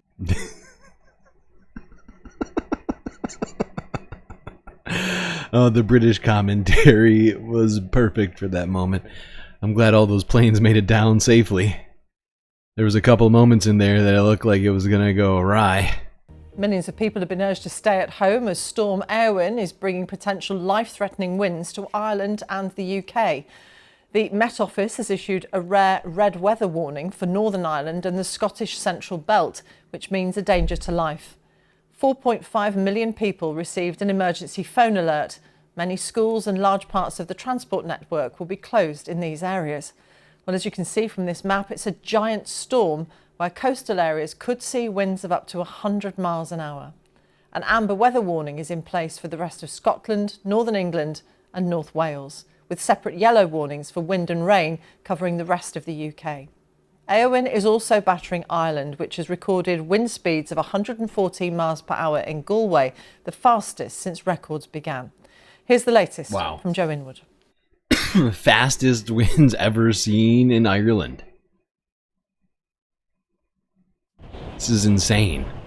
With winds of climate over change doesn't miles exist. An hour, there's only so much you Everybody can do stop. to prepare for a storm like Stop Elwyn. paying attention. First to feel its force was the Republic of Ireland. A red warning is in place for the entire country. Here, it's being called the storm of the century. Next in the wait, the Elwyn guy is Northern Ireland. The guy commenting on the planes is a YouTuber? Huh. Interesting. You link one of his vids in the Discord. Where I'm alerts interested. have already sounded on people's phones. I am interested. All schools will be closed. The first time this has happened since 2017. By the way, it's always difficult, I suppose. By the way, I don't know if anybody is in here who recently joined the Discord, but if you did, make sure to accept the rules in the welcome channel or whatever you call it, and otherwise you won't be able to get access to the whole server. I've noticed a couple people, and I haven't messaged them yet. I usually do. I've just been kind of busy, but if you are trying to join the Discord server, or you already have, you will not get access to 98% of the server until you click accept of the rules, which are I think pretty clearly laid out. We don't have a lot of violations of those rules that I've really seen, so they seem to be functioning as good rules.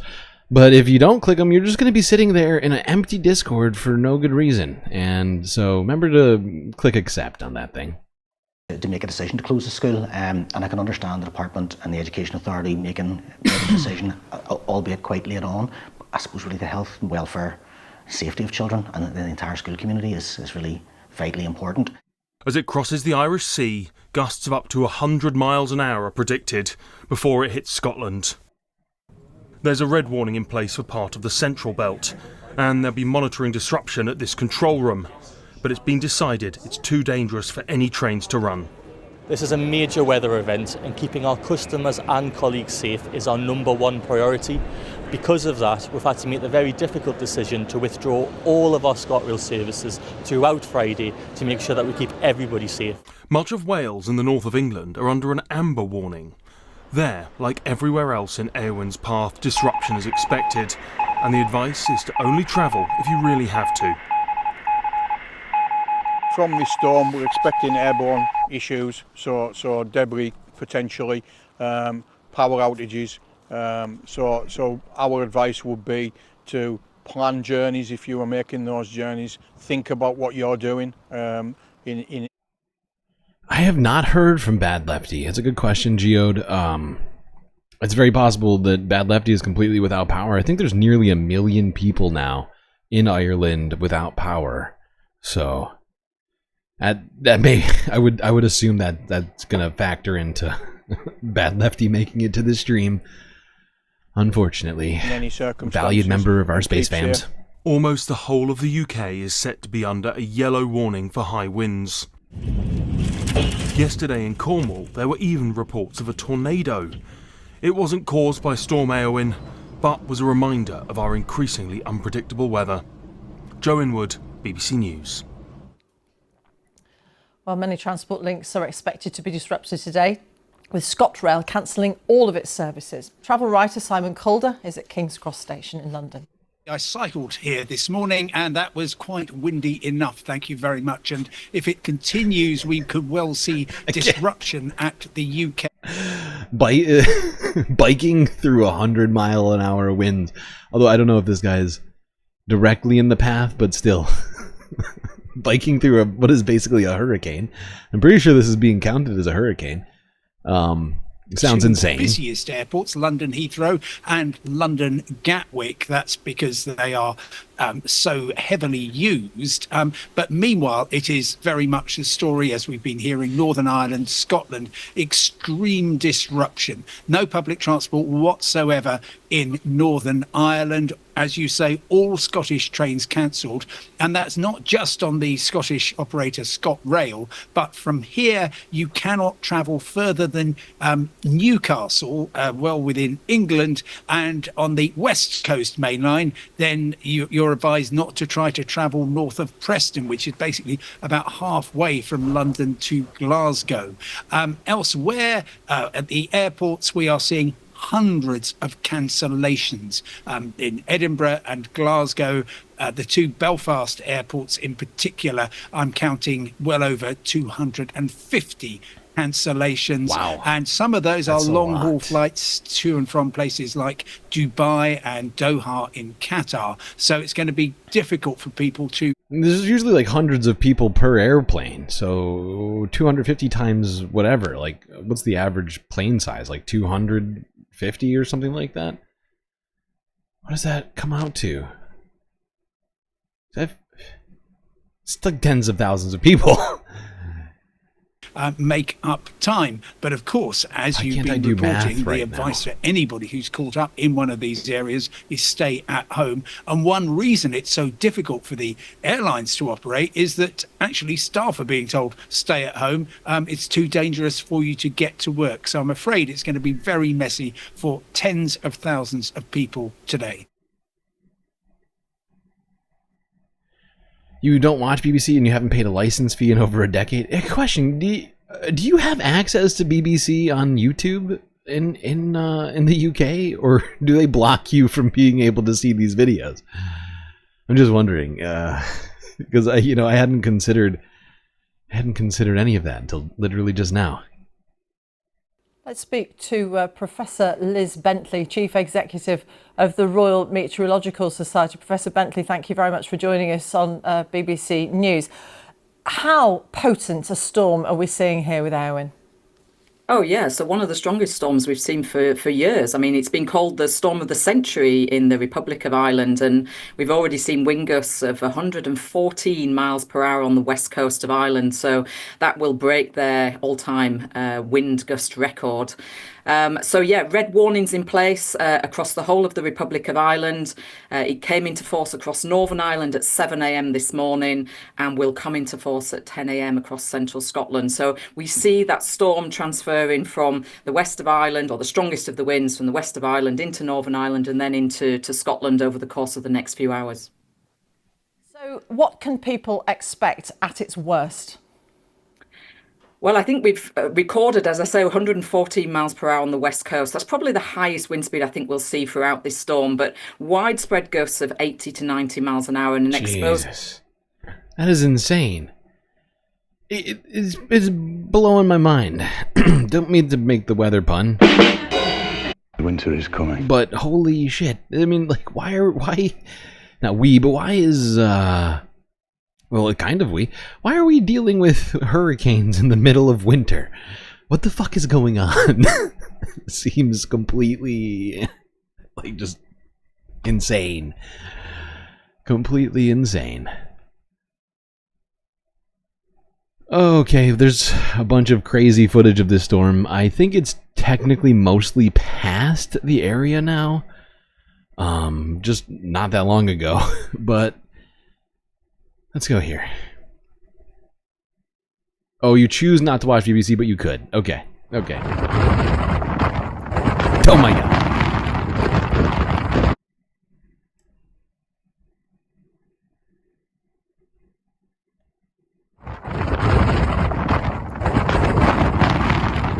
I feel like that's in the wrong spot.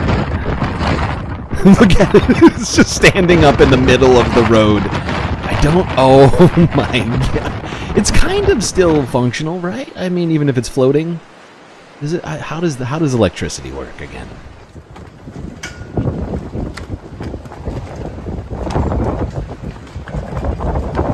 That pavilion's done.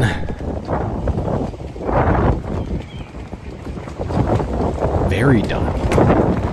Just so very done.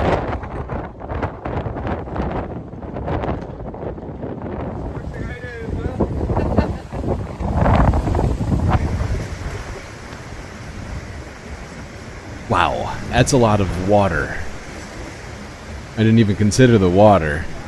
That doesn't look like it's in the right. That's stairs. I don't think stairs are supposed to go into the water, unless it's a pool. It doesn't appear to be a pool.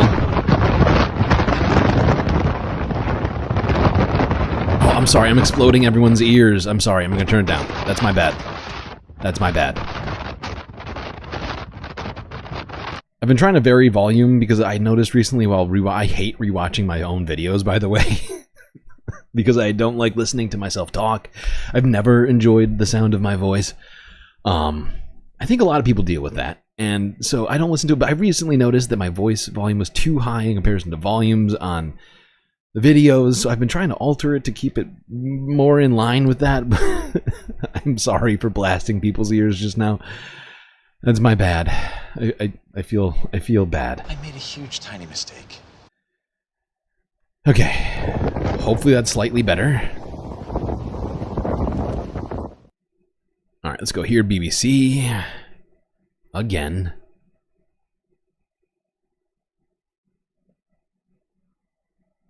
Go web go. Hello and welcome to BBC News. Storm Eowyn has brought potentially life-threatening winds to Ireland and the UK, with the loss of power and services and the closure of schools, rail, ferries, roads and transport hubs. Millions have been urged to stay at home as a rare red warning for Northern Ireland and the Scottish Central Belt is in place, which means it's too danger to quiet. life. Many schools and large parts of the transport network are also closed in those areas. And as you can see from this map, it's a giant storm where coastal areas could see winds of more than 100 miles per hour. An amber weather warning is in place for the rest of Scotland, northern England and northern Wales. Well, in a moment, we will talk to our correspondent David Wallace-Lockhart, who's there in Glasgow for us. First, though, let's get this report on all the latest from Chris Page. After gathering force over the sea, Storm Eowyn hit Ireland with its full fierceness. Early this morning, winds which were already strong turned savage. At Galway Aquarium, the gusts pushed floodwater into the car park. Further north, the town of Westport in County Mayo took its share of the battering.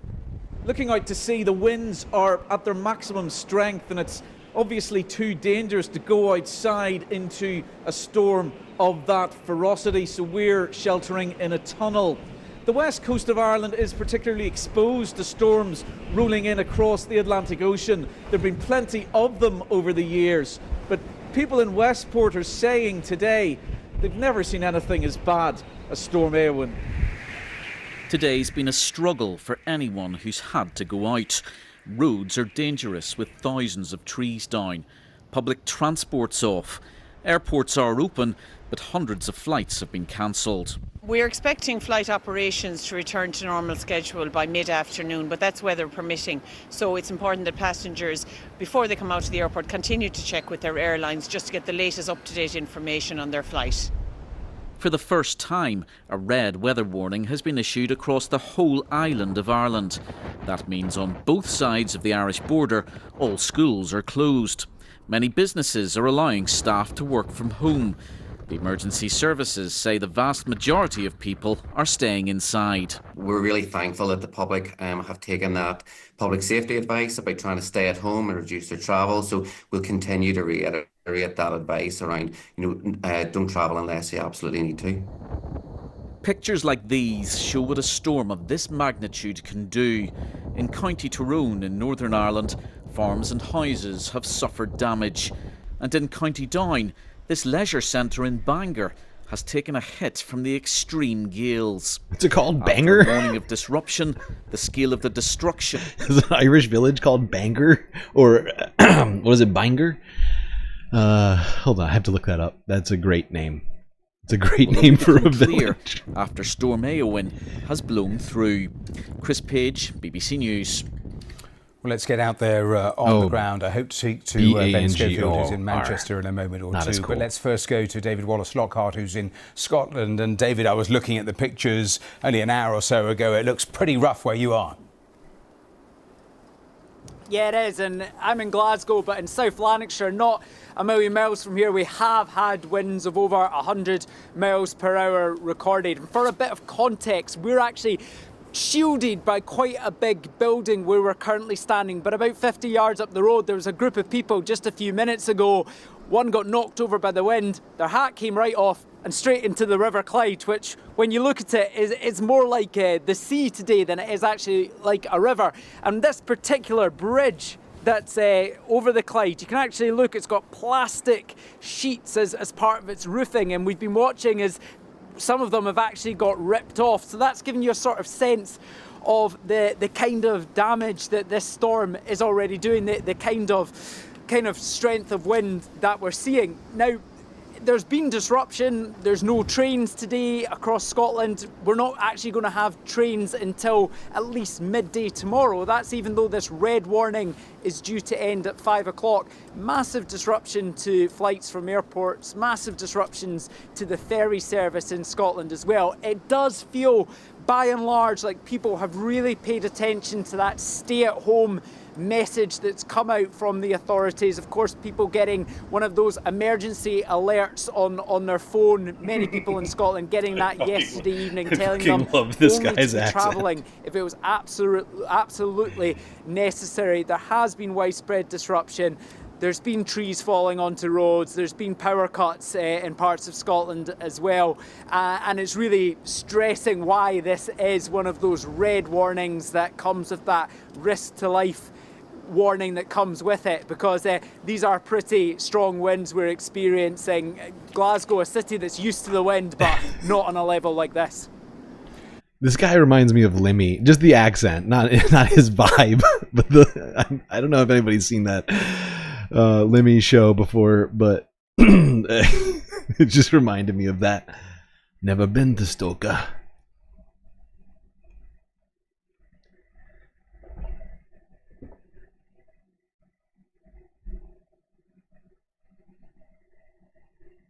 Oh god. Okay.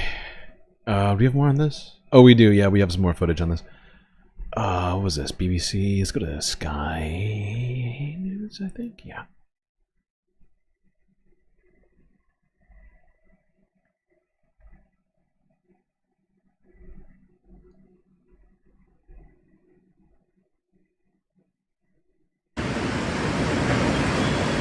The most intense storm on record barreled into County Clare on Ireland's west coast in the early hours, waking people with its fearsome roar.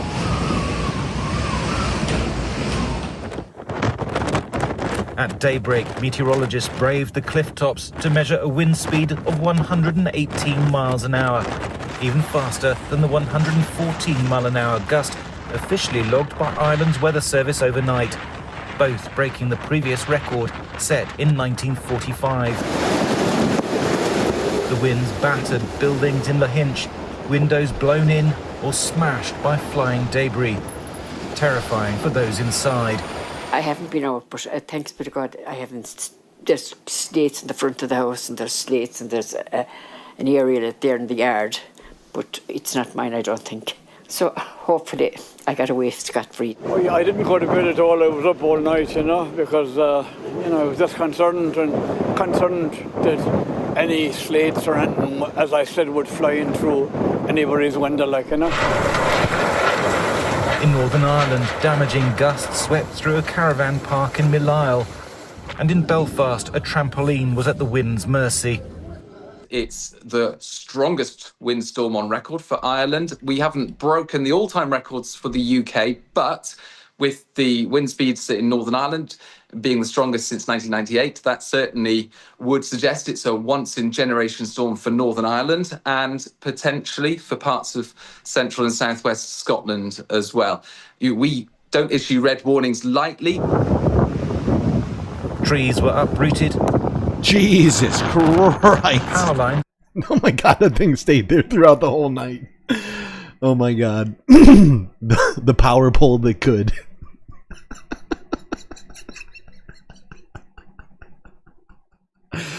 Oh my god. What a resilient power pole. I still say it's totally functional. Everything's fine. Remember, we were literally just looking at the freaking pole at night. It was somehow made it through to the day. It's truly a testament to resiliency. I'm sorry, I shouldn't be making light of this. Oh, it's just too much. It's just too much. I couldn't help myself. Scotland as well. We don't issue red warnings lightly. Trees were uprooted. That's a massive fucking tree, dude. And power lines brought down across the island of Ireland. Refuse to give up. Out for more than 1 million homes and businesses, and power companies have warned it could take a week for some to be reconnected. In Portrush on the north coast, shops and schools were shut, Only the hardiest braved the streets. In America, our infrastructure would just give up, you know. Power poles around here, they're soft, okay? They would crumple under these sorts of winds, but apparently Irish power poles have more, what do you call it? Fortitude. Tried to go out for a family stroll. What's it been like? Yes, the wind's ferocious and very wet. The waves are kicking over the wall there, so We're all drenched. Have you seen winds like this in Port Rush before? not for a while. Probably 20 or 30 years. The centre of the storm is now passing just offshore and the wind speeds are peaking. It is hard to stay on our feet as the gusts swirl around the streets of Port Rush, whistling and howling through the houses. This is quite an extraordinary storm. Parts of Scotland were also under a rare red danger to life warning. Yeah. Oh, wow! Oh my god. God! In Grangemouth, shocked residents watched on as the wind peeled off their neighbour's roof, and across the country, rail services were suspended. Northern England was only under a yellow warning, but winds were still strong enough to tip lorries on their side. And across the UK...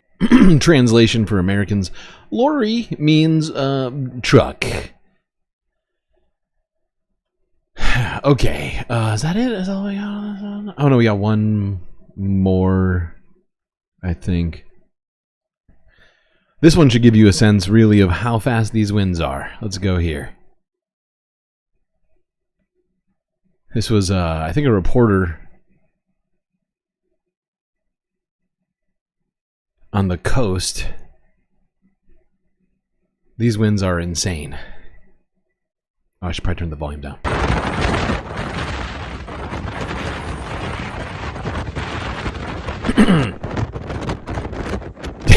God damn.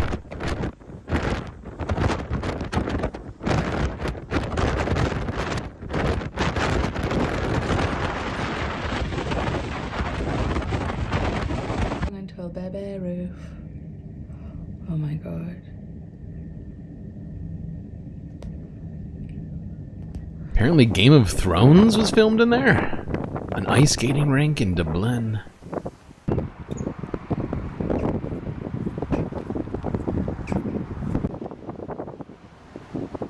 Whoa.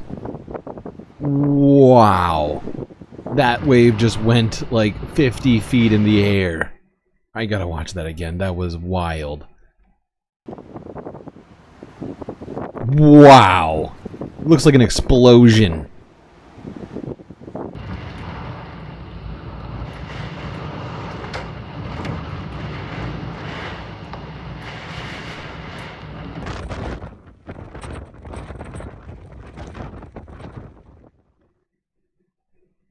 Wow. Some of that footage is wild. And unfortunately, I do believe a couple of people did, in fact, die. I don't have a story on it, but when I was looking up stuff on this, I think somebody died. At least one or two people died, I think, during the storm. I could be wrong. I might have been looking at the wrong thing. Oh, God.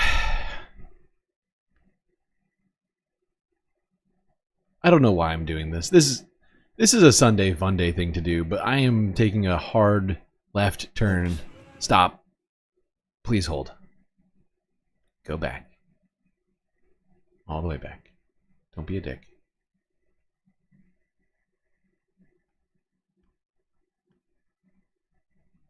Yeah, like I was saying, this is more like a Sunday fun day thing to do, but because we're about to get to some super unfun stuff, I figure why not?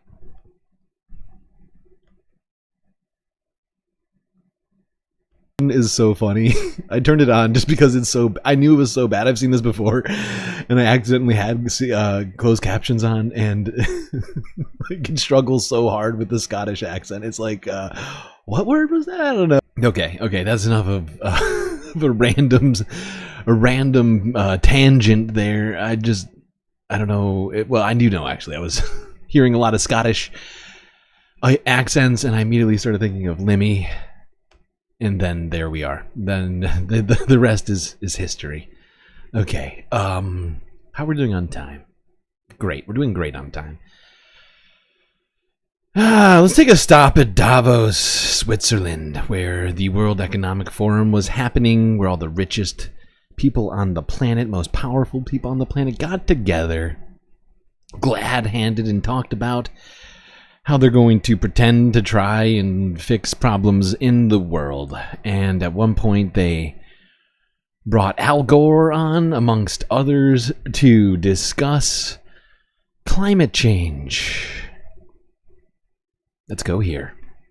But there is still a lack and maybe a gap in finance for infrastructure, for finance in emerging developing economies. And under your leadership, Spain is actually at the forefront of Europe's energy transition. You have an ambitious target, 80% of energy from renewable sources in 5 years, 2030. Spain is now also a hub for clean tech innovation, accounting for 20% of green hydrogen projects. Finance, policy, public-private collaboration. And it's also very timely that Spain will this year host the 4th International Conference on Financing for Development in June in Seville this year. A conference that seeks to align financing flows and policies with the transformation that Catherine has highlighted, economic, social, environmental transformation. The COPs have not had a lot of luck with financing. Last year there were 3 COPs. All 3 were not able to meet expectations where finance is concerned. What is your strategy for this year's conference? What are the focus areas, and what would success look like for you? Well, thank you very much. Thank you very much for this question. And as you said, we have the honor to host the 4th International Conference on Financing for Development in the beautiful city of Seville. I think this conference will have to address important challenges that are all of them deeply interconnected. Climate change, sustainable development, poverty and inequality, and of course conflict. They all demand a response grounded in multilateralism, collaboration, and shared responsibility. You know, we are still far from meeting the Sustainable Development Goals. You remember when the World Economic Forum did Al Gore dirty over climate concerns? I think we can. I don't even remember that. I'm sure you're not. It's not I'm sure it's not a false memory. I mean, the World Economic Forum has done everyone dirty. Let's be real. These are the people who literally run the planet with money and power and the combination of the two. I am fairly confident we can just say that they definitely fucked over Al Gore, even if it didn't ever directly happen to his face. I'm sure it happened plenty of times behind the scenes. Fucked us all over, really. I think that there's a political goal, which is that we must ensure that they remain on track. Second, Seville represents once-in-a-decade opportunity that lasts before 2030. So, you know, I believe that finance for development is much more than an economic term. It's about domestic resources. It is about official development assistance and innovative mechanisms, debt relief, and of course, private investment and the mobilization of capital. So it is, at the end, after talking with a lot of leaders from across the world, I think it's becoming the backbone of trust in the multilateral system. So we have to act now, and I believe that Seville is our chance to do it. So our strategy is that we are fully committed to building bridge. So we need the maximum participation in the conference to agree on bold yet realistic measures and to have the necessary buy-in from all sides. Realistic measures. Right, yeah, okay. I'm sure they'll be all very realistic about how much money they're willing to spend.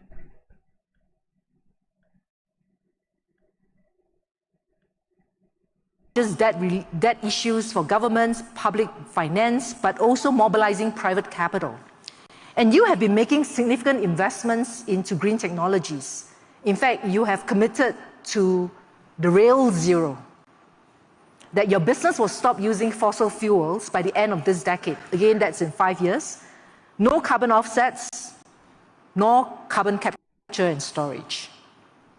And if you succeed, you could potentially be very transformational for the mining industry and its supply chains. How do you make the economics work? Because many people talk about the need to think about growth, the need to think about profits, jobs, business continuity, stability. Growth. We must have growth. Without growth, how will all these people at the World Economic Forum continue to make money? If they can't continue with the growth paradigm, then how? Oh God, corporate profits. Can't forget about those. Those are more important than the survival of humanity, or at least equally as important. Come on. Help! Help! I'm being repressed!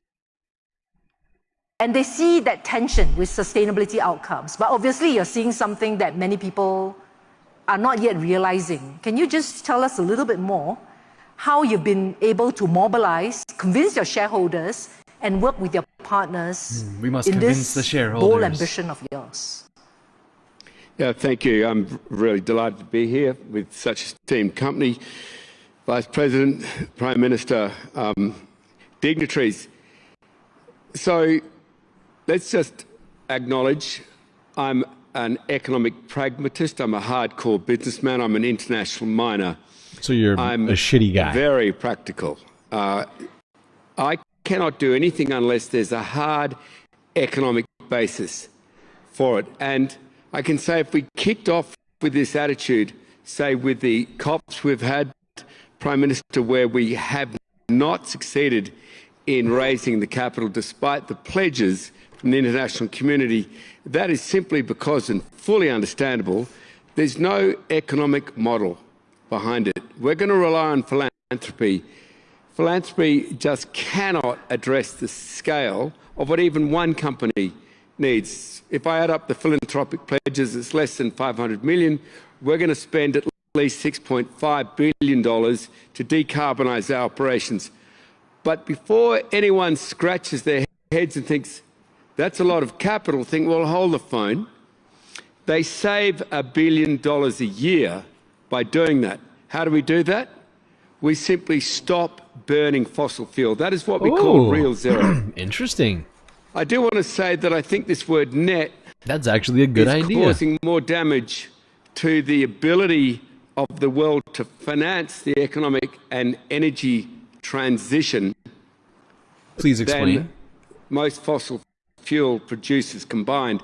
That word net gives you an out clause to do nothing. When you go to a bank and say, I want to borrow X billion, and we raised capital this morning, So relatable. Of 9. Such a relatable way to talk about this. When you go to a bank, yeah, you know, most weeks I don't even dream of a bank giving me loans, let alone $1 billion. Jesus Christ, dude. Yeah, when you go to the bank and you're like, hey, I need a few $1 billion. All right, continue. Billion, and we raised capital this morning, only this morning, of 9.2 billion. That's because our economic model is simple. This is the amount of money we don't spend each year, times the loan period, 10 years. That tranche of capital is now available, it's called savings, to be borrowed against. This is a financial model. We're not relying on carbon sequestration, that I can assure you, I'll switch quickly to being a scientist, that I can assure you fails consistently. We're not relying on carbon offsets or carbon credits, where professionals in this sector say 95% are going to be found to not give the carbon benefits they were purchased for. Not relying on any of that. That could be court cases, which will mean your loan, if you've lent into a company relying on carbon credits or carbon sequestration or carbon offsets, could well be in jeopardy. Now, No, we're not relying on any of that. We're just stopping burning fossil fuel. Now, I gotta say, I started off really coming at this guy kind of hard. And I'm sure I probably disagree with him on a bunch of stuff, considering he's a, you know, apparently a very, very wealthy man who's been made wealthy by mining minerals. But he's saying some actually reasonably intelligent stuff here. We need to stop burning fossil fuels and stop relying on the figment, which is carbon credits, right? Because in fact, some of the like forests, because like people are buying like parts of forests and stuff. Some of those forests have been burned down recently, stuff like that, and it's just not a viable way of solving the future climate problems. I'm actually shocked to be agreeing with him on anything right now, considering the way he started off this discussion. Although I guess maybe he was just trying to win the room over with his love of capitalism or whatever. I don't know. The elephant in the room, and that is fully financeable. Let me just walk you through how. Okay, all right. Let me prepare myself. Tell me how you're going to do it with you money. Have a very large operation with control centers around your sphere of operations around the world, and you've indicated to a workforce, in our case 25,000, that you're going to stop burning fossil fuel by the end of this decade, the workforce gets very interested. When they ask you how you're going to do that, you say you're going to resolve it. You work out how to do it. You work out how to pull all the carbon out of our trains, out of our trucks. Our trucks are somewhat taller than this room. You work out how to do it out of our fixed plant. You work out how to do it even out of making metal for green steel. And then you put a timeline on it. It's not 2050. Who's going to be around in 2050 making decisions here? We say it's going to be in your career, so we put 2030. And then, of course, the leader's saying, what happens if we don't? We'd say that's simple. At the end of 2028, a full year or two before the deadline, we're going to come through the operation centres, asked to speak, asked to see the energy flow part of the control panels, and if any of it's connected to fossil fuel, we switch off that operational plant. Literally send that plant and the work. This sounds very optimistic. I don't know. I mean, I like the things he's saying, but then the actual implementation of just sort of getting companies to voluntarily do this is going to be a problem, I think, right? Because he's talking about him as the leader of a large multinational company being able to dictate this, but then you have to go one by one to each fucking billionaire who owns a multinational or whatever company and get them to also be on board with that. And hey, I love that. I would, but we've seen a number of people sort of go back on their pledges and stuff like that. We saw Spanish energy producers complaining about not making enough money from solar energy earlier this year, or not this year, 2024. Sorry. I'm gonna skip past some of this. Let's go to here. I thought this was good. I thought this was great, actually. I was not expecting to see this guy here. This is the current acting, what do you call it? Current acting Prime Minister of Bangladesh. What's his first name? Something Yunus. What is it? Fuck. Muhammad Yunus. After the protests in Bangladesh, if you recall, back in 2024, which essentially has put the whole country just full stop, just ended, like, basically, like, so much stuff, like, basically put the whole country like in just turmoil. The military police came and started killing many of these protesters, but they did not give up, and they forced their prime minister to literally resign and flee the country along with some of her counterparts. And this guy who's about to talk is the current acting prime minister of Bangladesh, and this guy's got actually a pretty great track record on a lot of stuff, including this. So I was really surprised to see him here at the World Economic Forum. Professor Yunus. This conversation that Catherine had raised earlier around the new era, the need to forge new pathways, new businesses, new ways of doing things. In fact, you won the Nobel Prize in 2006 for your pioneering work on microfinance and microcredit to alleviate poverty. Incidentally, Vice President Al Gore actually won the Nobel Peace Prize 1 year later in 2007 for his work around climate.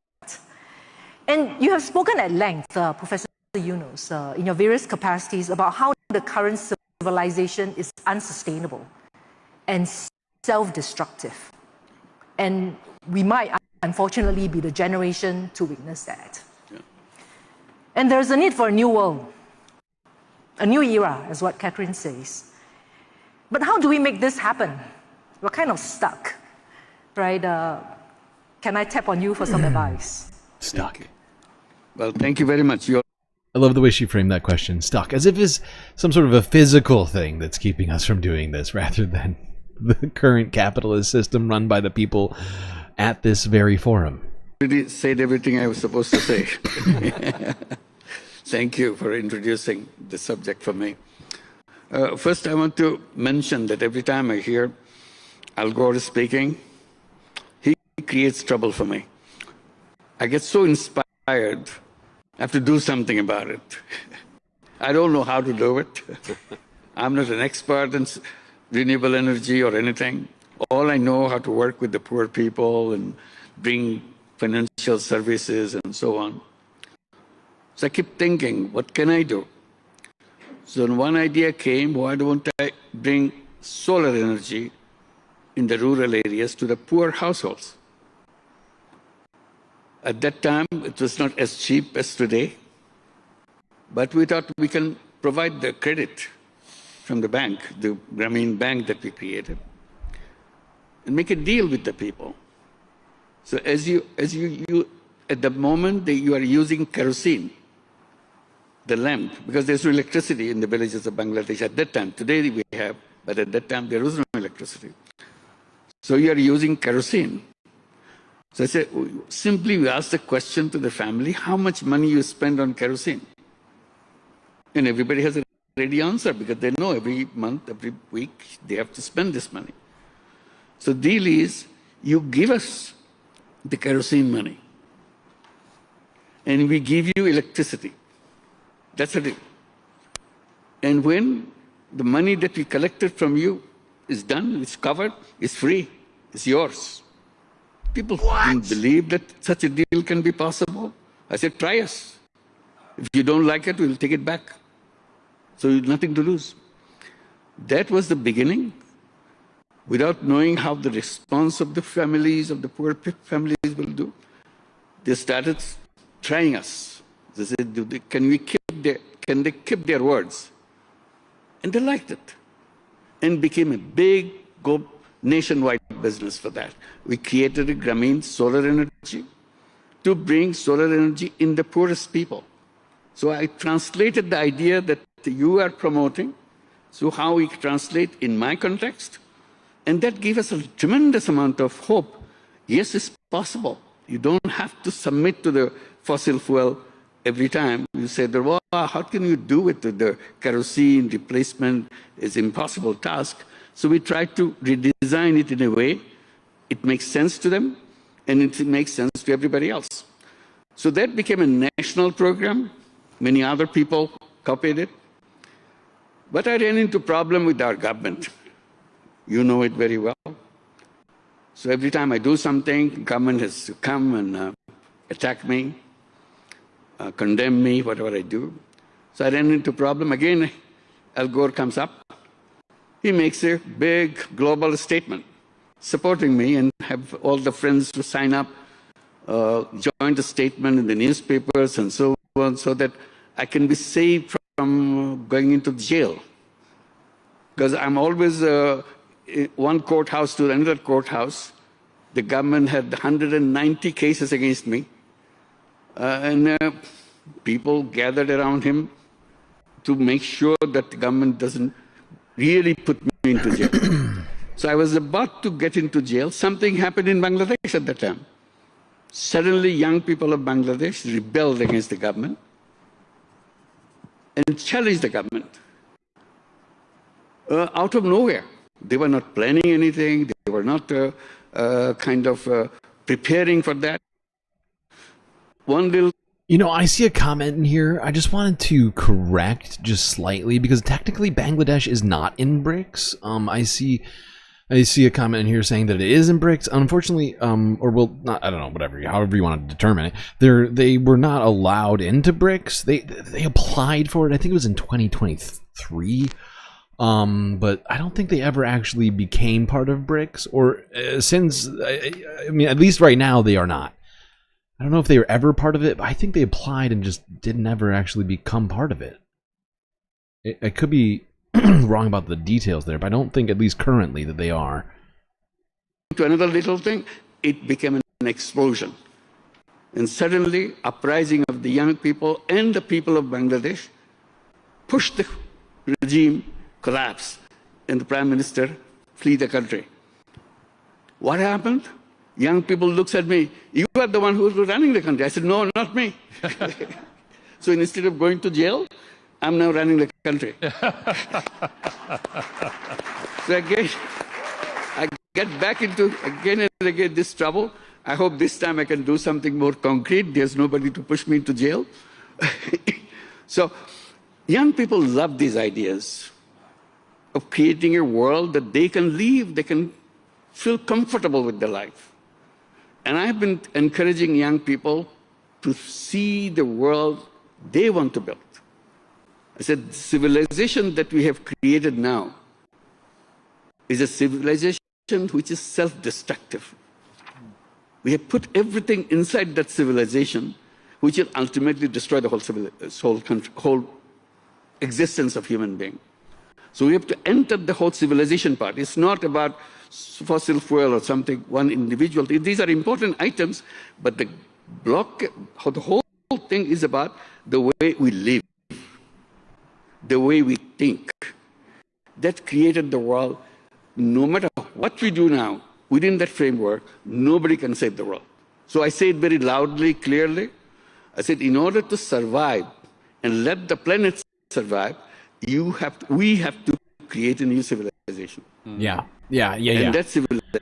And if you're not quite getting what he's meaning by this, is that, you know, there's a bunch of people who are dependent on fossil fuels right now, and in order to get them off of fossil fuels, we have to give them different alternatives, right? And if you're too impoverished to think of alternatives or to be able to access those alternatives, well, governments need to step in and to make that possible, right? To create a new paradigm in which, you know, that is not the case, where people are, like he was saying, burning kerosene rather than just using clean, you know, like solar energy or whatever else that might be available, you know, in the region. And, you know, it's something we have to think about, especially these people who are at the World Economic Forum and are basically the reasons why there are impoverished people. Right? I mean, I don't know exactly how else to put that. Right? Because all these people at the World Economic Forum are either billionaires, extremely wealthy, just like 100-millionaire type people, or you know, world leaders who are implementing policy. and yeah, you know, it's unfortunately it's much of this stuff just goes on deaf ears, or is utilized by the World Economic Forum like as messaging, or like as sort of a way to launder their own sort of activities. Oftentimes I feel like they bring in people such as Mohammed Yunus, UNICEF, you know, who else is here right now? I'm trying to think of some of the other organizations. And I just feel like, you know, they hear the message and they're like, how do we co-opt this in a way where we don't actually have to do anything, but people think we're doing something, and we need to force it upon them, right? We need to get people in power to force them to listen, right? One way or another. Because we are at a precipice right now in terms of timeline. There is not much time to solve this. And I'm afraid that we are barreling towards a horrifying future with Donald Trump at the head of the United States, one of the most carbon creating nations on the planet. Certainly the most wealthy nation on the planet. The most, largest economy on the planet. We are contributing most to fossil fuel production, to fossil fuel use, and something needs to be done. And I don't know what that's going to be right now, because I don't even know if talking about it is the thing to change it. Donald Trump, he's going to listen? I don't know. I keep keep trying to rack my brain on what can be done to wake up America in the midst of a Donald Trump presidency. It is a question I don't actually have an answer to right now. I wish I did. All right, let's listen to Al Gore real quick. 1 day a day, a step at a time, a day a week. And if you can move faster, start running. We have come to the close of the segment, but I really would like to invite the panelists, because you've heard from each other. The technology, the data is there. Economics work. Financing investments can be made possible. But we need leadership and human will. We need to also organize ourselves so that we can move in concert. What can we do to inspire more global leadership, more collaboration? This year's annual meeting, the theme is around the intelligent age. How can we harness the wisdom of our forefathers? How can we harness the wisdom from nature? How can we harness that inner wisdom within ourselves? All of this talk and chat of different sort of THC products make me real jealous right now, because I have not been partaking at all for the whole month of January, because I've been trying to hold on to every dollar possible so I can pay the bills and keep the Galactic Space Station online. So I've just, been cold turkeying. It's been very painful for me. Hope you're all enjoying the right choices for our children, for ourselves, for our children, and for all future generations to come. So if I could just invite you to share your reflections before we close this panel. President Al Gore, Vice President Al Gore, would you like to start first? I was president of the Senate, so it's okay. Well, thank you. I'm inspired by this panel, and it's an honor to be a part of this panel, and thank you, Gim Hui. We are going to win this, in my opinion. The question is whether we will win it quickly enough. The crisis is getting worse faster than we are deploying solutions. But there's a famous economic law, so to speak, named after the late economist Rudy Dornbush. He said, things take longer to happen than you think they will, but then they happen faster than you thought they could.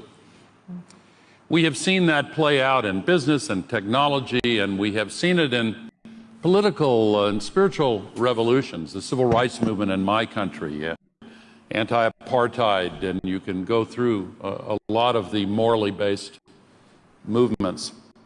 In all of those movements, there were times when the advocates felt despair. The antidote to climate despair is climate action, because in those previous revolutions, when the central issue was revealed as a choice between what's right and what's wrong, then at a very deep level, the outcome became foreordained. We are very close to that tipping point in the sustainability revolution. How will we get there? We have the technology, we have the deployment models. Trina Solar has demonstrated how that can be done so effectively. We've heard Andrew Forrest I'm not going to go through the panel, but all of them have been so Al Gore struggling inspiring. with the microphone. For those who are interested in becoming advocates, please turn your attention and your energies to this. On Monday, when our forum began this week, in my country, it was also Martin Luther King Day. During one of the moments of trial and struggle in the civil rights movement, Dr. King said, "If you can't fly, run. If you can't run, walk. If you can't walk, crawl. But keep going forward." That's Okay, let's go to a slightly more productive conversation than trying to convince billionaires to get on the climate action, something that is, you know, sort of intrinsically opposed to their existence, right? These are the same people who are building bunkers to, avoid all the climate catastrophes and or us when we get upset at them. And they are not really interested in doing anything about the climate in terms of fixing it. In fact, I feel like some of them are just like genuinely hoping for the apocalypse so that they can finally use those $1 million bunkers sitting around. Okay, let's go to a slightly more productive conversation here at a very, I think, a well-known YouTube channel that, at least within this chat, one Zeteo. Who did Mehdi have on? Let's see. Who could Mehdi have possibly gotten to talk about climate change? Hello, welcome to another Zeteo Live Town Hall. Thank you, subscribers, for joining us on a Friday to talk about some of the big issues in the world right now. We've got an amazing guest with us. You can see her sitting in Stockholm. She's just come back from traveling, so she's a little bit tired. Is the one and only Greta Thunberg, Zeteo contributor and globally acclaimed climate and justice activist. Greta, thank you so much for joining us. Thank you for having me. So we've got people joining the chat right now.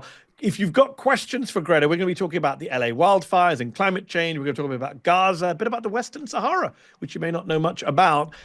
Do stick your questions in the Q&A, and I'll try and read out as many as I can between now and 3:30 Eastern, which is where I am on the East Coast of the United States. Sadly, I'm not in Europe at the moment. Greta, let's just jump straight in. I know you've been traveling. I want to talk about your trip to Morocco and to the Western Sahara and an issue that people don't talk about. We'll come to that. But the big climate story right now in the US at the start of the year, or what should be a climate story, are the crazy, devastating LA and California wildfires. Thousands of acres burned down, residents driven from their homes. People have lost everything, 100-mile-an-hour winds, devastation, the kind of which we haven't seen for a long time. And yet, it's not the climate story. It should be. Not only is the media not giving it the same attention as a climate story, but of course, one of our two political parties here in the US, the Republican Party, has made it very clear this is not a climate story. What was your reaction when you saw these wildfires? I mean, of course, as everyone else, was devastated when I saw the pictures and heard the stories from people affected. But again, this is something that science has been warning us about for decades. We knew that this was coming, and we know that it is only going to get worse from here. And we know that the short window of time we have for acting in a way that prevents the worst consequences of the climate crisis, that window of time is rapidly closing. And so, but this is something we know. This is something that the people living on the front lines and scientists and the climate justice movement have been warning us for decades. But those calls for action have been drowned in endless streams of greenwashing, lies, and empty promises from the people in power. But of course, the people in LA who are affected by the wildfires are far from the only ones affected by the climate crisis, of course. And we know that the people who are affected by it the most, generally, are the people who have contributed to the climate crisis the absolute least. And it's mainly people who are already marginalized and vulnerable to other crises, people who are already suffering from social injustices and other crises, who are being put on the front line during other crises like the climate crisis as well, which of course is only reinforcing already existing social injustices, mainly people living in the global south and marginalized communities in the so-called global north. So it's interesting you mentioned the global south, Greta, because for years, as some of us have tried to raise awareness about climate and the climate crisis in our journalism, the problem we've come up against is that people in the West just weren't interested, right? Climate change was seen as either a future problem, not a current problem, or it was seen as a problem that affects people in Bangladesh or the Maldives, not us. And now the argument was, well, when it starts affecting the West, then you'll see attitudes change. And yet, since the California wildfires broke out, we haven't seen some massive U-turn from people who were previously skeptical. All they've done is just change the subject. I mean, the propaganda is really powerful. Instead of saying, okay, this is climate change, we're now witnessing it. Americans are suffering, losing their lives, losing their homes. This is bad forest management. This is because we didn't have enough water pressure in the hydrants. We didn't have enough firefighters. This is political mismanagement. All of these excuses, everything but climate change. Yeah, it's all about the excuses. First is, well, it's actually not happening. And then it's, well, it's actually not human caused. And then it's, well, actually it's going to happen in the future. And then it's, oh, well, it's happening somewhere else, to someone else, not me. And then when it's actually happening to us, it's, oh, well, this is actually not connected to the climate crisis. So no matter what it is, it's only being met with excuses to distract and to delay and to deny, to cause one purpose. And the purpose is to continue just a bit more, extract the last bit of this system, to continue to get some more short-term economic growth, just a bit more while we can, and trying to buy some more time, because we know that this is not going to last. We know that we are going to have to change. Either we change as soon as we can on our terms, or we are going to be forced to change because the climate. Yeah, that's a great point here from Greta. Either we change or by choice, or we'll be forced to change. And the fact is, if we're forced to change, the changes are going to be much harder to do. Right, because in the forced to change scenario, it's due to literal climate destruction, which will also destroy infrastructure and all sorts of other stuff that we need to survive. And things, right now we have the technology, like Al Gore mentioned earlier. And also, my dogs, thank you for the super chat. That's a beautiful Mudang who looks incredibly surprised. What? And another one. I'm counting all of these. So that's 4. We've gotten 4 super chats or super stickers. That's we only have 1 more to go to make sure that we get all of our content. I know these aren't counting. I'm counting them though. I'm counting each and every one. We got 4. I think Christopher Tablante got us started. Then it was PB. Now my dog stepping in to make sure we get all of the galactic content. I love all of you. Collapses even more. So it's just how we want that change to look. Oh, it's a sad super sticker. Right now, the people I like this with one the better. Strong voices I like in the world Mudang. belong to those I like the Mudang. destroying the world, and they are the ones that sad power face is to making me set the so agenda, sad. set the narrative, and of course, they are going to set the narrative that benefits them, the narrative that excuses us to not change the current system. And interesting you say, a bit more. I mean, it's a lot. And more expensive. No, absolutely. Absolutely. Jared, Tracy, Eva came in. Wait, is it Eva or Ava? I forgot again. 1 or 2. Eva or Ava? I don't know why I forgot. Because I could have sworn I tried to check in with you on this last week. Somehow my brain broke. Chokey, oh my god, with so many super stickers in here. People, we've already gotten over the limit now. So much galactic love. I was just saying that Tracy, Ava, and or Eva just got us over the limit, and somehow Chokey is still giving more galactic love. Look at this little lime cheerleading our galactic stream. Truly, truly beautiful. Sometimes I need a cheerleader to keep going around here.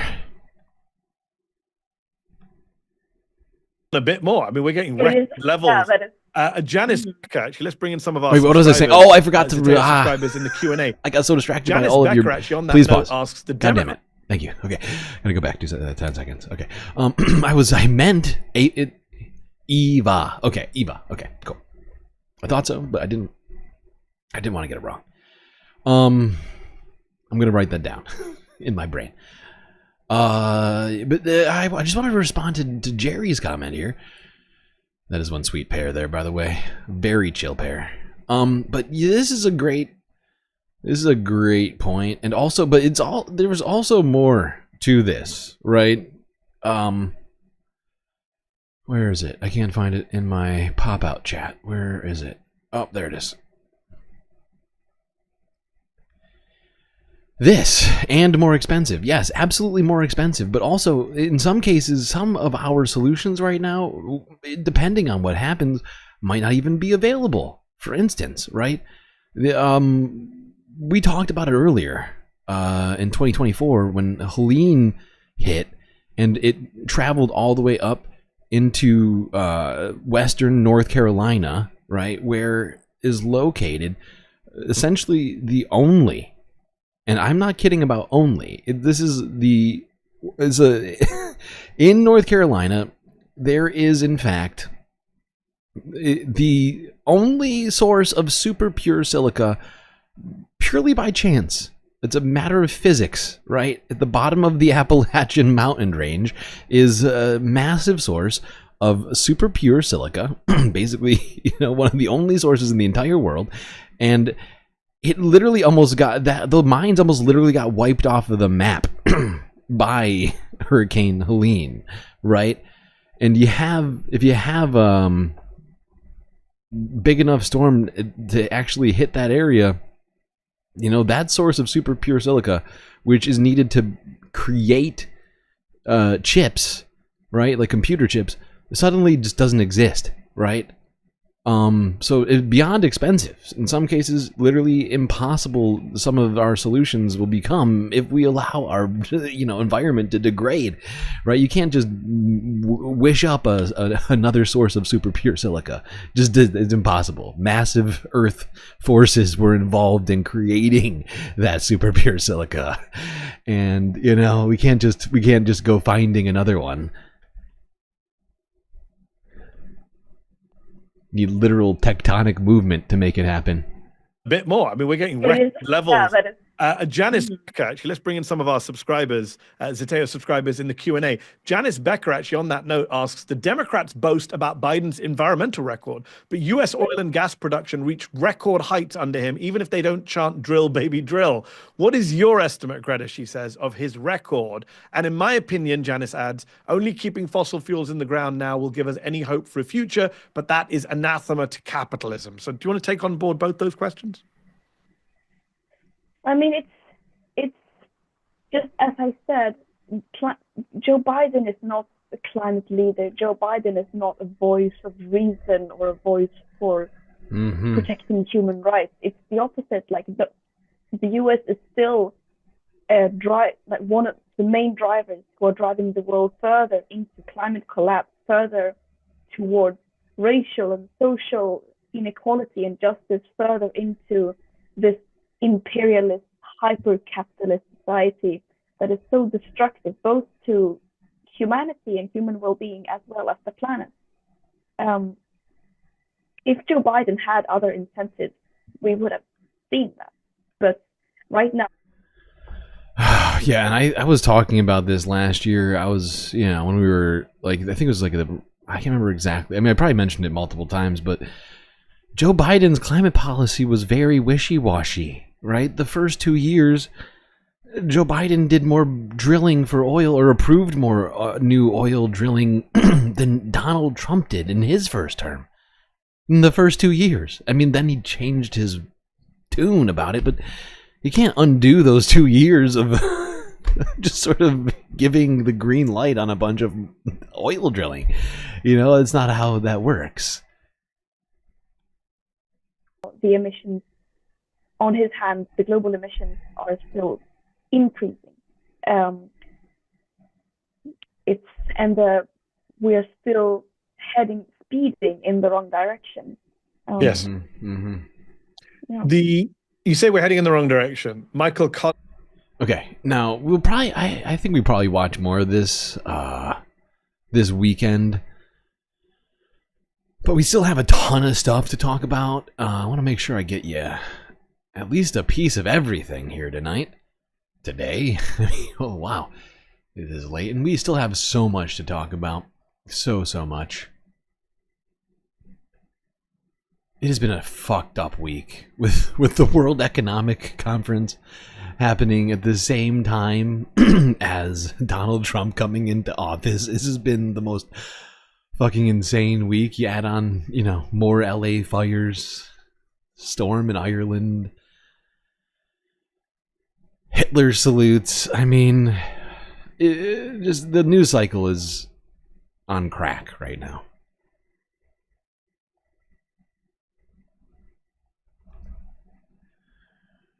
Okay, let's go to this. This is global news. Earlier today, a freaking landslide struck a village in Indonesia, which caused at least 25 people to be killed.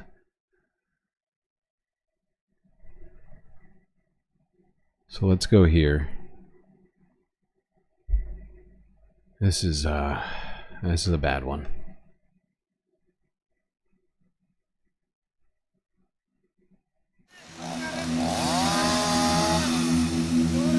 A landslide in Indonesia killed at least 25 people, with the number rising from 17 early in the week.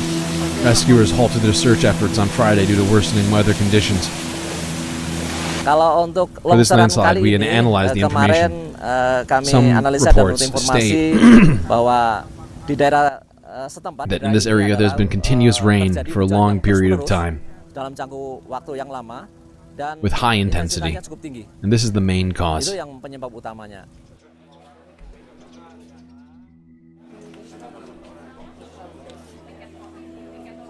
Saya enggak sampai ke longsorannya. I did not reach the landslide area, but my children and grandchildren Longsoran menyelamatkan keluarga yang were there and managed to save their family. Rumahnya sudah dongsok tapi keluarga orangnya masih hidup.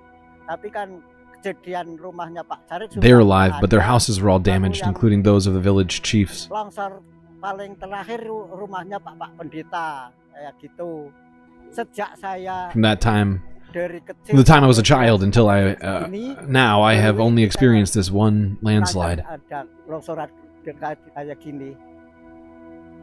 Dulu tidak ada. At one time, it was only the wind that damaged people's houses. Rumah-rumah.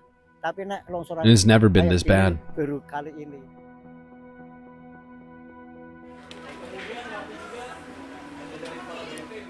Landslides are now frequent in Indonesia during the rainy season due to increased. Why are they blocking their own subtitles with with fucking end cards?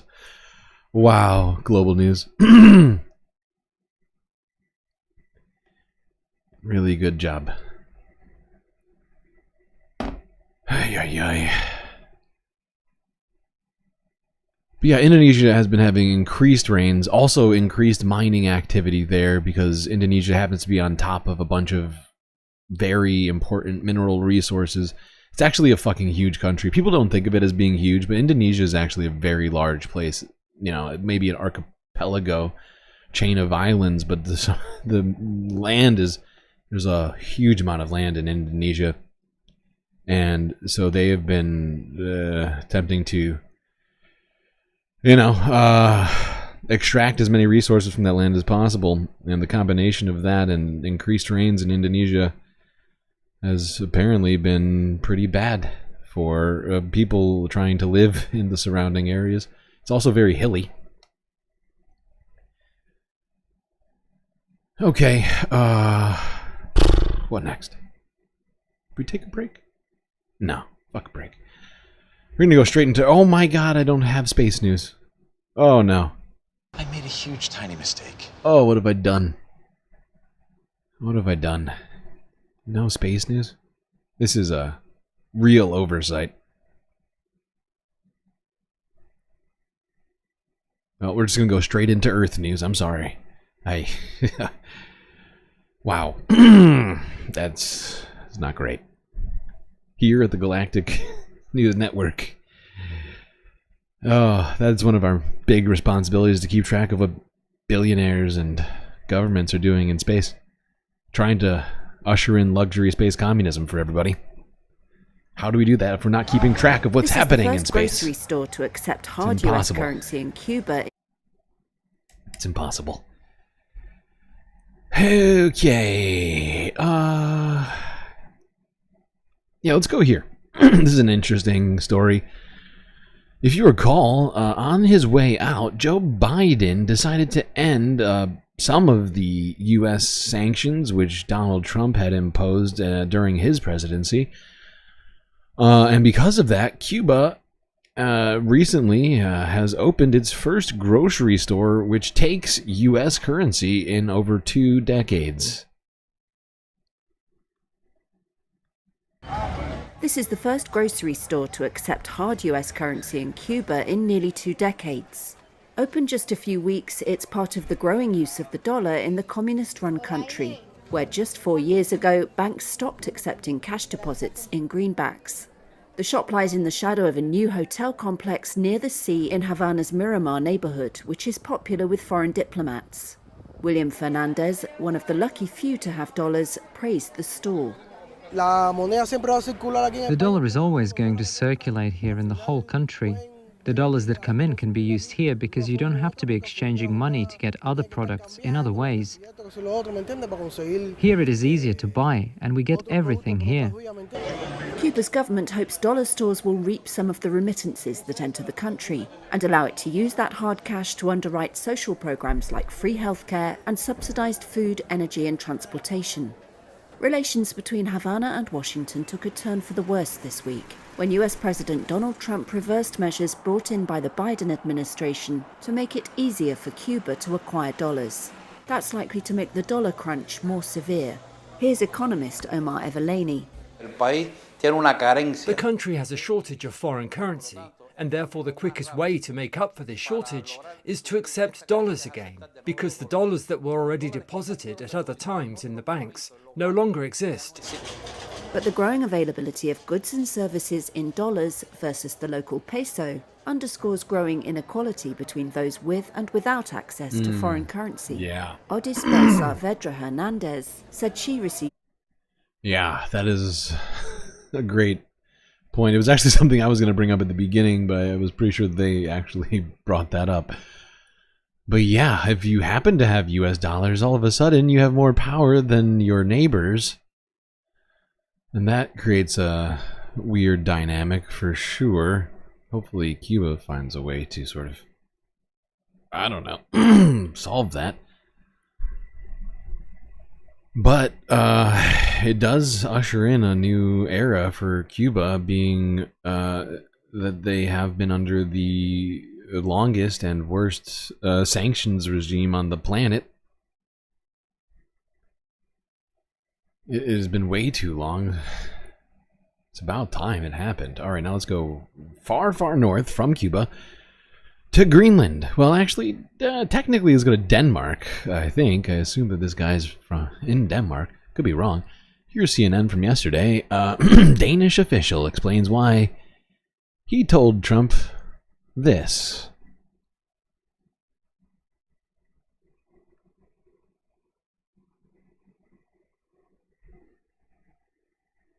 And tonight, this Danish lawmaker did not mince words when it comes to the president and Greenland. Dear President Trump, listen very carefully. Greenland has been part of the Danish kingdom for 800 years. It's an integrated part of our country. Jesus, right. It is not for sale. 800. Let me put it in words you might understand. Mr. Trump, f*** off.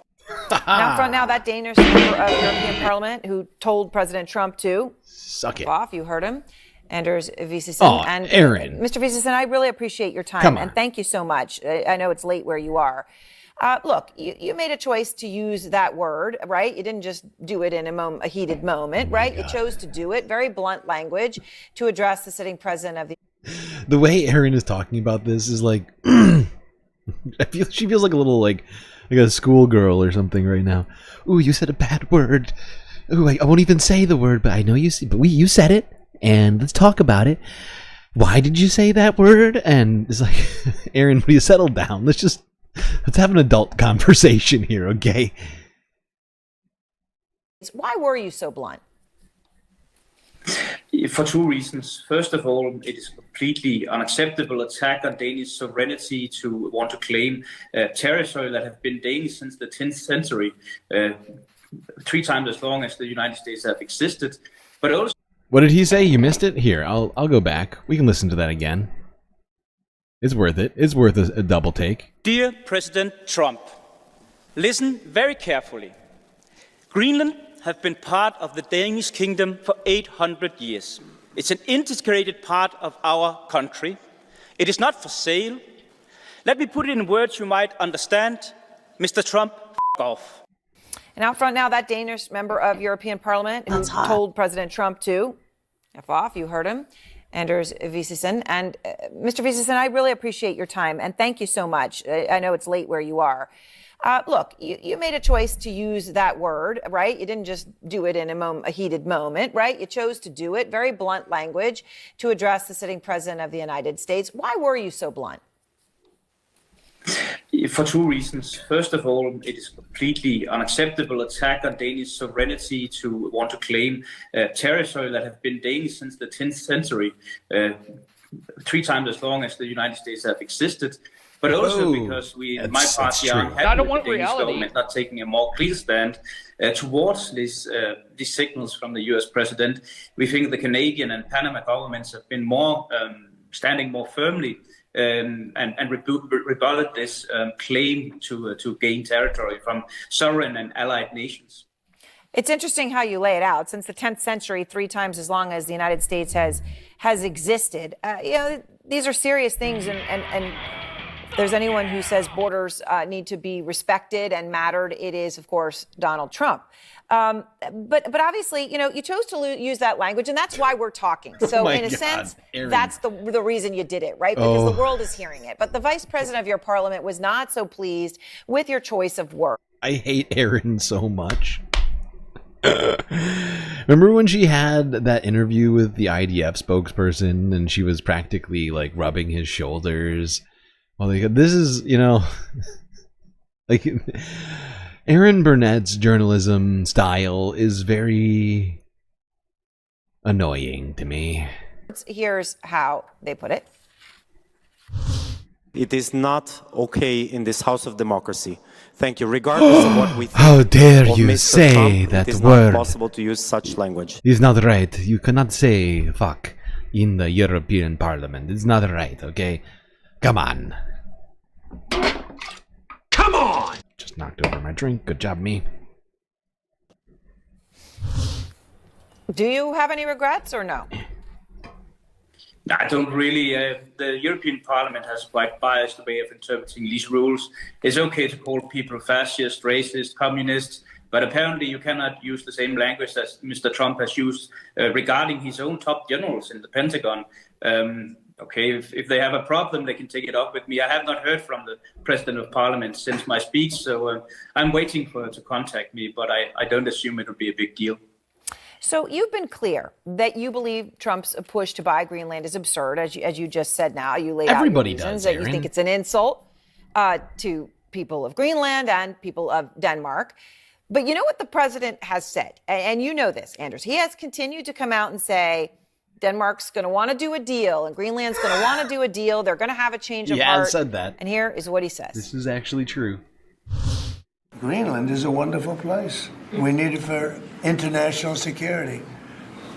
And I'm sure that Denmark will come along. I think it's costing them a lot of money to maintain it, to keep it. That's a sore point. I mean, obviously, Denmark does send money to Greenland, a lot of it, right? That is true. Is it possible he ends up being right? No, for two reasons. You have two arguments there. One is what is best for American security. We take those concerns very seriously. We are a NATO ally.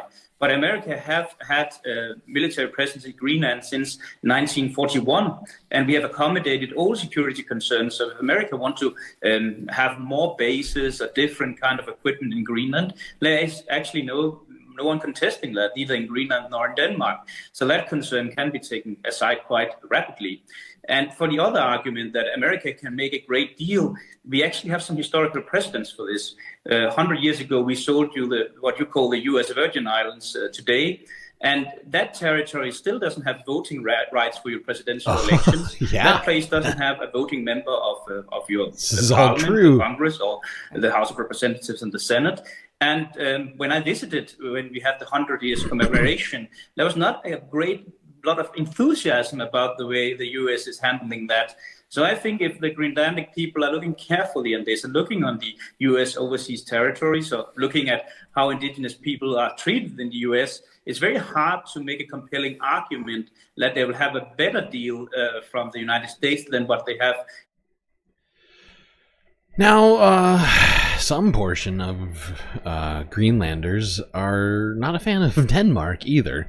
And when Donald Trump brought this up originally, I remember many of them saying we would prefer neither Denmark nor America. We would like our own country, which is a fair point. They have been a territory of Denmark for, like this guy said, practically 1,000 years.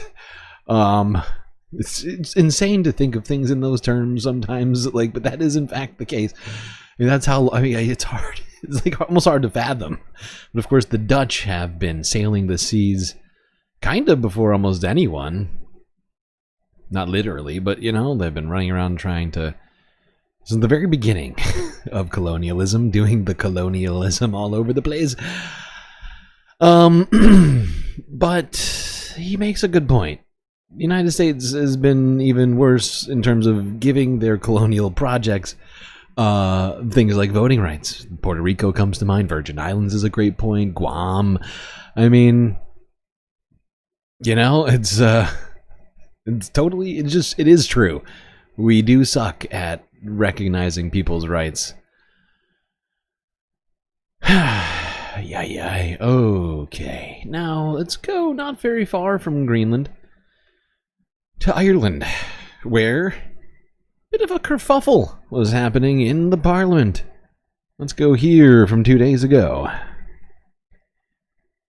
Speaker of Irish Parliament abandons attempt to elect new Prime Minister. Oh no. Oh no.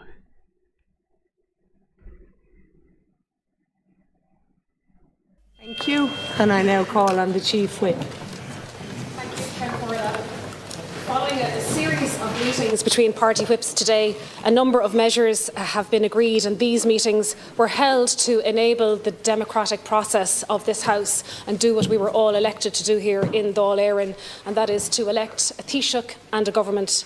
All parties have agreed to allow the democratic process to proceed.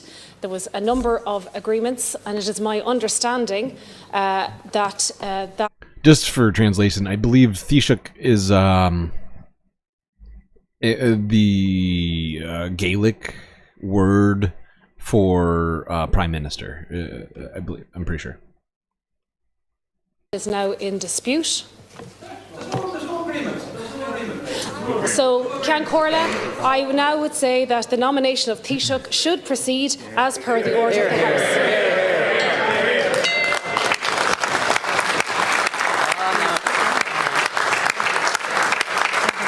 I now proceed with the order of business, Deputy. Ceann Comhairle.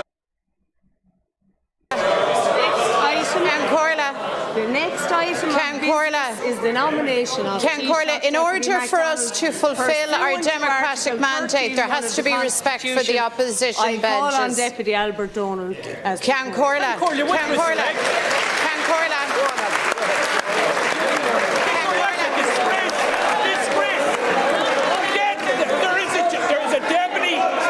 Maga of Ceann Comhairle. There's a deputy standing. That is a disgrace, Ceann Comhairle. It is a disgrace. So much Irish yelling going on. And a privilege to finally stand here before Dáil Éireann, elected democratically by the people of Ireland. Unbelievable. Nominate Taoiseach here today, who is standing by now. Stand before this House elected. Oh boy. That's the behaviour that we're going to see. It's not acceptable.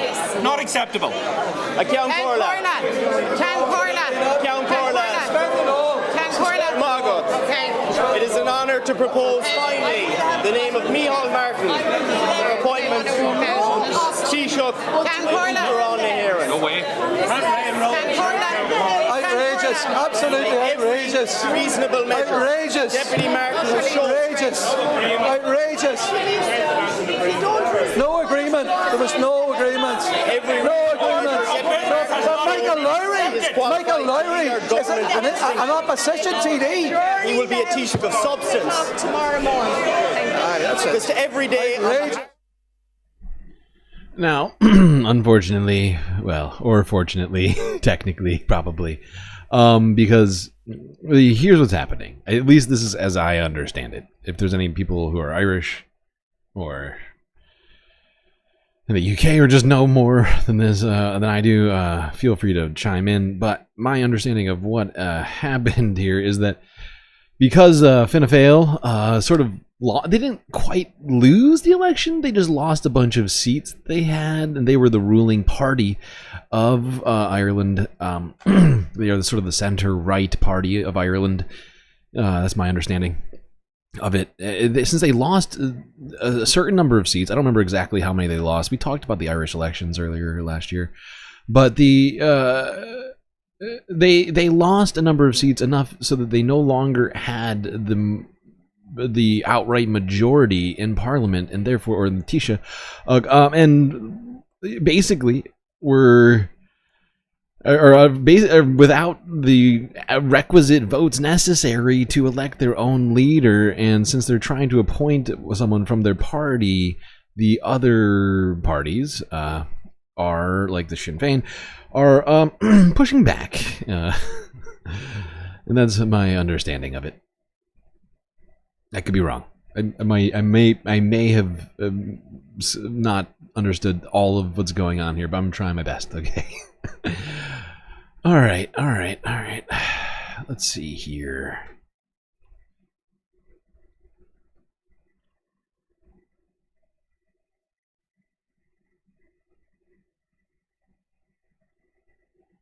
The Greeks were colonizing in boats. All right, that's true. That's true. But I meant like worldwide. That's just the Mediterranean. But you make a fair point. That's still colonialism. All right. Oh God. I had two. Oh boy. Oh, I forgot we have this story. Oh, this one should be fun. All right, but not yet. Let's go here. This one's fun for different reasons. But not really fun.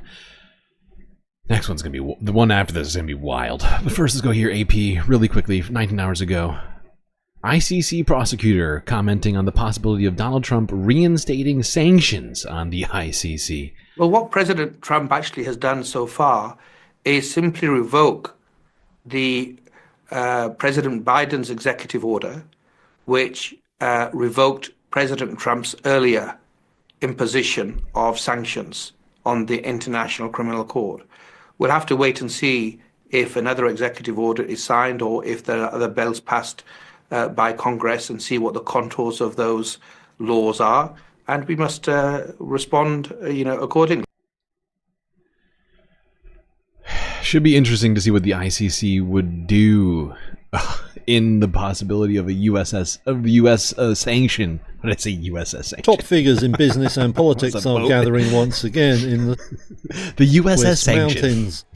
It's the boat we're all riding in. At least those of us from America. No, but it should be interesting to see what happens if Donald Trump decides to sanction the ICC. I mean, they can start just, making some arrest warrants for people in the United States, I'm sure, that were either previously in office or currently in office. So that would be interesting to see how that would all play out.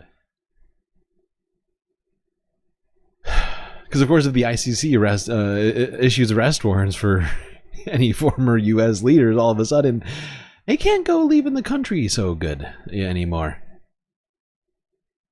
We're not even a signatory of the ICC? I'm well aware. We suck.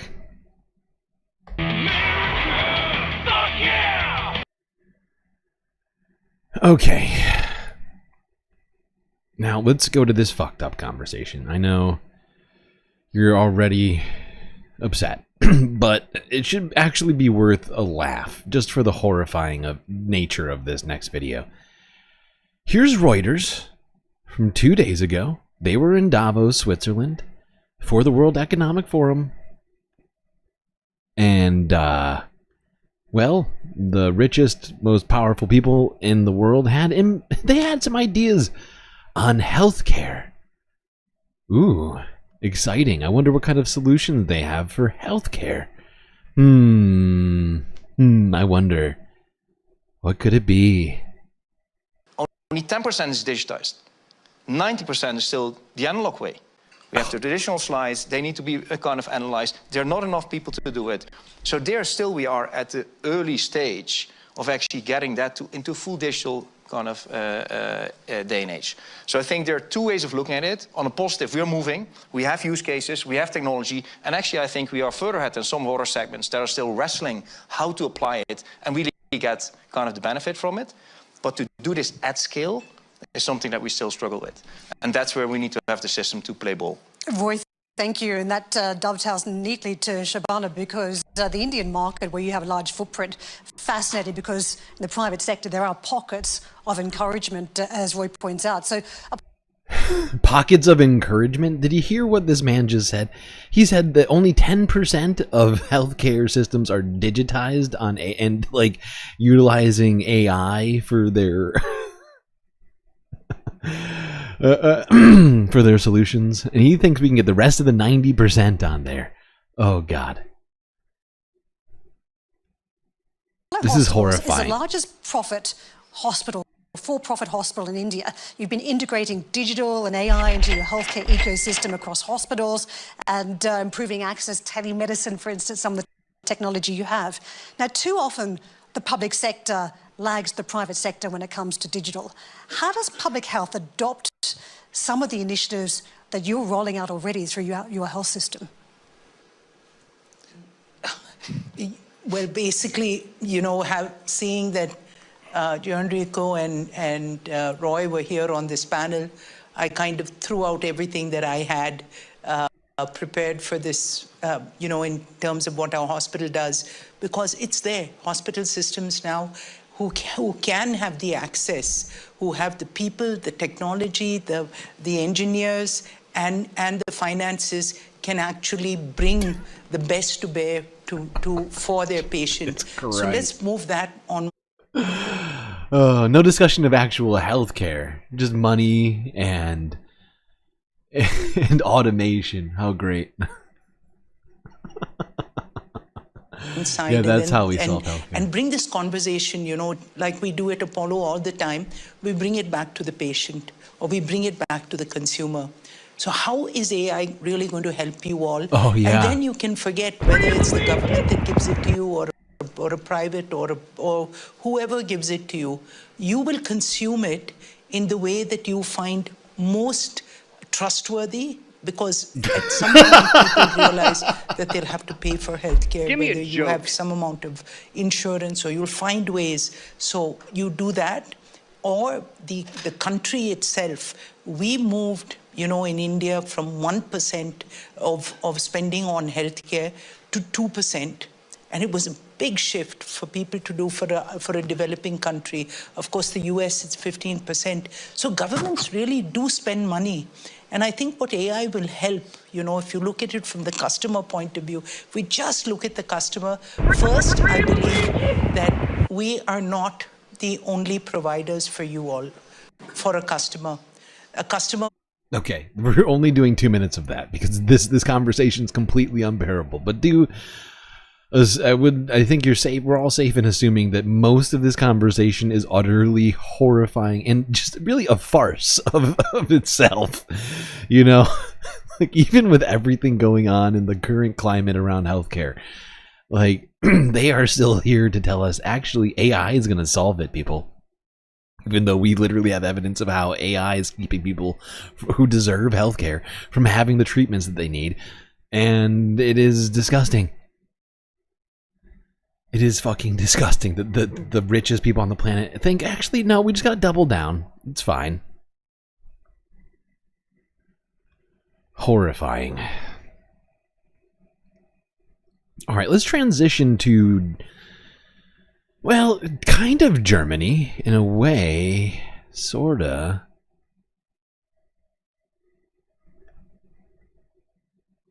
Let's go here. Reuters from a day ago.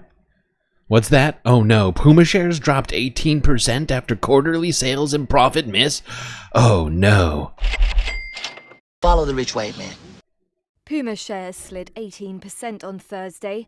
The German sportswear brand reported lower than expected fourth quarter sales and a decline in annual profit. It raises questions about its ability to compete against bigger rivals. Do we have a chatter from Adidas India? and Nike. You can hear The weak results late on Wednesday came after Adidas reported strong sales and profitability. Puma has legwork ahead in order to boost its brand and take a bigger slice of the $400 billion global sportswear market. The company has been trying to launch new trends, such as the motor racing-inspired Speedcat, but JP Morgan analysts said sales trends for the Speedcat have been weaker than expected. No. The market also remains dominated by Adidas's retro Samba trainers. Damn you does, New Adidas. fast-growing brands How dare like you On eat Running Puma's and lunch. Hoka have also shaken up the sportswear industry. That's very sad. I just figured we'd use this as a segue to talking about a different thing. Germany related. Let's go to Germany to see what they thought about Elon Musk's little hand gesture at the Donald Trump inauguration party or whatever it was. Lots of people were shocked to see Elon Musk do a hand gesture that looked a lot like a Nazi. Lots of people were shocked to see Elon Musk do a hand gesture that looked a lot like a Nazi salute at Trump's inauguration. Let's see what people here in Germany think of it. No, I'm just like freezing. I can't believe that that's really happening. I can't imagine what it's going to be like the next 4 years if this is just the beginning. If he would be doing this in Germany, he would be arrested on the spot. I know some people might come with the excuse that he is autistic. And as someone who is autistic myself, this is not an excuse. I Wait. would never do this gesture. We had this. You've never done a now. Nazi salute? That's crazy. I was being told that, you know, anybody on the spectrum basically had a, you know, some sort of a compulsion to do fascist hand movements by, I don't know, people like the ADL or whatever. This is not an excuse. I would never do this gesture. We had this, and we don't need this. And now we have to do some things that this won't escalate. I don't really follow up on the internal things that's going on in the US, but let me say it like this, I'm not surprised. America, really? You don't want that. Germany had it. Don't need to be repeated. Well, there you go.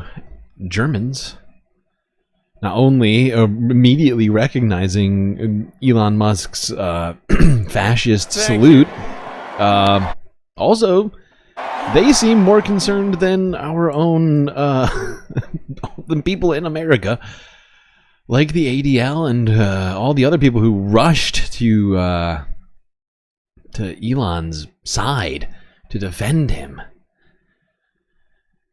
Oh God, why doesn't America I don't want reality. want reality? I don't understand. What's so inconvenient about it? Thank you. Billionaire oligarch Elon Musk has long supported right-wing causes here in the United States, including spending $250 million to re-elect Donald Trump. But recently he's decided to take his political project global, backing far-right parties in many other countries and using his massive platform to attack anyone who doesn't share his views. Let's start with Germany. In December, Musk publicly endorsed the German Alternative for Deutschland, or AfD, a far-right political party with deep ties to the neo-Nazi movement. Its founder and former leader, Alexander Golan, has said that Germany should be proud of its soldiers in the world wars and that people should no longer reproach Germans for World War II. Another prominent AfD leader openly plays with Nazi themes, shouting at meetings, "Everything for Germany," a Nazi stormtrooper slogan banned in Germany. As recently as 2023, AfD members participated in a secret meeting in Potsdam that included neo-Nazis, where they discussed a mass deportation plan for, quote, non-assimilated Germans. Illegal. They are also vehemently anti-Muslim. A 2017 AfD manifesto said, quote, Islam does not belong in Germany. The AfD sees the spread of Islam and the presence of over 5 million Muslims, whose numbers are constantly growing, as a great danger to our state, our society, and our system of values. Despite trying to put forward a more moderate face in recent years, the current party co-leader, Alice Weidel, has said she sees the defeat of Nazi Germany as the defeat of one's own country by a former occupying power, rather than the country's liberation from the cruelty of Nazism. Wait, Elon Musk is self-diagnosed autistic? What? What do you mean? This guy has access to literally all healthcare available to the planet, and he can't get in with. I'm sorry. What? Is that true? Is that true? He's self-diagnosed, a man with diamond-encrusted healthcare. He could go to any doctor he wants. And yet he's self-diagnosed on TikTok or something? Are you kidding me right now? That is insane. Oh, Tracy, I appreciate that. My cough is not great. I know. I have been, I started smoking really young. I picked up smoking cigarettes when I picked up a cigarette for the first time when I was 13 years old. And smoked for about 20 years. I've been trying to quit by vaping. You probably have heard me vape once in a while. There it is. Unfortunately, I have not completely lost the cough. Hopefully it'll get better over time.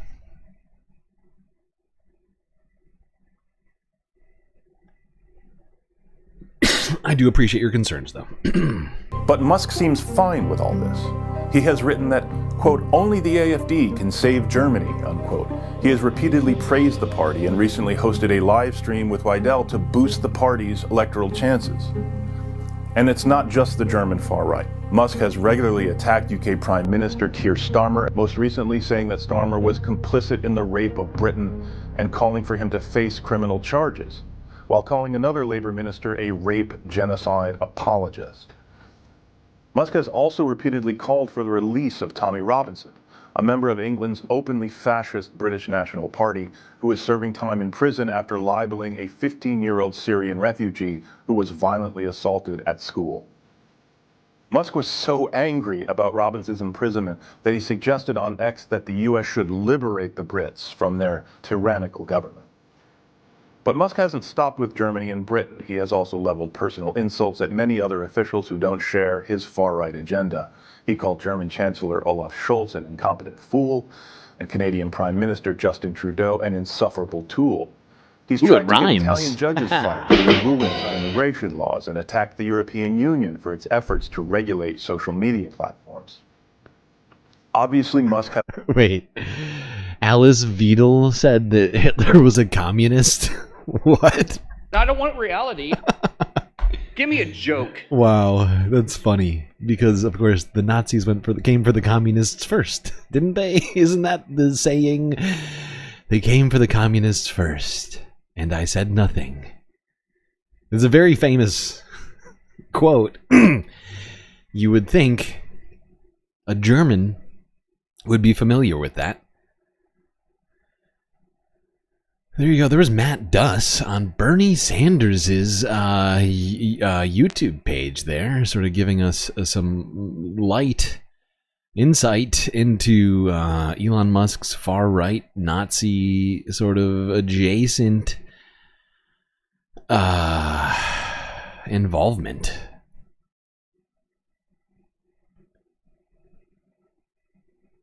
I'm a remote? What are you talking about? I am not a remote. I don't even know what that means. I'm a man. I'm a person. Just because I wear a helmet on my head doesn't mean I'm an inanimate object. It's very hurtful. How rude. All right, we're going to keep talking about Musk here because some more stuff has happened with regards to this situation. We broke it down a couple of days ago. If you recall, we went through all these tweets, the Twitter storm that happened, ADL tweeting, Elon tweeting, everybody tweeting. Let's see if Ben Shapiro was able to defend Elon from all this criticism.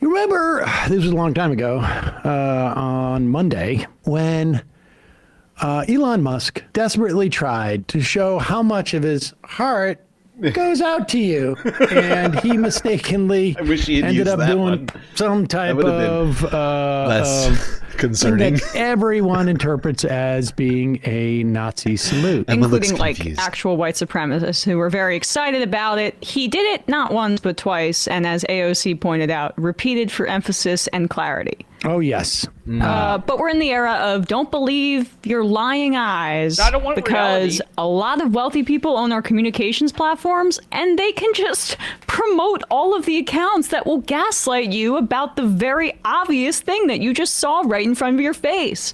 Now, love this post-truth era. And there's no better way to suss out a complete bootlicker than someone who has made their built their reputation on being the Pope of the Jews.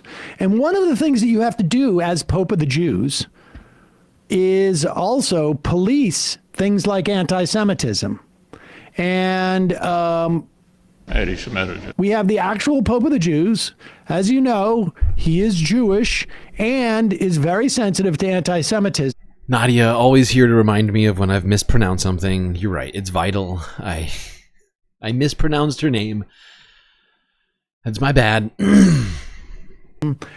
But also has incredible interest in staying in the good graces of this oligarch, Elon Musk.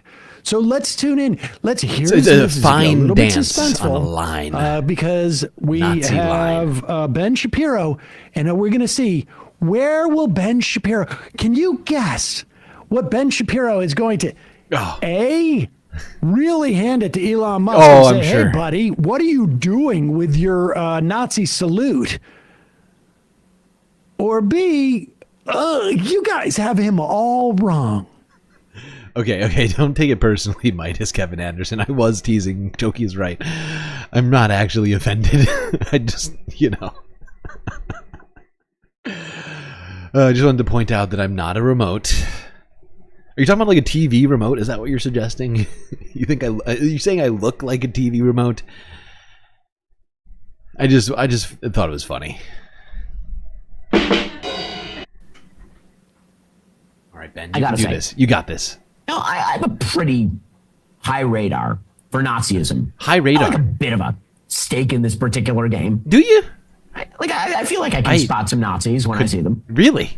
My Nazi radar does not go off around Elon Musk. You know why my Nazi radar doesn't go off around Elon Musk? Because he's not a damned Nazi. In fact, pause it for a second. I got one other reason why his Nazi radar may not go off around Elon Musk. It's broken? Elon Musk is a friend of mine. He's extremely wealthy. In fact, I rely on his good graces in many, many aspects of my life. That's because his Nazi radar is a little bit more updated to the current conservative context, where it only goes off and beeps when somebody criticizes the state of Israel. That's a good point. Go ahead. Yeah, I mean, he must have been really good with that Nazi radar when he hired Candace Owens. Well, sometimes that radar gets jammed, buddy. Go ahead. My Nazi radar go off around Elon Musk. Okay. I am not a wooden mask with legs. BCat. Also very rude. How rude. This is a picture of me. Okay? I don't know how else to be as clear about this. This is a picture of me wearing a helmet, which I made myself with my bare hands. I mean, technically it's wood. Well, former wood. I made it out of cardboard and spray paint and sequins. But you know, I put a lot of crafting into this mask, then went through the difficult effort of taking a picture of myself while wearing that mask. So you are in fact looking at me, okay? This is me. Oh God, I'm gonna cry. I'm so misunderstood. You know why my Nazi radar doesn't go off around Elon Musk? Because he's not a damned Nazi. In fact, Elon and I, 1 year ago, this week, were in Auschwitz together, visiting Auschwitz together. We did an event where he spoke about anti-Semitism and how evil it is and the evils of Hitlerianism. Like, what is wrong with you people? Hold on for a second. I didn't know this. Wow. I didn't know this, Emma. Wow. He was in Auschwitz? He went to Auschwitz? Well, of course, well, if you then, go to Auschwitz, anybody who goes to you are definitely not a Nazi. It's true. Unless, of course, you were there early on. Arguably the greatest work of nonfiction of the 20th century. Going to Auschwitz and saying you're not anti-Semitic, wow. Well, I really wonder what inspired him to do that. Do you have any idea, Emma? Well, it is interesting because prior to that visit, it was just coincidental that he went there after this. Elon Musk, November 2023, so this is 5 weeks after the Hamas attack, Elon Musk agrees. So this is about a year ago, right? Just like almost a year and change. A year and change. So just before a year ago, when Ben Shapiro went to Auschwitz, and Elon Musk went to Auschwitz and spoke at anti-Semitism is bad. Okay. Elon Musk agrees with tweet accusing Jewish people of, quote, hatred against whites. Can we go down to the tweet? This was back when the ADL criticized him. And they said that they felt it was anti-Semitic at this time. The tweet said Jewish communities have been pushing the exact kind of dialectical hatred against whites when they claim to want people to stop using that they claim they want people to stop using against them. Then Elon Musk responded, "You have said the actual truth." Now hold on. Now hold on. We talked about that very tweet. We went over some of Elon's old, very anti-Semitic tweets. And it's just fascinating that the ADL and others and Ben Shapiro decided to come to his aid in this very difficult time of being accused of definitely being a Nazi. Actual truth. Now hold on. Everybody's sitting there going like, oh, when he says you've said the actual truth, that sounds like what he's saying is you have said something that's true. That is exactly what I interpreted as. Your truth goes out to me. People don't know. He's awkward. He's awkward in certain situations. Sometimes you just say by stuff. saying you have said the actual truth, maybe what he meant was you are saying things that I disagree with. Right. That's usually what I say. Neuroatypical, so I don't know what to say in these situations except for I feel compelled to agree with you so that things aren't awkward on the platform. Maybe it was opposite day. I completely disagree with everything they're saying, and by completely disagree, I mean I don't hear anything here that is wrong. That's how. But you know what he said there? That's how agreement and disagreement works, right? He said he was, quote, Jewish by association after going. Say what? And he says he's aspirationally Jewish. Huh. What are people talking about with this anti-Semitism? Aspirationally Jewish? What the hell does any of that even mean? He's talking like old Jew-ish. What's his name? I forgot his name now. That asshole who got kicked out of Congress. What's his name? I can't remember. What is this guy's name? Why is it evading me right now?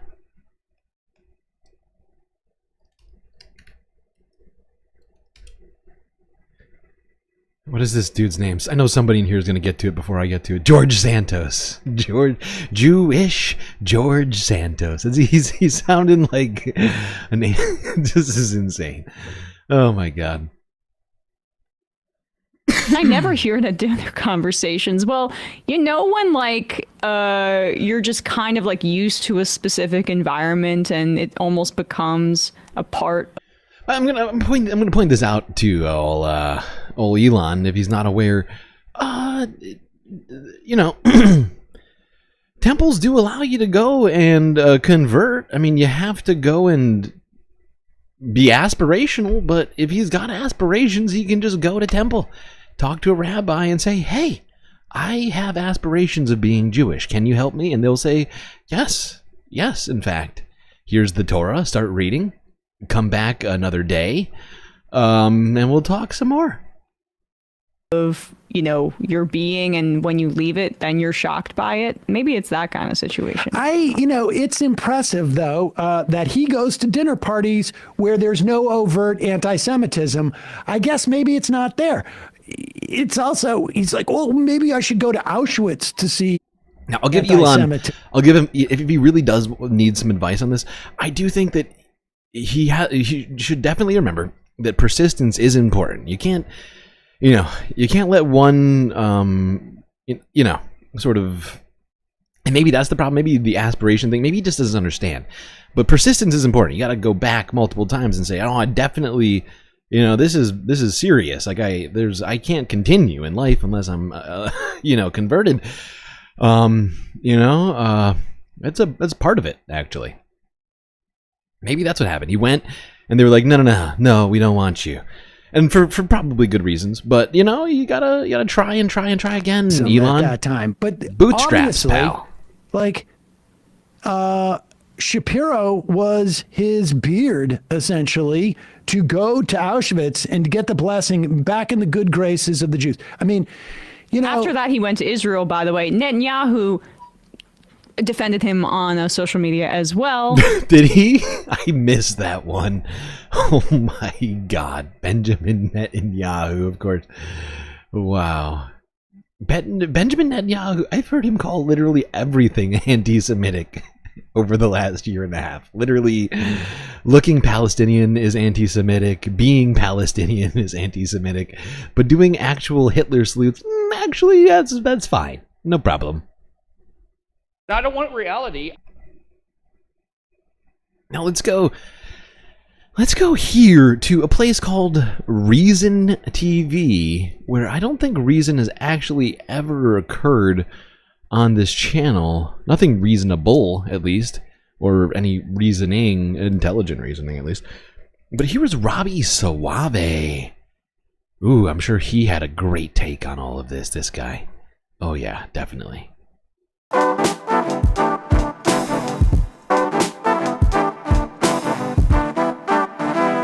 Welcome to Free Media. I'm Robbie Suave. And I'm Amber Duke. Before we jump into all things Donald Trump, be sure to subscribe to our new YouTube channel, linked below. All right, we all know that Donald Trump was sworn in as the 47th President of the United States on Monday. I, Donald John Trump, do so. My main problem with this suit, honestly, is this four-pointed, frickin', like, meticulously folded little pocket square of his. It's maybe the most pretentious part of it. Aside from, Robbie, obviously he's going to take the cake on that one, but the rest of it's not helping. 7th President of the United States on Monday.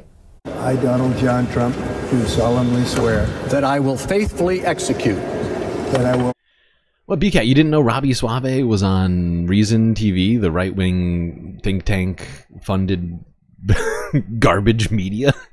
Yeah, when he's got free time from the Hill, he's coming over here to just sort of unrestrictedly spout off all of his worst opinions. He has serial killer the office vibes. Of President of the United States. The office of President of the United States. Now we're going to get into some of the executive orders he has already signed in his first hours in the Oval Office, but it was billionaire Elon Musk who might have stolen the spotlight with this speech.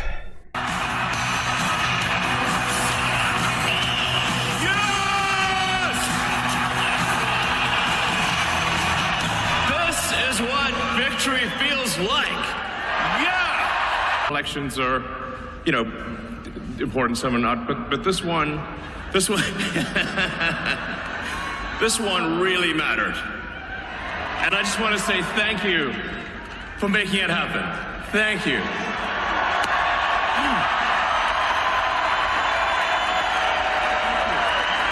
My heart goes out to you.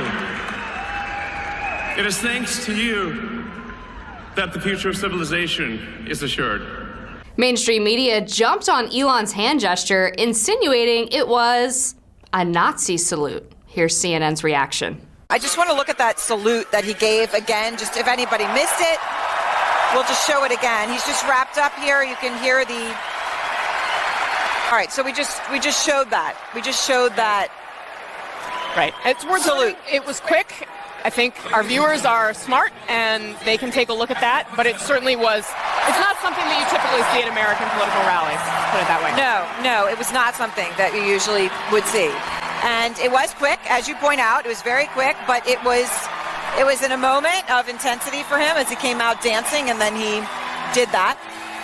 He is a hero here. This was followed by headlines from Time Magazine and The Guardian, straight up calling it Nazi-like and fascist. Musk responded to the backlash, saying, quote, frankly, they need better dirty tricks. The everyone is Hitler attack is so tired. End quote.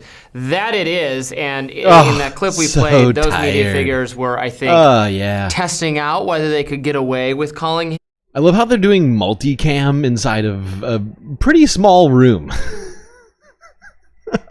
It's so weird. They got like, who said a 15 camera? I don't know if they have 15 cameras in here, but they have too many angles for this podcast. I don't know why they need that. But of course, when you got a bunch of billionaire money sloshing around, you might as well buy extra cameras. I mean, what's to stop you? Who cares if they're thousands of dollars a piece and they all need their own lenses? It's fine. It's fine. You got all that money. You can just keep buying it. And Robbie here, like he said, it's just this is a tired attack. Who could possibly think that? Now, we're going to move on from this nonsense. I do not have the patience for all of that, because they just go on and on and on about how actually liberals are just looking. Actually, wait, we need like 30 more seconds of this, because they just go on and on about how, we need to hear this part. At least like 30 more seconds. God damn it, I hate this channel. Why does this exist? Why do you guys need Pelican cases over here?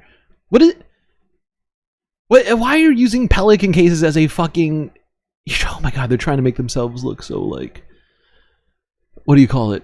Oh god. I don't think Robbie Suave knows how to use a fucking camera. Just buy a coffee table, okay? By the way, these cases are super fucking expensive, okay? They're hundreds and hundreds of dollars a piece. Oh my god. Yeah, let's make that a coffee table. Totally normal. Totally normal. Because we need it. It's better to have it right close at hand, because we're about to go hit the streets and do real journalism right now. And that is the vibe we are trying to give off right now. A Nazi.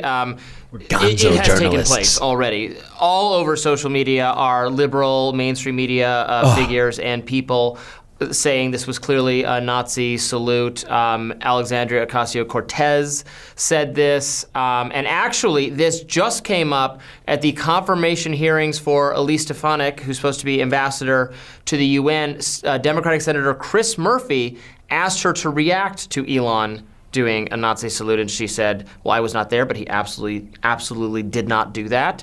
And then he starts reading tweets from people on the internet. It's even setting aside the issue, an embarrassing misuse of time.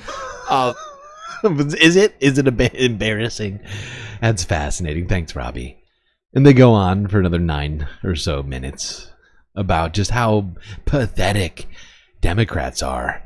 And how desperate they are to glom on to this fake Nazi salute. Might want to hold off on that there, Robbie, because Elon got back on his social media platform to do some more tweeting. Let's see what he had to say just yesterday. Tonight, Elon Musk making light of a gesture some found offensive at an inauguration celebration Monday. And I just want to say thank you for making it happen. Thank you. Some critics saying this hand motion looked like a Nazi salute. This morning, Elon Musk on X with a message containing a series of Nazi-related puns, including... Jesus Christ. Jesus, I say that. Yeah, no kidding, Omarosa. That's not what I'm saying. Oh my god. Wow. Don't say Hess, or sis, as he's trying to say, to Nazi accusations. Some people will gobbles anything down. Stop goring your enemies. His pronouns would have been he, Himmler. Ooh. Bet you did not see that coming.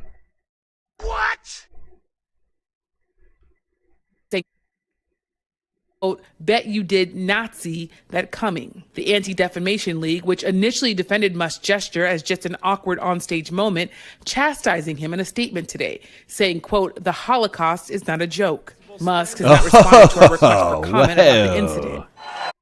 Oh, what's that? Holocaust is not a joke. Oh, look at that. The ADL finally found their voice. Look at that. Holocaust not a joke, as it turns out. Interesting. I wonder what Elon thinks about all that. Wow. Wow. You know what, Elon? You're making us look stupid. Okay? We just got done defending you.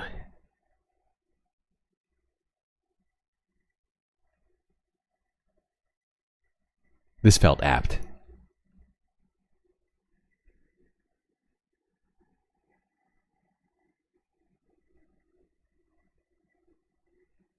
Are you trying to make me look stupid in front of the other guests? Don't need any help from me, sir. That's right.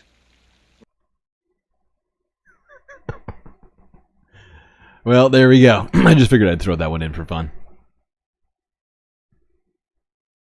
Because that's kind of what it felt like, right? With the ADL, you know, tweeting back at Elon finally in a sort of a slightly stern manner rather than defending Hitler salutes. You know, you're making the ADL look stupid right now, Elon. Now, in the wake of this, some other stuff has been going on. In particular, this happened in, where was this? I think this was, yeah, this was in San Francisco, I think, or near it.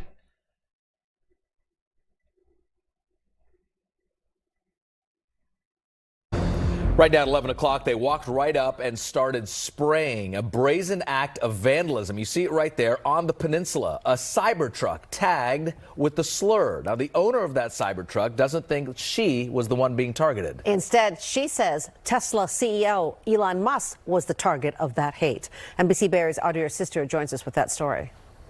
It unfolds in less than a minute. Last night, Tesla cameras capture a man in a hoodie walking on the crosswalk in downtown Redwood City. He takes a couple glances at a white Tesla before taking out a spray can and vandalizing the Cybertruck right in front of it. The word he leaves behind, Nazi. I was shocked. I honestly, I immediately, for the first time in downtown Redwood City, I felt scared. The owner of the... Why were you scared? That's a weird vibe. It's not like you were being threatened physically.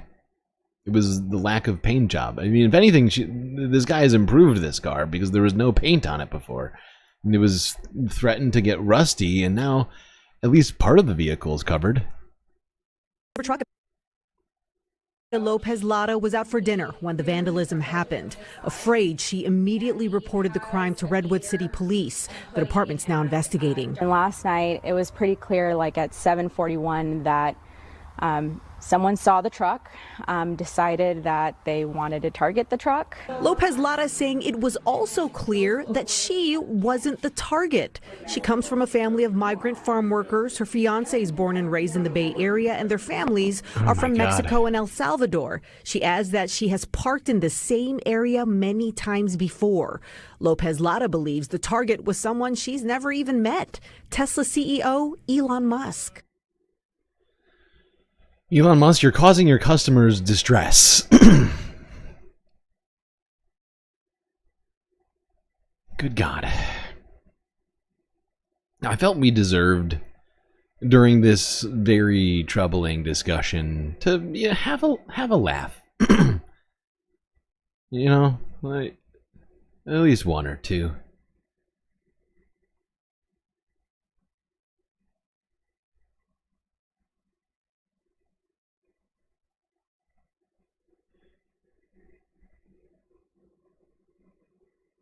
Did you guys watch the Trump inauguration?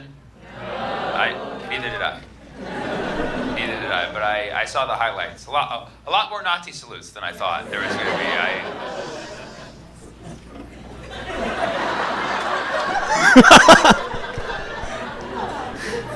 A lot more Nazi salutes. Watch the interpreter. A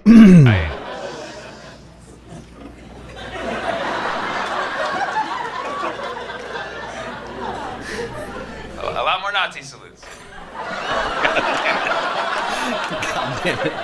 ASL needs to find a new sign. God.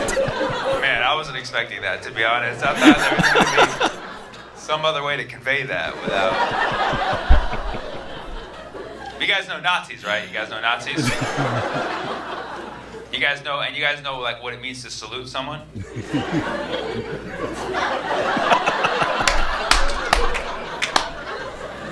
Oh, he's testing the bounds of ASL real time.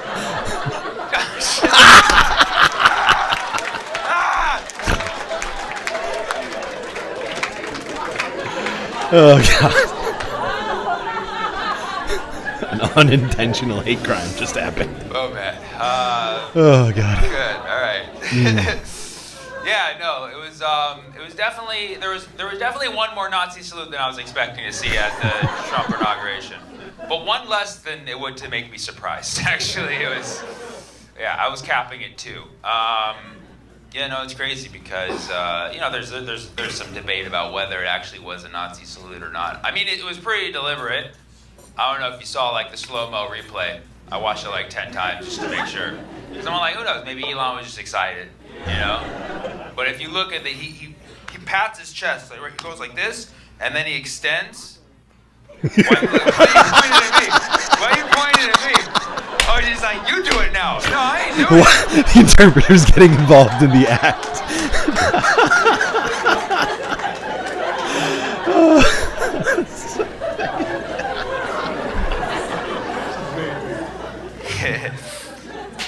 And then you know, I thought he would maybe stop right here or just like flail his arms. He's like, you that, do but it. He went full on. He went full on Nazi salute. Oh, now you don't do it anymore. That's.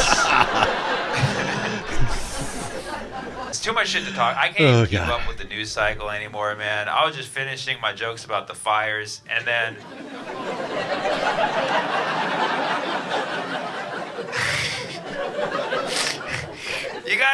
You gotta say something as a comedian, you know. You should pretend like, oh, I see fire, I'm gonna not say shit. You know what I mean? It's like, no, it's like the firefighters put out the fires, I make the jokes. You know what I mean?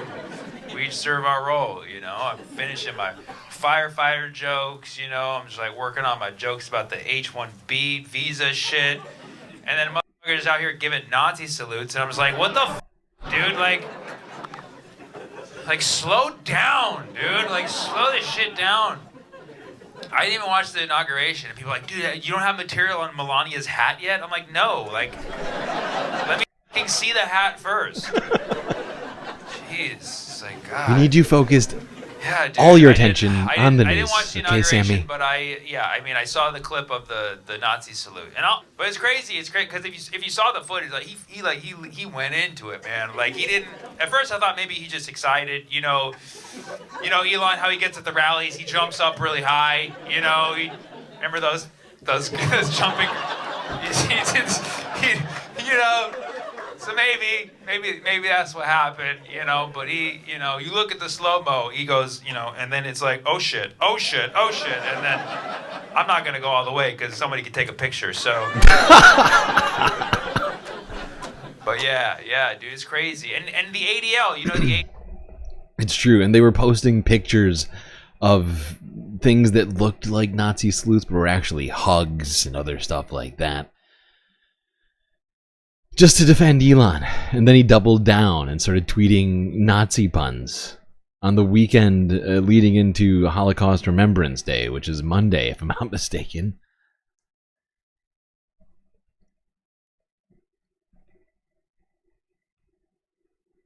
Anti-defamation Whoa, what are you doing?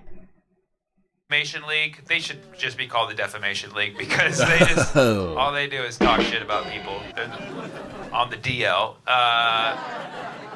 But they're usually the ones who call out anti-Semitism. But I guess they didn't go after Elon because he's not a college protester. And that's it. That makes sense. Yep. Yep. If you're over 50, you get a in pass. front of a campus fighting. You get a pass. All right. Gotta keep it moving. Hope that was a brief respite from the horrors. Laugh or two hopefully was had by some of you.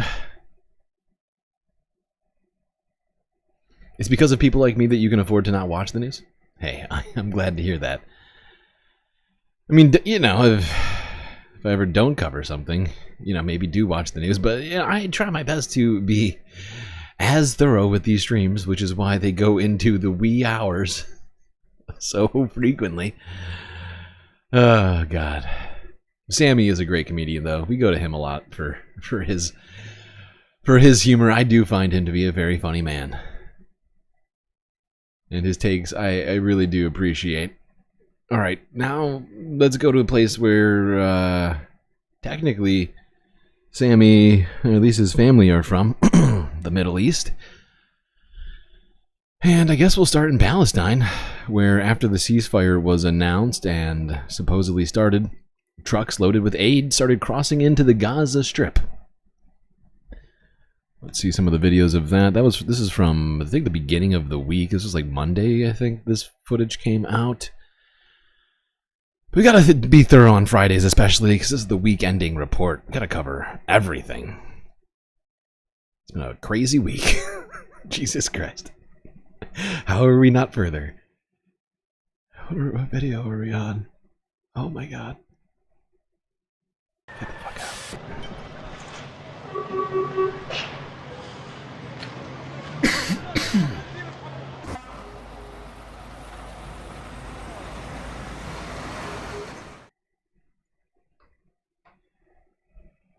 Alrighty.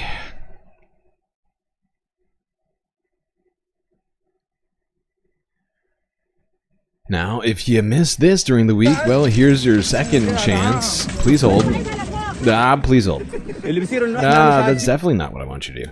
There we go. Now, if you missed this early in the week, here's your second chance. Because we covered this. This was basically, I think, the day after the ceasefire began, or maybe 2 days after it. I'm trying to think date-wise. I guess it was basically like the day after. In Gaza, specifically Rafah, Palestinians attempting to return to their homes were being shot at and in some cases killed by Israeli snipers, according to people on the ground.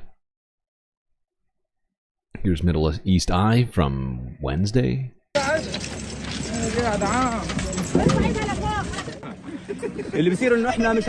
What's happening is that we don't know where is safe. Go to the safe zone here. We don't know. This is my house here. I want to check on my house. And then they started shooting at us. We have no idea where the safe zone is or the boundaries. Tell us where the safe zone is so we can go there. They say someone got shot at Zarb roundabout, about 300 meters from here. Where are the safe zones? Even Western Rafah isn't safe. We are in Western Rafah at Badr Turn. There's constant shooting at us. We can't even retrieve our belongings from the rubble. We can't. A sniper fired at us. There's no safety. Where's the ceasefire? Where's the ceasefire, I ask you? God is sufficient for us. The drone is operating, targeting civilians. Yes, the drone is in the air.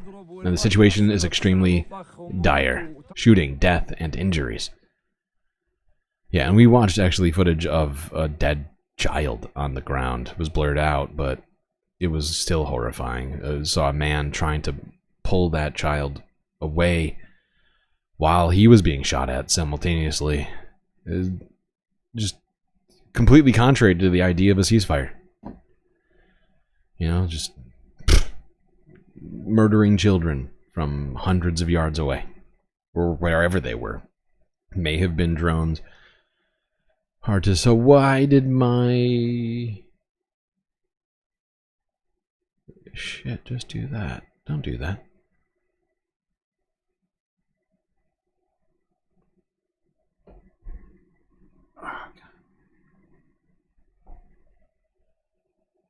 Okay, alright.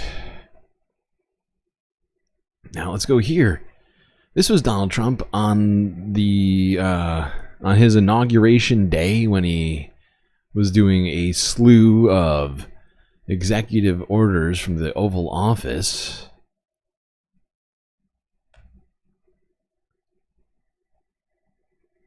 How confident are you, Mr. President, that you can keep the ceasefire in Gaza and conclude the 3 phases of this deal? I'm not confident. That's not our war, it's their war, but I'm not confident. But I think they're more weakened on the other side.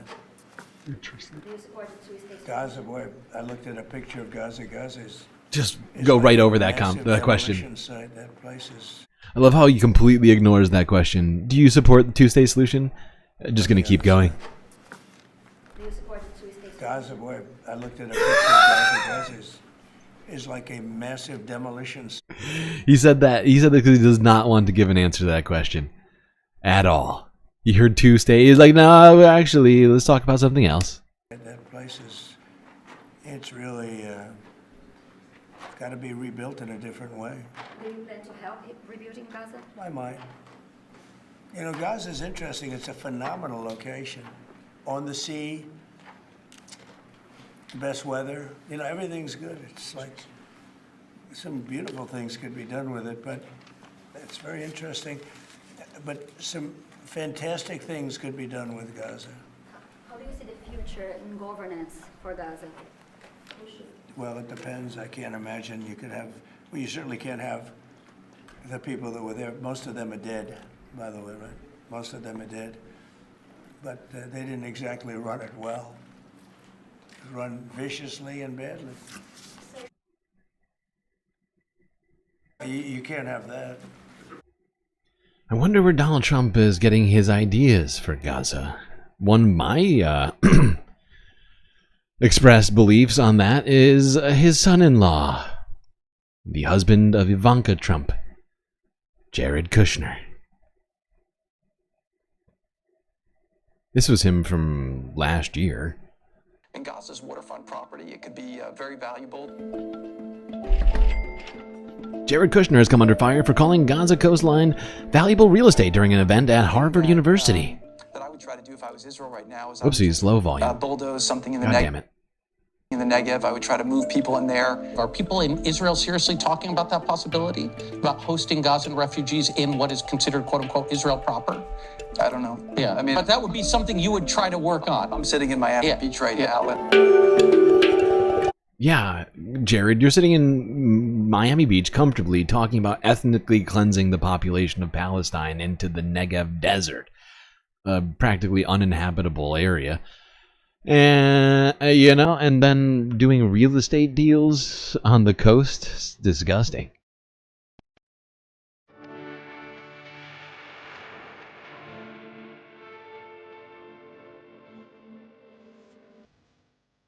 I would say, how do we deal with the terror threat that is there so that it cannot be a threat to Israel or to Egypt, right? I think that both sides are spending a fortune on military. I think neither side really wants to have, you know, a terrorist organization enclave right between them.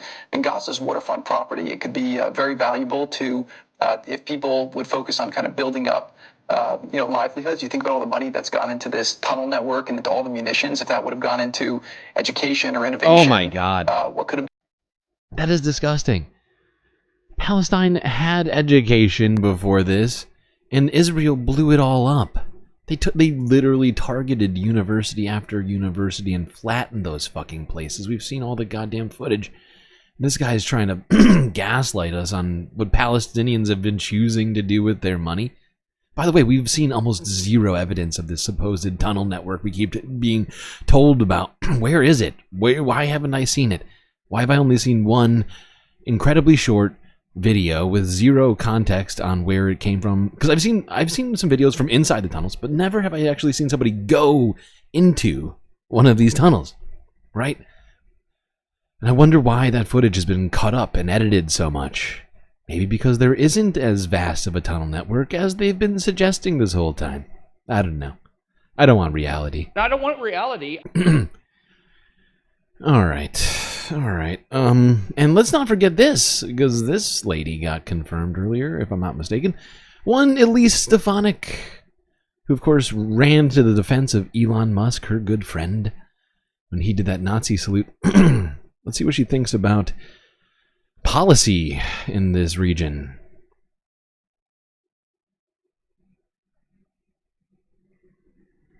If you look at the anti-Semitic rot within the United Nations, there are more resolutions targeting Israel than any other country, any other crisis combined. And we have significant national security councils, the anti-Semitism, whether it's UN Women failing to condemn Hamas's terrorist attack and terrorist regime against innocent civilian women, using rape and targeting women specifically, taking them hostage. I am overjoyed that those 3 young women hostages were returned home. We need to stay committed to ensuring every hostage is brought home.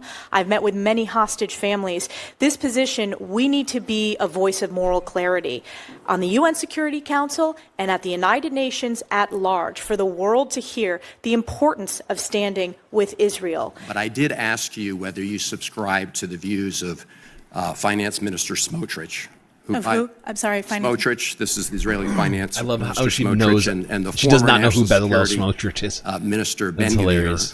who and she's going to be believe UN that, ambassador. Israel has a biblical right to the entire West Bank. And in that conversation, you told me that, yes, you shared that view. Is that your view today? Yes. This is the most succinct answer she's ever given to anything. Yes, I do agree that the Bible tells us how we should dictate foreign policy. So good and so great. Peace in the Middle East, definitely coming.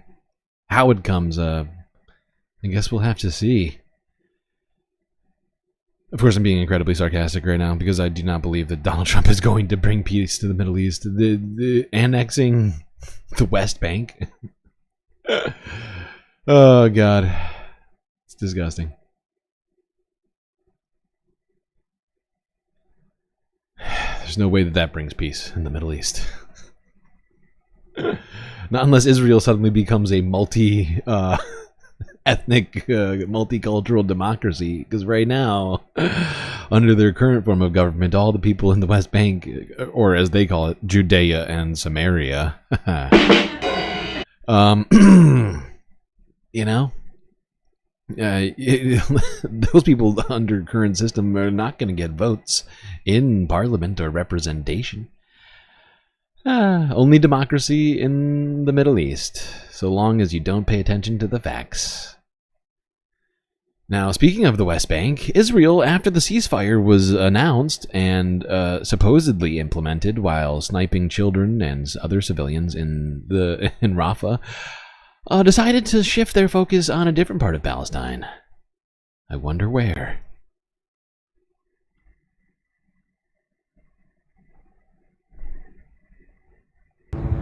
Palestinians fled their homes in the West Bank city of Jenin as a raid by Israeli security forces continued on Wednesday. While a ceasefire appears to be holding between Israel and Hamas fighters in Gaza, at least 10 Palestinians in Jenin have been killed in what Israeli Prime Minister Benjamin Netanyahu called a, quote, large-scale and significant military operation. Jenin resident Nassim Salah said Israeli drones with loudspeakers urged them to evacuate. They started to call us via the drone to leave the neighborhoods and head to Outer Square. So we went towards Outer Square. I went with my mother and my family. They detained me. They put me inside a room. They asked me about my life. I said that we live in the camp, like other people. They asked about the situation inside the camp and told me people shoot towards us inside the camp. I told him I don't know anyone. I was staying at home. I only heard bombs and rockets. We couldn't leave home. Hamas, based in Gaza, has over recent years expanded its reach into the West Bank, challenging the Palestinian Authority's limited governance. Yeah, okay, Reuters, we're going to move on from you here. Wow. They're trying to justify Israel attacking the West Bank by saying Hamas is there, but let's not forget they just declared ceasefire with Hamas. Okay, Reuters? Okay? Let's remember that. So it doesn't matter. Not a justification for any of this, you fucking idiots.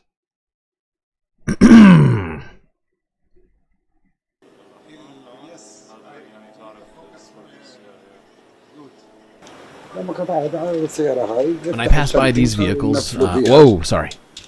Good God, who the fuck is in charge of these? These people suck at doing these captions.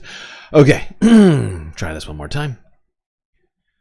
When I pass by these vehicles, they asked me to open my bag. And they started searching it, doing things like this.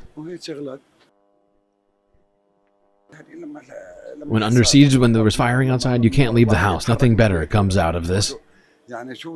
When under siege, when there's firing outside, you can't leave the house. Nothing. Oh wait, I just read that again. double read. The situation is difficult. There is nothing. There is nothing. No medicine, no food. They have nothing. People want to leave and go home. They risk their lives to go home. More Israeli tanks. More... bulldozers. And by the way, like this is something they've been doing over and over again in the West Bank for the last year and a half.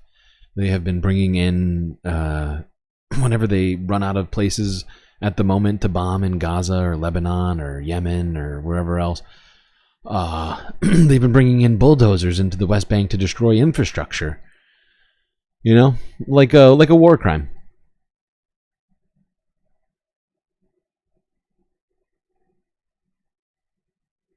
Let's go here. This was from 2 days ago.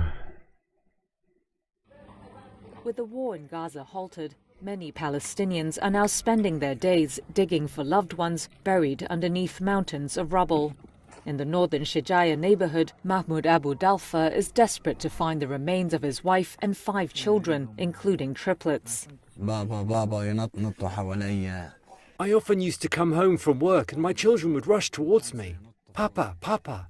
They'd jump around me and climb on me. My wife, may God help her, endured so much with the children, especially the triplets. They were among 35 of his extended family killed in Israeli strikes on their building in December 2023. 35 as the bombing members of his family only killed? 3 bodies could be retrieved.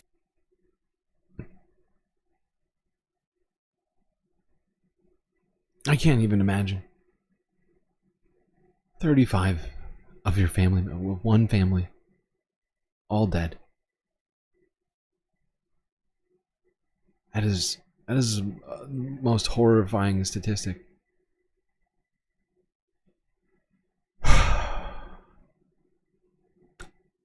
Let's go to Democracy Now! To talk more about the West Bank raids that have been happening. Oh my God, what a fucked up week.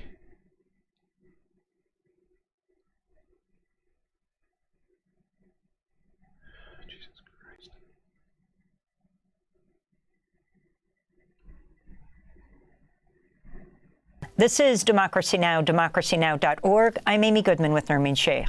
While a ceasefire is largely holding in Gaza, Israel is intensifying attacks on the occupied West Bank.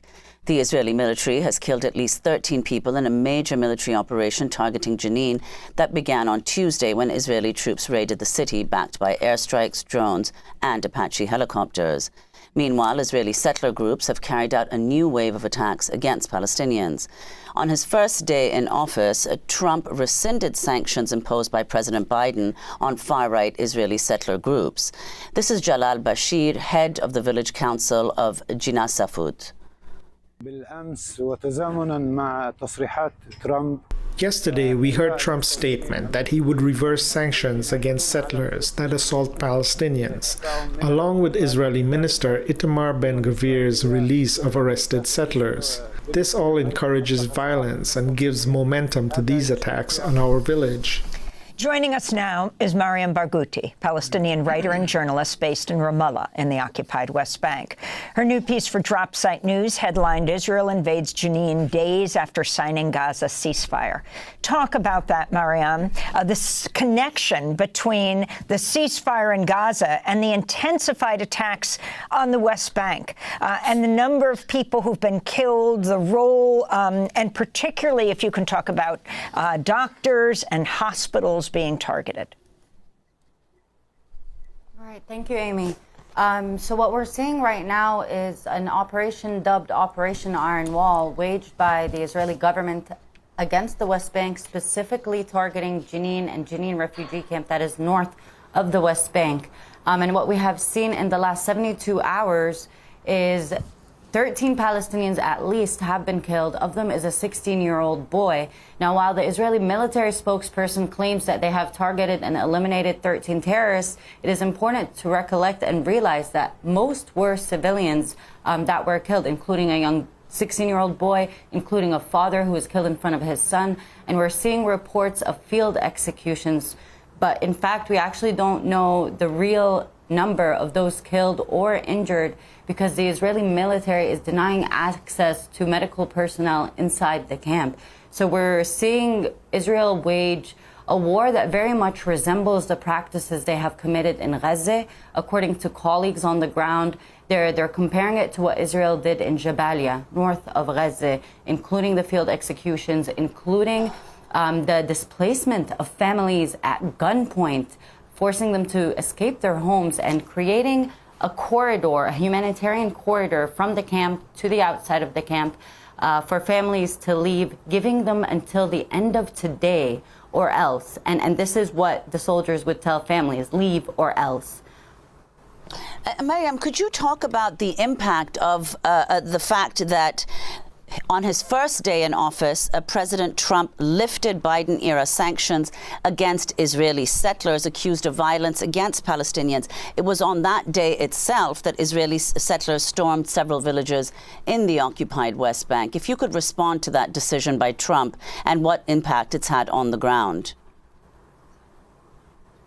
Of course, what we're seeing with Trump's swearing in the day after is an emboldened Israeli regime. And let's remember that in his last term, President Trump had declared Jerusalem as the capital of Israel, which further pushed settlers to basically rampage through Jerusalem and the West Bank at unprecedented levels of violence against Palestinians. So what we're seeing from the Palestinian end in regards to Trump's inauguration, again, is a fear that settlers are going to even feel more emboldened, especially in light of the impunity that Israel has despite the genocide it has committed in Gaza. Because as of now, we haven't seen any real accountability measures against war criminals, Israeli war criminals. So Palestinians are frightened, while on the other hand, we're seeing settlers celebrate President Trump. In fact, in the E1 area near Jerusalem, settlers are calling for the renaming of some settlement blocks in honor of Trump as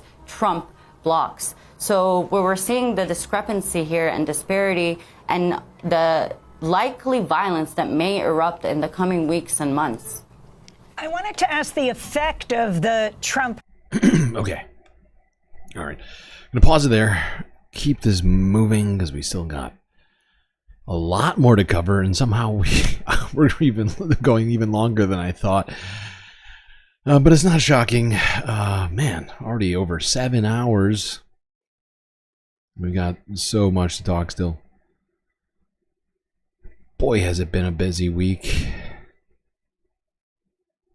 Now, let's quickly go here to the BBC from earlier on Friday, discussing the people who Hamas released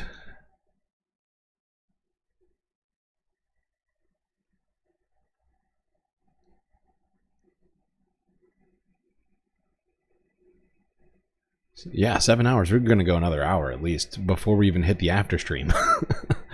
But you all, you met the goal, and so therefore you deserve all of the content. Let's return to that breaking news from that the was Middle the goal, East, because right? in the last hour, Hamas Give us all the have named content, the 4 GSL, female- and that's happening. You're getting it all. I refuse to repress the space fams. Why am I on Top Chat? I'm being repressed now. Help! Help! I'm being repressed! Top Chat? Good God. That is just wow. How rude! What was I even saying just now? I got distracted by being relegated to fucking Top Chat. The after stream? Are you unfamiliar with the super secret late night after hours galactic chill stream? I feel like I've seen you around here long enough to, although maybe you go to bed before we get there or whatever, but no, we got the galactic after stream as well, I have to make considerations for that every stream. Thankfully, you all have given us all the content. All right. What was I doing? Ah, yes. Talking the hostage deal.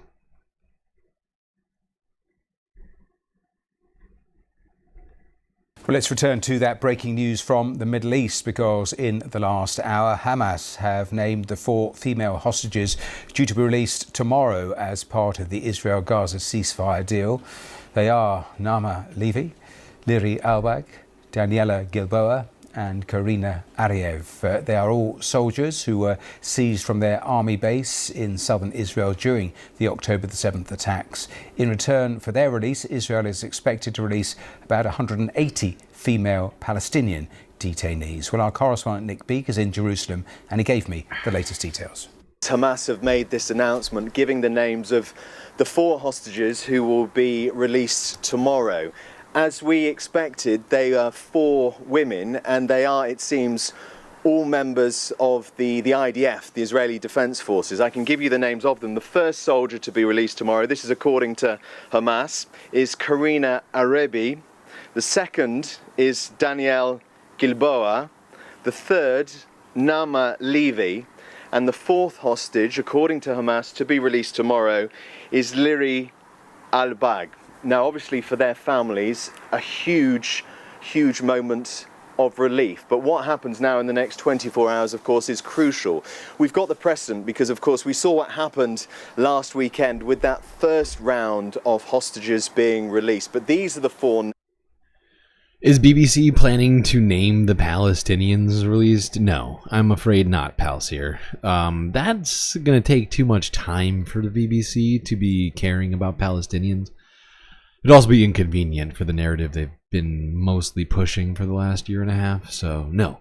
That is my long-winded no to you, I'm afraid. Just the Israeli soldiers. We won't be talking about the Palestinian hostages, who they like to call prisoners, because they've all supposedly committed crimes according to Israel, and BBC is not questioning that for now, or ever.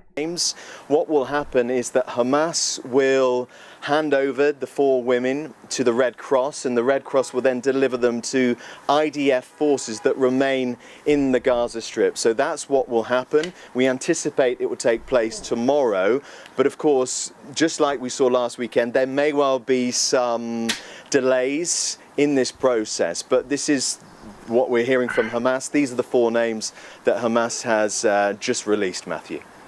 And we wait to get any Israeli reaction. I'm sure that will come in the next half hour or so. But in exchange, take me through that part of what we're likely to see over the weekend.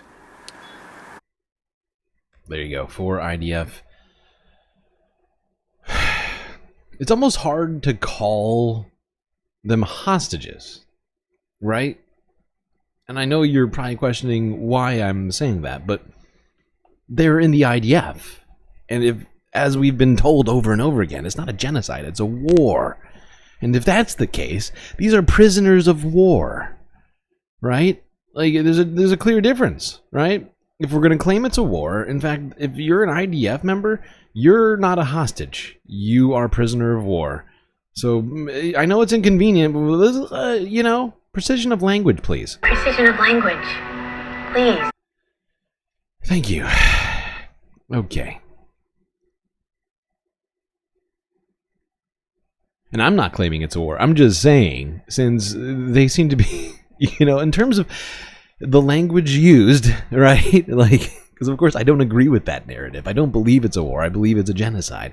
But since we've been getting told by BBC themselves that it's a war, I don't know how many times I've had to correct them, and I've actually run out of the energy to do so every single time they say it because of how many times I've done it. Then why is it that these are not prisoners of war rather than hostages? It just does not check out. We need precision of language. Ay, ay, ay.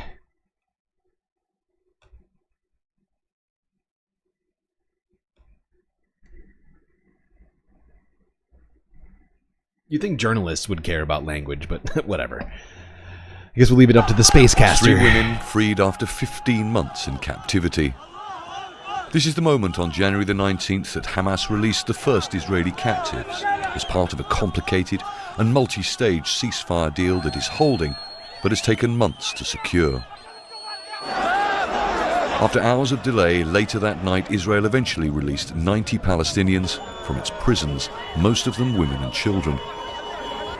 And as the ceasefire took hold, some of the more than 1.9 million Palestinians forcibly displaced by Israel's 15-month bombardment began to return to Rafah, Khan Yunis and Deir al-Balah. So what is expected, according to the deal, to happen next? On January the 25th, Saturday, another 4 Israeli captives are expected to be released in exchange for a second group of Palestinian prisoners. 7 women remain on the list of 33 captives due to be freed in the first phase of the deal. 2 are civilians and 5 are soldiers. Israel says it will release 50 Palestinians for each of the soldiers and 30 for each of the civilians. It's very complicated. I think it's going to be complicated at every stage. First of all, both sides kind of have their preferences about who's going to be released, right? The Israelis have preferences on which captives are going to be released first, and then Hamas has preferences on which Palestinians are going to be released from those Israeli jails. But also, we haven't always had clarity, and I don't think Hamas has always had clarity on which Israeli captives are still alive and which Israeli captives were killed in the bombing, in Israel's bombing campaign. Now, my understanding, based on the Israeli media reports that I've seen, is that things seem to be squared away for this weekend. Hamas says once the prisoner exchange is made, Israeli forces are expected to withdraw from Al-Rashid Street, a major route between the north and south running along the coastline on the so-called Al-Bahr axis, I forgot about this. Netzarim corridor. Pedestrians will be allowed to move freely at this point. Israeli forces will allow vehicles to move north across the Netzarim corridor. But members of a private American security company will likely inspect them as they cross that line. Now, I have tried to figure out what, because did I have this still open? Oh, fuck, I lost it. God damn it, I forgot the name of this. I think it's like QU Security or something. U.S. security contractor. Gaza. What is the name of this fucking thing? Oh, God. It's not a well-known security operation, but I have questions about who the fuck these guys are. And there's almost zero mention of them anywhere. They have no Wikipedia page. They are a completely dark group. I have no idea who these people are. Where is it? I know I found it somewhere. Where is it? This one? Yeah, it's a clicked link. UG, sorry, not UQ. UG Solutions. And if anybody can tell me more about this company or group, whatever they are, I have no idea even how they're incorporated, but I would love to know more about them. Yeah, no, private American security company. Never dodgy. We've never had any problems with private security companies doing things in the Middle East. Oh, God. Give me a joke.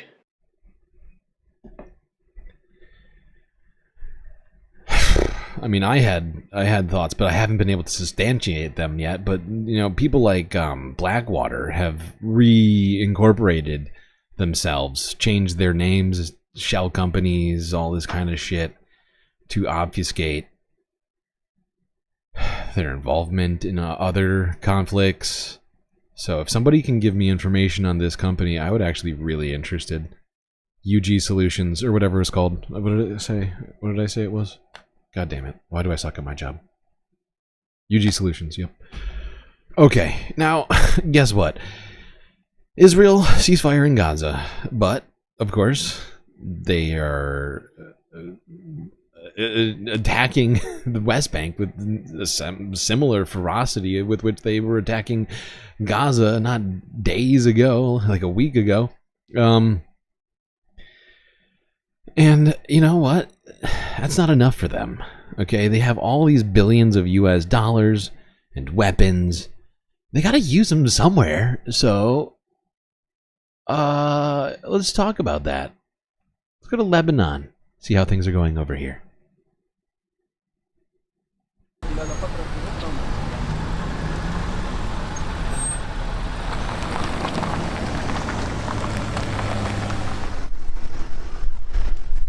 Israeli forces have been withdrawing from Lebanon over a 60-day period. As agreed, it's the slowest withdrawal of all time. It is literally... I'm sorry. I gotta stop it right there.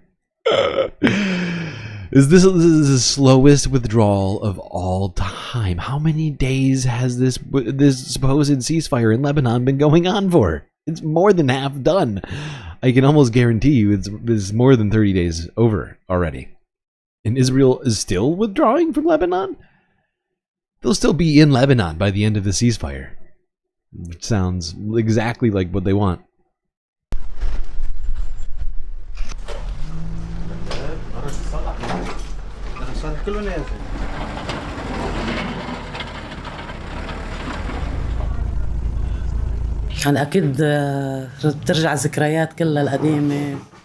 Of course, all the old memories come back, how we used to live. Our home is a part of us. Thank God what happened to us happened to everyone, and thank God we do not regret what happened at all. Everything can be compensated for, and we are used to this. It is not the first time this has happened. In every war, this is what happens, and thank God, people will rebuild and stand strong, thanks to the determination of the youth. It has been almost a year and a half. A year and 4 months, maybe. And thank God now we have come to see what happened. Thank God everyone is safe and building... Maybe speaking a little too soon?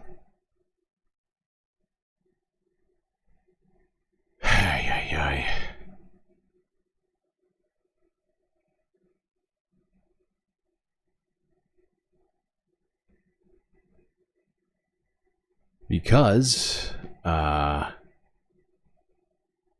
this happened just later that day. Israel decided they would like to, you know, stay in Lebanon, actually, till the end of the ceasefire. Israel reportedly seeks postponement of ceasefire withdrawal. For a further 30 days to withdraw from southern Lebanon, only days ahead of the 60-day deadline stipulated in the ceasefire agreement with Hezbollah. Yeah. Good fucking God. The news comes as Israel claims the terms of the ceasefire with Hezbollah were not being implemented quickly enough. Meanwhile, the Iran-backed militant group called for increased pressure to ensure Israeli forces withdraw by Monday, as outlined in the agreement. Wait, am I being accused of being blue MAGA? Israeli troops to withdraw from southern Lebanon. I can't tell if this comment is directed at me. I hope you're not suggesting that that I'm somehow, what do you call it? Absolving Biden or the IDF of what they've done up to this point. Certainly not doing that. I'm just trying to, if anything, dissuade people of their belief that somehow Donald Trump is going to be any better. That's really all I'm saying. It's not like, I hope, I don't know. I can't tell if you're talking about me or not. I think I often just sort of assume most comments are directed at me. Oh, okay. I just wanted to be sure. Hal Sparks is saying that? Oh, that's sad. You know, I haven't even been watching his channel that much lately, and maybe that's the reason. That could be the reason, because the fact is there was a time where I would watch it from time to time. You know, I found him to be a reasonably good creator, but that disappoints me if he's somehow just trying to absolve Democrats, Joe Biden, the IDF, and, you know, just be like, oh, Trump, you know, like, it's all Trump. No, it can't. It's not. Literally, you're just denying reality. I don't want reality. Right? It's American foreign policy and our deep, deep connections with Israel and how, you know, I mean, we need, oh God, whatever. I'm not gonna keep, as long as it wasn't focused on me, I'm just gonna move on, but God damn it. Oh boy. All right. I don't think I've even been recommended a Hal Sparks video in months. I'm trying to think back to the last time I watched one of them. Area and that Lebanese troops deploy in the region. However, Israel claims that the Lebanese army has deployed too slowly and that they continue to find Hezbollah weapons caches. Wait, you told Hezbollah to leave the area, but you're finding weapons, and somehow that's a violation of the ceasefire deal because you happen to find an. But I would love. What I love though is Euronews and I'm sure IDF didn't post any pictures, but it's just hilarious. We keep getting told by Israel, oh, there's a weapons cache here, and then we see a duffel bag with a AK-47 and a few magazines right inside of a hospital. They tell us there's tunnels everywhere, and then we get clipped vids showing zero context for where the tunnels are. It's just such a ridiculous narrative that keeps getting pushed into our fucking faces over and over again. And nobody seems to want reality, they just want jokes. Give me a joke. You know, Israel just keeps violating their own ceasefires, and the US is quiet as fuck.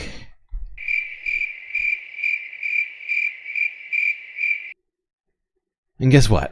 Israel decided, you know what? Why wait for an extension of the deal? Let's just start striking Lebanon again. Here's BBC from 17 hours ago.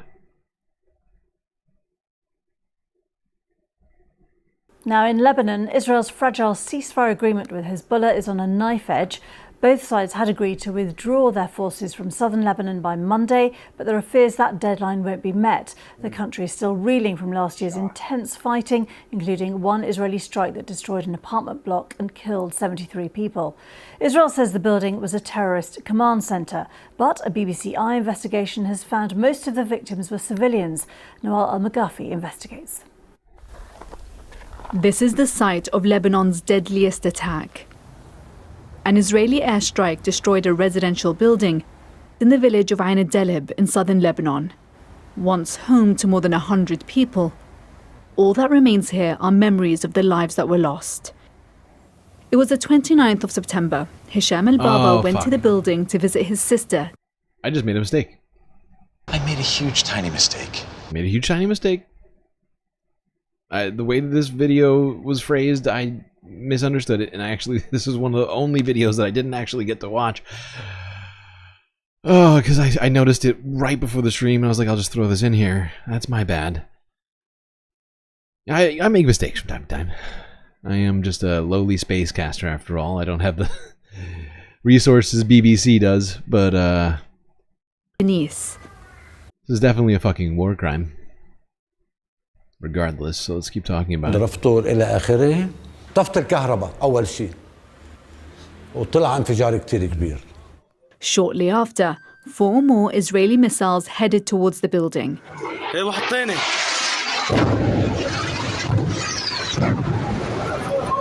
Causing the entire apartment block to collapse. Disgusting.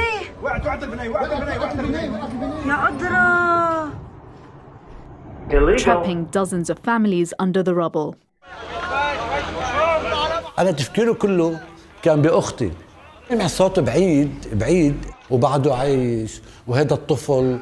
You know what I love about this is they're not even giving translations for what this guy had said. And I actually noticed it back here. Where is it? Where was it? Like at one point, like you could see that they had translations and then they covered it up with the fucking chevron. Look, see? Look, they spent the time to put captions in and then they put a chevron over it. What is wrong with the BBC? Why do they suck at journalism so much? I don't understand. Doesn't make sense. Oh my fucking god.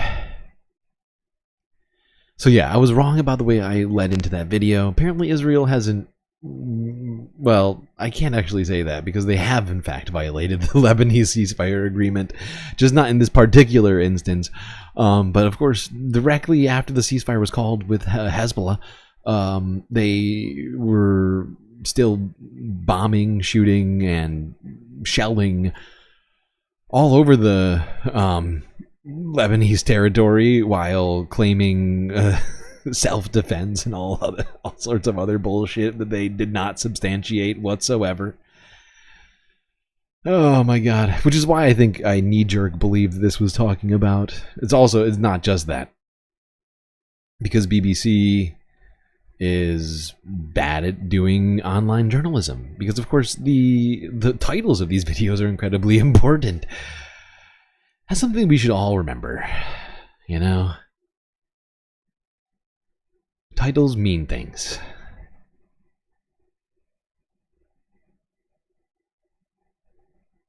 Alright, now let's leave, not the Middle East, but just leave Lebanon and go now to Syria.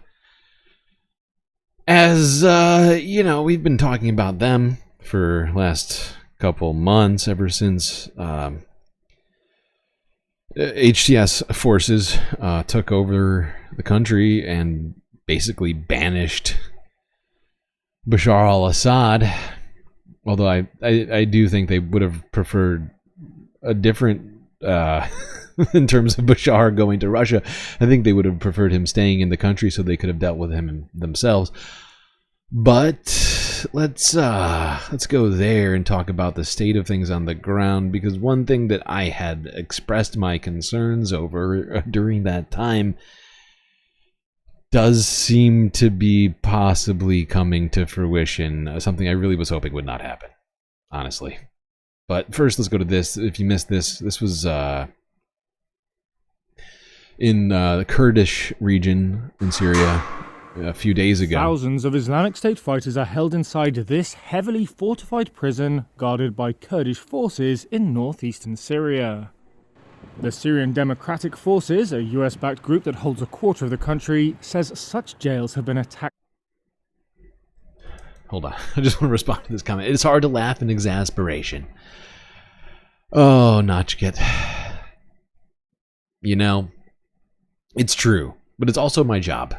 You know, I think somehow it is incumbent upon me to keep these as tolerable as possible so that we can actually get through all this stuff. You know, find places where we can somehow laugh even in irony or in desperation. But I do get it. It's tough. It is tough sometimes. Guarded by Kurdish forces in northeastern Syria. The Syrian Democratic Forces, a US-backed group that holds a quarter of the country, says such jails have been attacked twice by Islamic State in attempts to free the incarcerated militants since the fall of Bashar al-Assad. The jails have come into focus since Hayat Tahrir al-Sham, or HTS, a former al-Qaeda affiliate, seized power from Assad and established a new government aiming to restore central authority. But the Kurdish forces guarding the prison say they're wary about handing control over to Syria's new rulers. Our forces alone are responsible for protecting these prisons. Sharing them with the new government will not be acceptable. Protecting these prisons is the responsibility of the coalition and SDF only. Reuters was granted rare access to the prison in the northeastern city of Hasaka at the weekend. The SDF says it is guarding some 10,000 Islamic State fighters in total. Here, many foreigners are among the inmates. Their faces have been obscured. We're in 6 years in prison now, and we don't know anything about our situation, about our wives and about our children, and about our mothers. We don't have any information about our side. Foreign powers. So yeah, Kurdish forces in Syria, the SDF, who maintain their own prison, are concerned about the potential, or the potential problems that might arise from, the Islamic backed, or not backed, but it's hard to talk about all this in a way where I don't step on any landmines. All right, how do I phrase this one? I think everybody here knows that it is a very diverse place, Syria. There's a whole bunch of different coalitions, forces. Even the U.S. has bases in Syria, and there's of course Turkish-backed forces. There's Kurdish forces. There was at least, and still are in some cases, the former Ba'ath Party. Israel doing things. It's a very complicated situation, but the fact is, much of that is because of the sort of, the long history of this stuff, and the Kurds have wanted their own state forever. They were not allowed one, and I believe they still would like one. Whether or not that's ever going to happen is, well, hard to say. I mean, I'm a little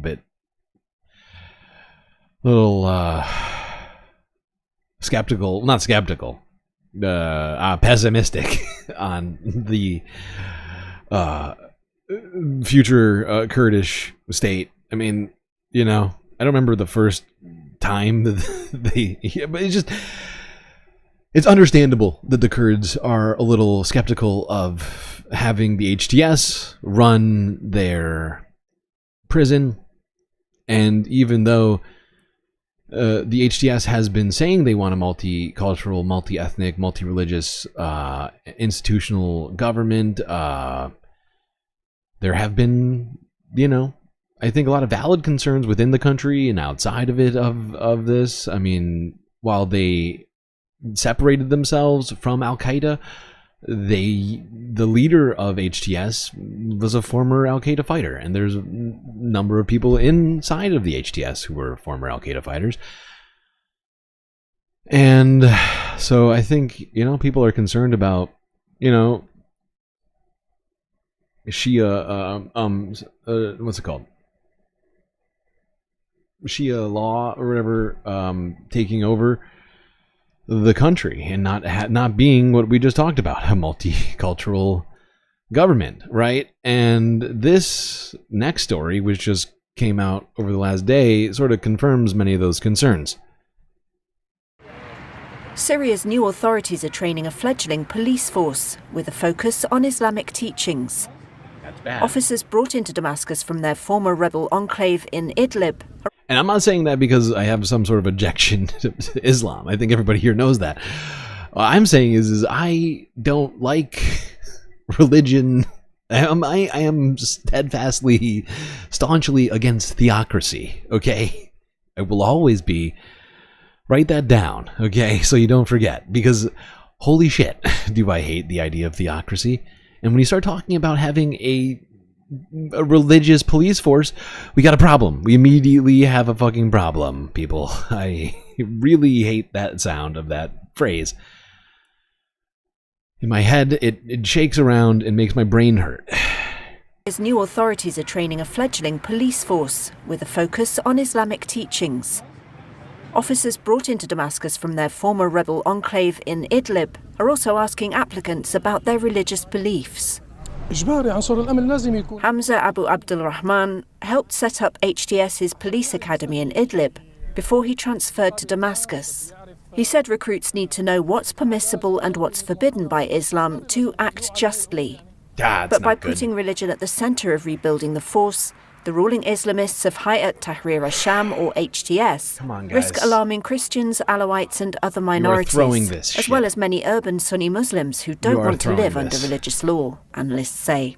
And combining Islamic law with policing has worried Western diplomats, who are watching to see how strictly it's imposed. Yeah, no, this is hugely problematic. I cannot express that enough. We need religion out of government. You know, leave religion to secular society, please. Everybody. For the love of God. Looking at you, Syria's Israel. new leaders have said they want to build a country inclusive of ethnic and religious minorities and want to draw a clear break from the regime of ousted President Bashar al-Assad. Entering this Damascus police command means stepping on the image of the former dictator. Yeah. We can all hate Bashar al-Assad without introducing, religion into government, please. Thank you very much. Let's move it on. God damn it. All right, let's go a little bit south to Saudi Arabia. But can't talk about Saudi Arabia without the United States.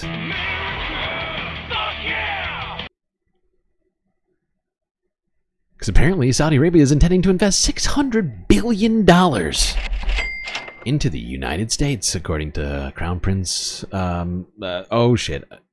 How did I just forget the Crown Prince of Saudi Arabia? Saudi Crown Prince Mohammed bin Salman has offered a $600 billion investment in the United States. Now, this is coming in part because of the election of President Donald Trump and him entering office earlier this week. On his first day, he was talking to journalists in the Oval Office and mentioned that Saudi Arabia had given the U.S. through trade deals some $450 billion. Now, Trump said that was the reason why he went on his first foreign trip during his first term to Saudi Arabia back in 2017. And he said that if anyone offered $450 billion or $500 billion, that Trump would consider making that country his first trip this term. Now, yeah, who cares if Saudi Arabia's, committing, crimes against their own people or murdering journalists like Jamal Khashoggi?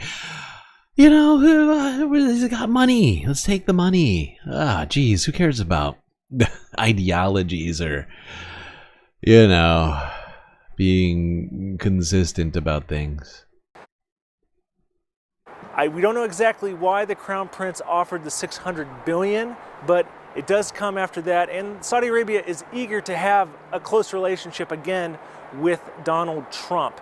Now, how this investment may play out, it remains unclear, but Saudi Arabia over the last decade or so has really invested more and more into American companies through its sovereign wealth fund. It's also seen one pillar of its U.S. relationship shaken as the U.S. drills more oil and gas. It's not relying that much anymore on Saudi crude oil. So any sort of investment by the kingdom into America, possibly through buying new weaponry, new defense kit, could be a way in order to cement that relationship with Trump, who remains eager for any business deals he can point out. Dude, Donald Trump will take the W on literally anything. Like, he doesn't, the details do not matter, right? Really, I mean, like, he does not give a shit about what the actual implications of taking this kind of money is. Oh my fucking god. Yeah, no shit, Saudi Arabia is a theocratic monarchical oligarchy. They are the poster child of that. Oh my god. I hate that the Saudi Arabia is considered a US ally. Where's the fucking consistency, huh? Come on, US. Fuck me.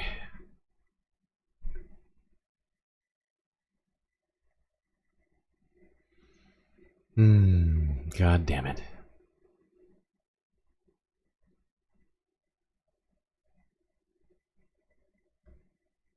Let's go a little further south.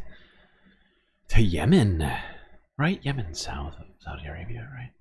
God damn it, I'm pretty sure. I need a map. I need just like a big map on my wall so I never forget where anywhere is.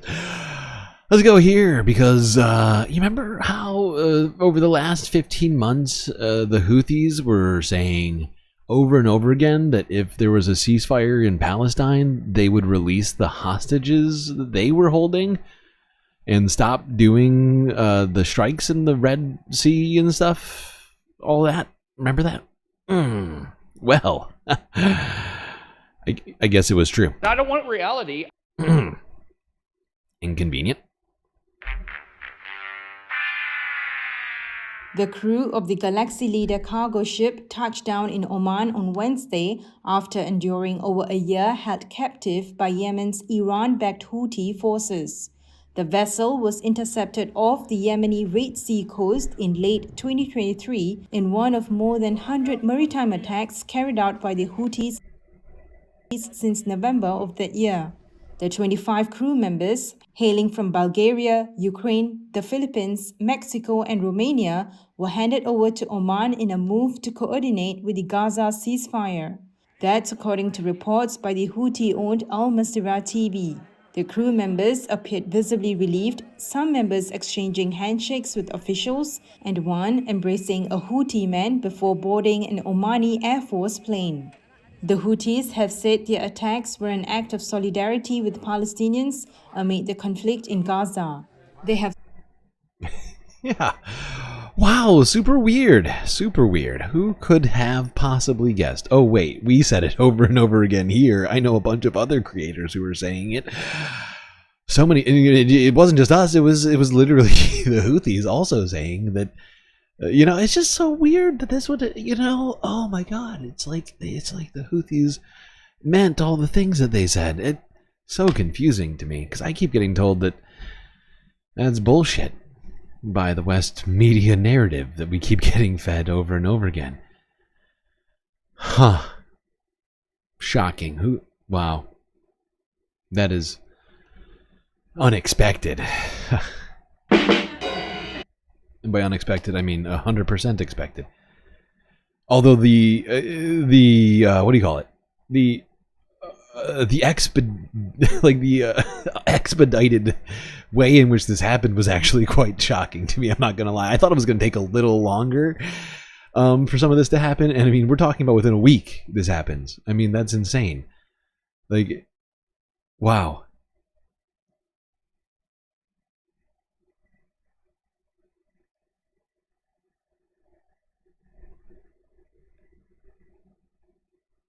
All right, let's go to another place where there's fighting still going on. That would be Ukraine and Russia. First, let's go here, the Guardian News. From a day ago. Inside Russia.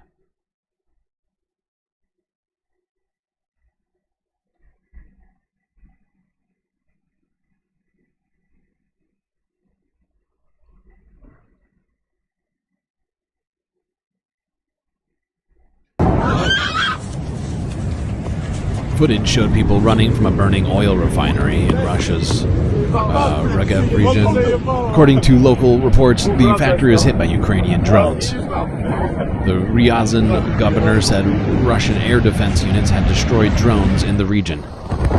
Plumes of smoke rose from the building as the fire spread. Jesus. Russia said 13 regions were targeted overnight in the Ukrainian drone attack.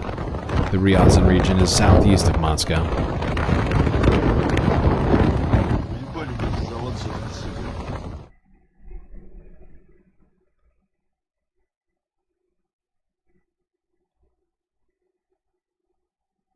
Okay, now let's go to this, which we watched earlier this week. This was Foreign Minister Lavrov speaking after Donald Trump said that he would be placing tariffs on all BRICS nations. At least I believe that's what this was in response to. I think this was Wednesday.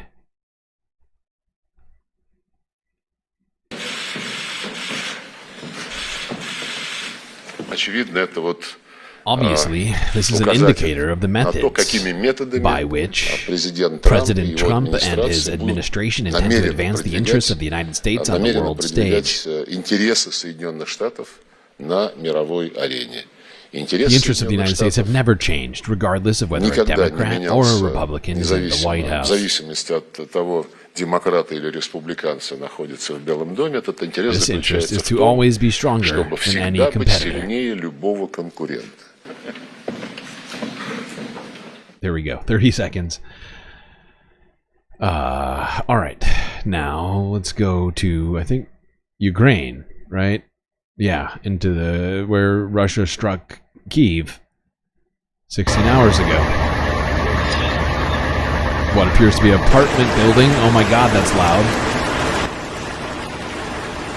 It's the Fastiv region of Kyiv. Jesus fucking Christ.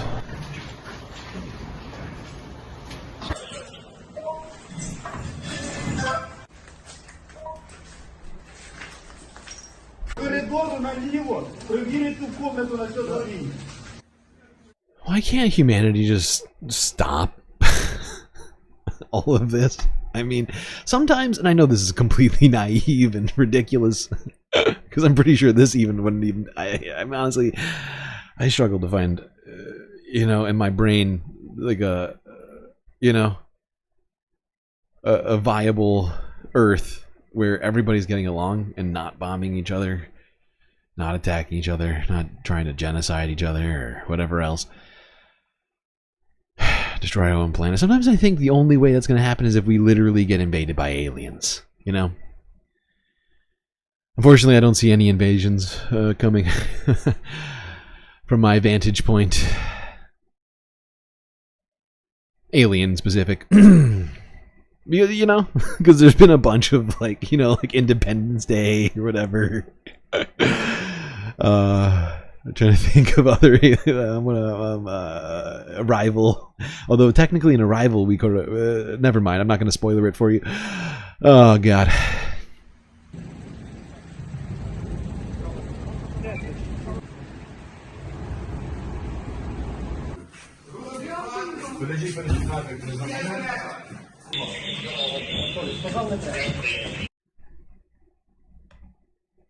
I know it's silly. I'm being silly. Just because I'm always trying to find the humor in all of the worst possible places.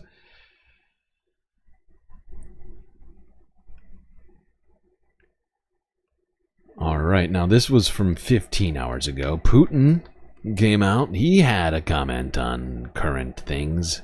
Donald Trump. And a potential ceasefire. Oh my god, second to last video.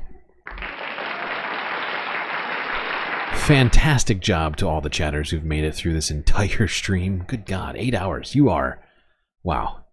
Impressive.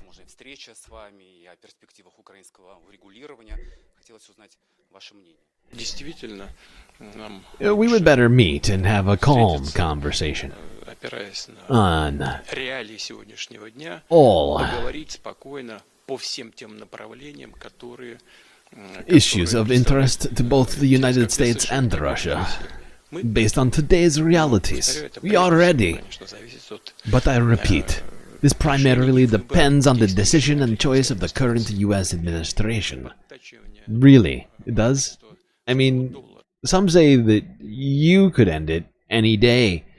Because it was, of course, not Ukraine who invaded Russia, as vice versa, of course.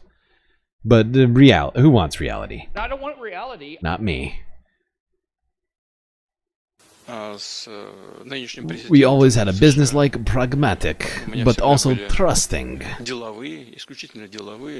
relationship with the current US president. I couldn't disagree with him that if he had been president, if they hadn't stolen victory from him in 2020, I did everything right and they indicted me.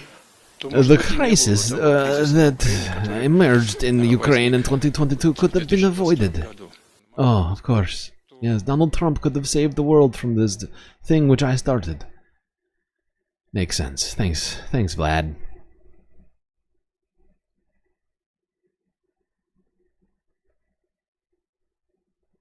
Alright, last fucking video. As far east as we're gonna go this stream. Japan. we're going to end it with economics. Ugh. Terrible. Who set up this stream? Let's go here. Here's Reuters from 22 hours ago. Apparently, the Bank of Japan has raised interest rates to its highest levels in 17 years. The Bank of Japan raised interest rates on Friday to their highest since the 2008 global financial crisis. It also revised up its inflation forecasts, underscoring confidence that rising wages will keep inflation at around its 2% target. Bank of Japan Governor Kazuo Ueda. When looking at the current state of the economy, there are some signs of weakness, but it is recovering moderately. In terms of wages, corporate earnings are continuing to improve, and there is a growing sense of labour shortages. There were many calls for wage increases at this year's spring labour management negotiations, as there were last year. The decision marks its first rate hike since July last year and comes just days after the inauguration of Donald Trump. The US president is expected to keep global policymakers vigilant ahead of potential repercussions from threatened higher tariffs. At its two-day meeting concluding on I would love to see us try to tariff Japan. That's a funny one. Can you imagine United States tariffing itself? I mean, of course, Japan isn't literally the United States, but don't forget that we literally have bases all over this goddamn country. We never left after World War II, and have just built out our own infrastructure all over the Japanese islands. And to see, it would be, does that mean that U.S. that's true? I mean, it's just wild to think about that. I don't think a threat has been made to tariff Japan, but the way that Reuters is talking about it makes it sound like that. the BOJ raised its short-term policy rate from 0.25% to 0.5%. The widely expected move underscores the central bank's resolve to steadily push up interest rates to around 1%. It marks another step Japan is taking away from the deflation and stagnant economic growth that's dogged the country for decades. The BOJ's future rate hike path is bound with uncertainty, though, particularly with global trade concerns. The yen rose around 0.8% after the BOJ's decision and inflation upgrade. Ooh, nice currency upgrade. Now, of course, if you're not aware, Japan is what is generally known as a consumer economy, right? Oh, Jesus Christ. Why do I do this every stream and knock over my vape? I need my nicotine nipple. What was I saying? Oh, yeah. So, yeah, Japan is a consumer economy, right? So, the higher interest rates go, the more people in Japan will not be able to afford their lives, right? Whatever it might be, right? It's going to increase their costs as, you know, as these rates go up. And of course, Japan was the first, essentially, yeah, not even essentially, I think literally, historically speaking, Japan was the first modern economy to introduce lowered interest rates by way of financial manipulations, by buying up their own treasury bonds, artificially lowering interest rates against the market itself. Because, of course, government debt is always sold on the open market, like a stock. And so, yes, this will absolutely cause Japanese people to lower their consumption. And there's been reports already that the already high interest rates were causing Japan's consumer economy to weaken. So this will only further cause that to happen. Which means they'll probably be buying less U.S. goods, regardless of tariffs. Not that the U.S. imposing tariffs on Japan would cost... I mean, whatever. Never mind. Anyways, there you go. Last story of the night.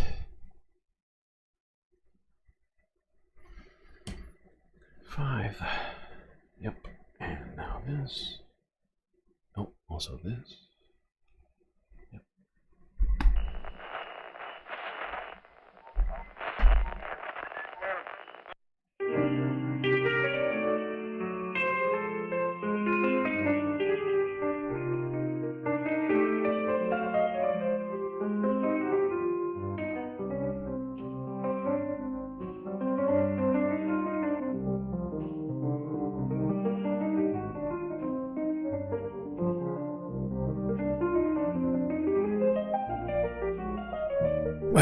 looks like we got through another stream, chat.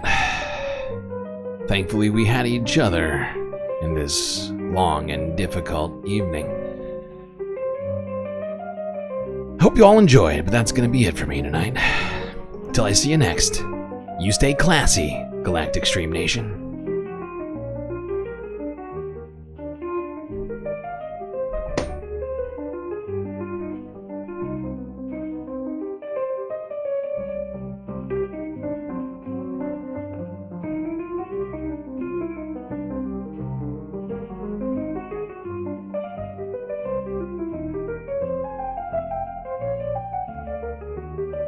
Is this the new one? No, it's not. God damn it.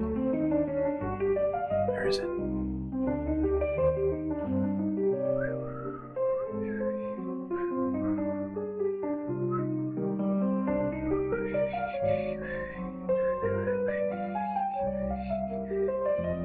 Whoopsies. Not what I meant to do. Fucking up my job. You didn't think I would forget this, did you? These are your galactic patrons. An ever-growing list. Gabby, Goth Dogs, Aaron W, Schmegley, PB, Midi, Afroponics, Narwhal by Nature, Interplanet Janet, Technopunk, Robot Cat, Disco Wolf, Callie Braiding, D-Cypher, Geo Dragon, The Anti-Corporatist, Obsessive Audio, Moanoop, Nadia, Choki, Skelts, Tracy, Eva, Mrs. Jen, Omega Star, Sasha G, Pitchforks Dragon, Vincent Morales, and Donald James X. That's right, all these people here help produce the show with your eyes and ears. Just enjoyed. You can too, for just a few US dollars a month.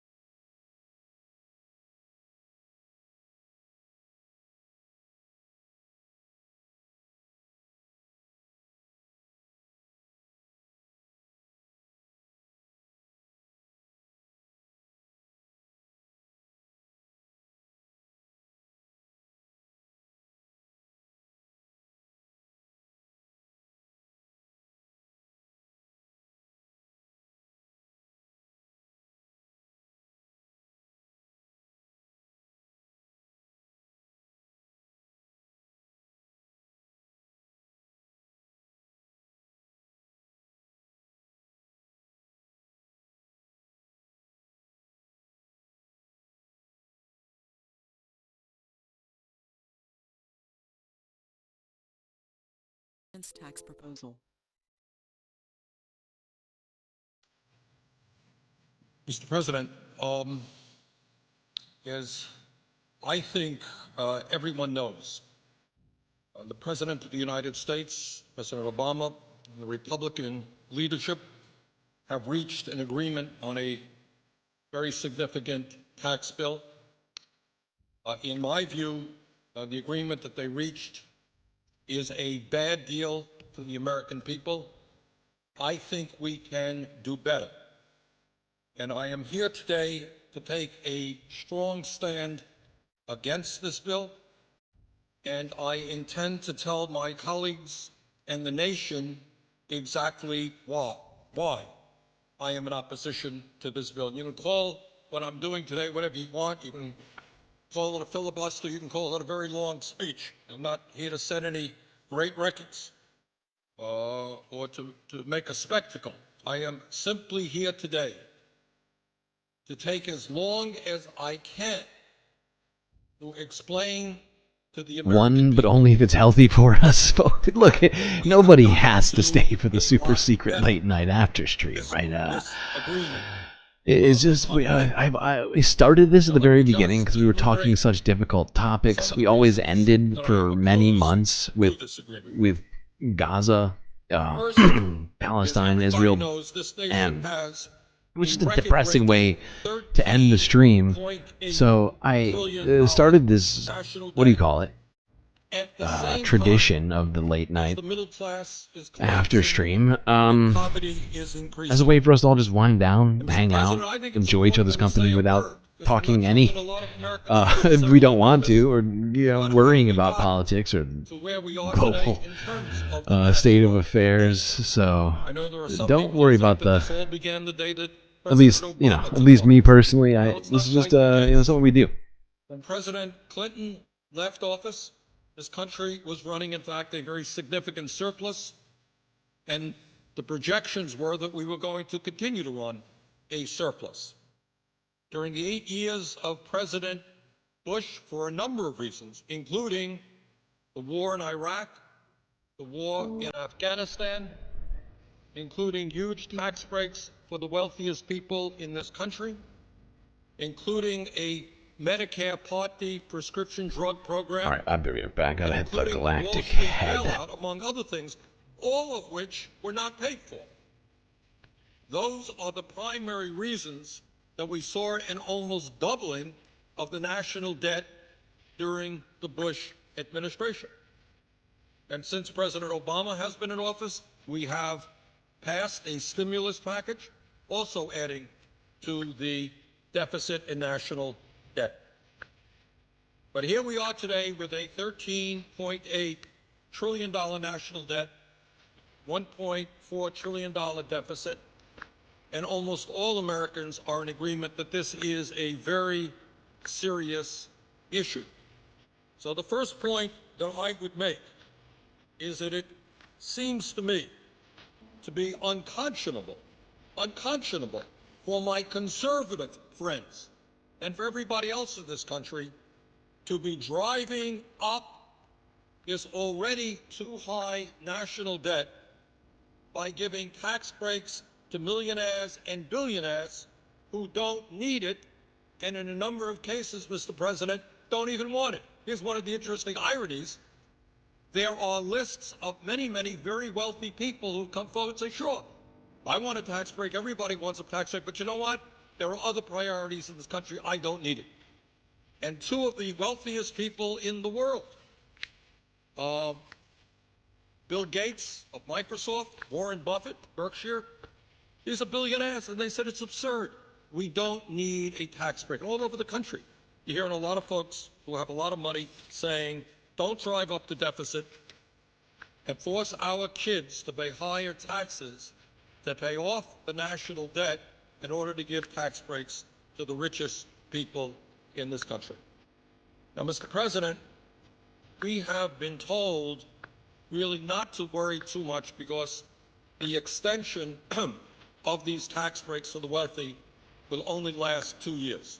Not to worry. Well, maybe that's the case. But given the political reality that I have seen in Washington, my guess is that 2 years from now, these tax breaks for the wealthiest people in this country will be extended again.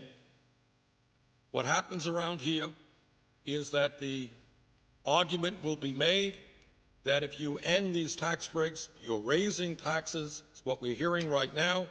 I see no reason why in the middle of a presidential election those arguments will not be made again, and I see no reason not to believe that those tax breaks will be extended again. And clearly we have a number of Republicans who want to make that extension permanent. Now, whether it will ever be made permanent or not, I don't know.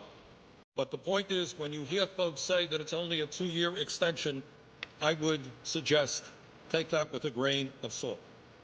And let me just say that if, in fact, we do what the Republicans have wanted to do right now, as we enter this debate, they wanted a 10-year extension.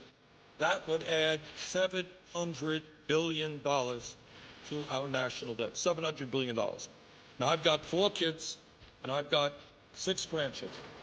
And I think it is grossly unfair. None of them have a whole lot of money. I think it is grossly unfair to ask my kids and grandchildren and children all over this country to be paying higher taxes in order to provide tax breaks for billionaires because we've driven up the national debt. That is just plain wrong. And Mr. President, I think the vast majority of the American people, whether they're progressives like myself or whether they're conservatives, I think they perceive that that concept, that giving tax breaks to billionaires when we have such a high national debt, makes no sense at all. Furthermore, Mr. President, it is important to point out that extending income tax breaks to the top 2% is not the only unfair tax proposal in this agreement. This agreement between the President and Republican leadership also calls for a continuation of the Bush-era 15% tax rate on capital gains and dividends, meaning that those people who make their living off their investments will continue to pay a substantially lower tax rate than firemen, teachers, nurses, carpenters, and virtually all the other working people of this country. And I just don't think that that's fair. That's wrong. And we are continuing, if this agreement were to be passed, that unfair win. Mr. President, on top of all that, this agreement includes a horrendous proposal regarding the estate tax. And that is a Teddy Roosevelt initiative. Teddy Roosevelt was talking about this in the early years of the 20th century. It was enacted in 1916. And it was enacted for a couple of reasons. Teddy Roosevelt and the people of that era thought it was wrong that a handful of people could have a huge concentration of wealth and then just give that wealth, transmit that wealth to their children. He didn't think that that was right. Furthermore, it was a source, a progressive and fair source of revenue. Under the agreement struck between the Republican leadership and the President, the estate tax rate, which was 55% under President Clinton, and let's all remember, we had problems with the economy under President Clinton, but very few will deny that during those years we were creating a heck of a lot more jobs than we did under President Bush. That's the fact. Over 20 million jobs under President Clinton. We lost 600,000 private sector jobs under President Bush. During the Clinton era, the tax rate on the estate tax was 55%. What this arrangement would do is lower that tax rate to 35% with an exemption on the first $5 million of an individual's estate, $10 million for couples. Now, here's the important point, Mr. President, that I think many people don't know, because I have to confess, my Republican friends and their pollsters and their language people have done a very good job. This is the so-called death tax. And I think all over America, people say, oh, this is terrible. I have $50,000 in the bank and I want to leave that to my kids. And the government is going to take 55% of that, 35% of that. What an outrage. So let us be very, very clear. This tax applies only to the top 0.3% of American families. 99.7% of American families will not pay one nickel in an estate tax. This is not a tax on the rich. This is a tax on the very, very, very rich.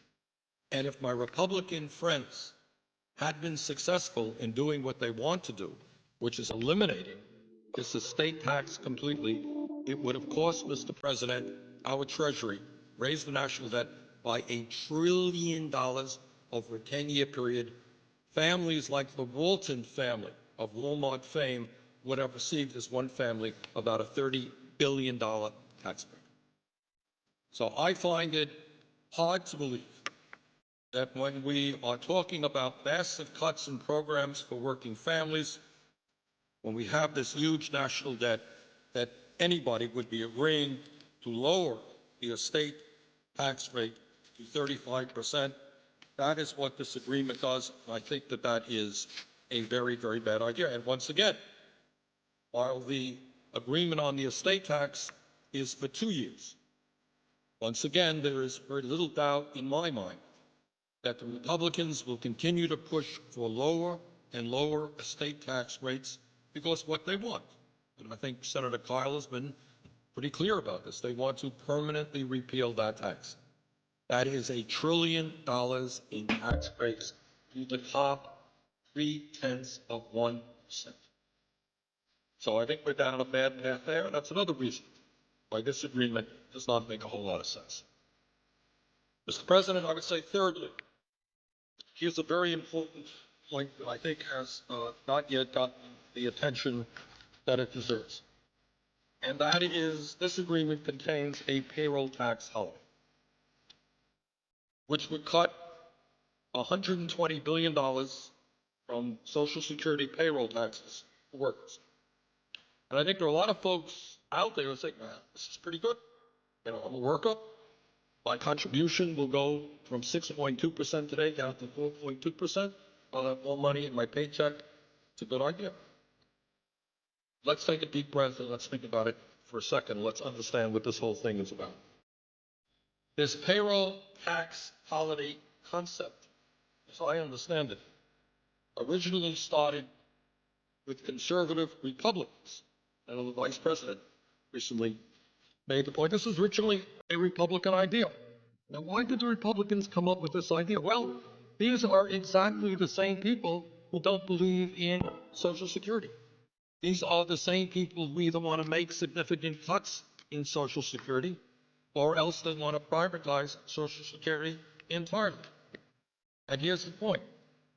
They understand that if we divert funding that is supposed to go into the Social Security Trust Fund, which is what this payroll tax holiday does. This is money that goes into the Social Security Trust Fund is now being diverted, cut back, in order to provide financial support for workers. But that is a lot of money not going into the trust fund. Now, but the President and others are saying, well, not to worry, because that money will be covered by the general fund. That is a very, very bad and dangerous precedent, because up until now, what Social Security has been about is 100% funding from payroll contributions, not from the general tax base. Now, once again, this is a one-year program. The loss of revenue going into Social Security can be covered by the general fund. But we have a $13 trillion national debt. How much longer will the general fund put money into Social Security? Is it a good idea for the general fund to be doing that?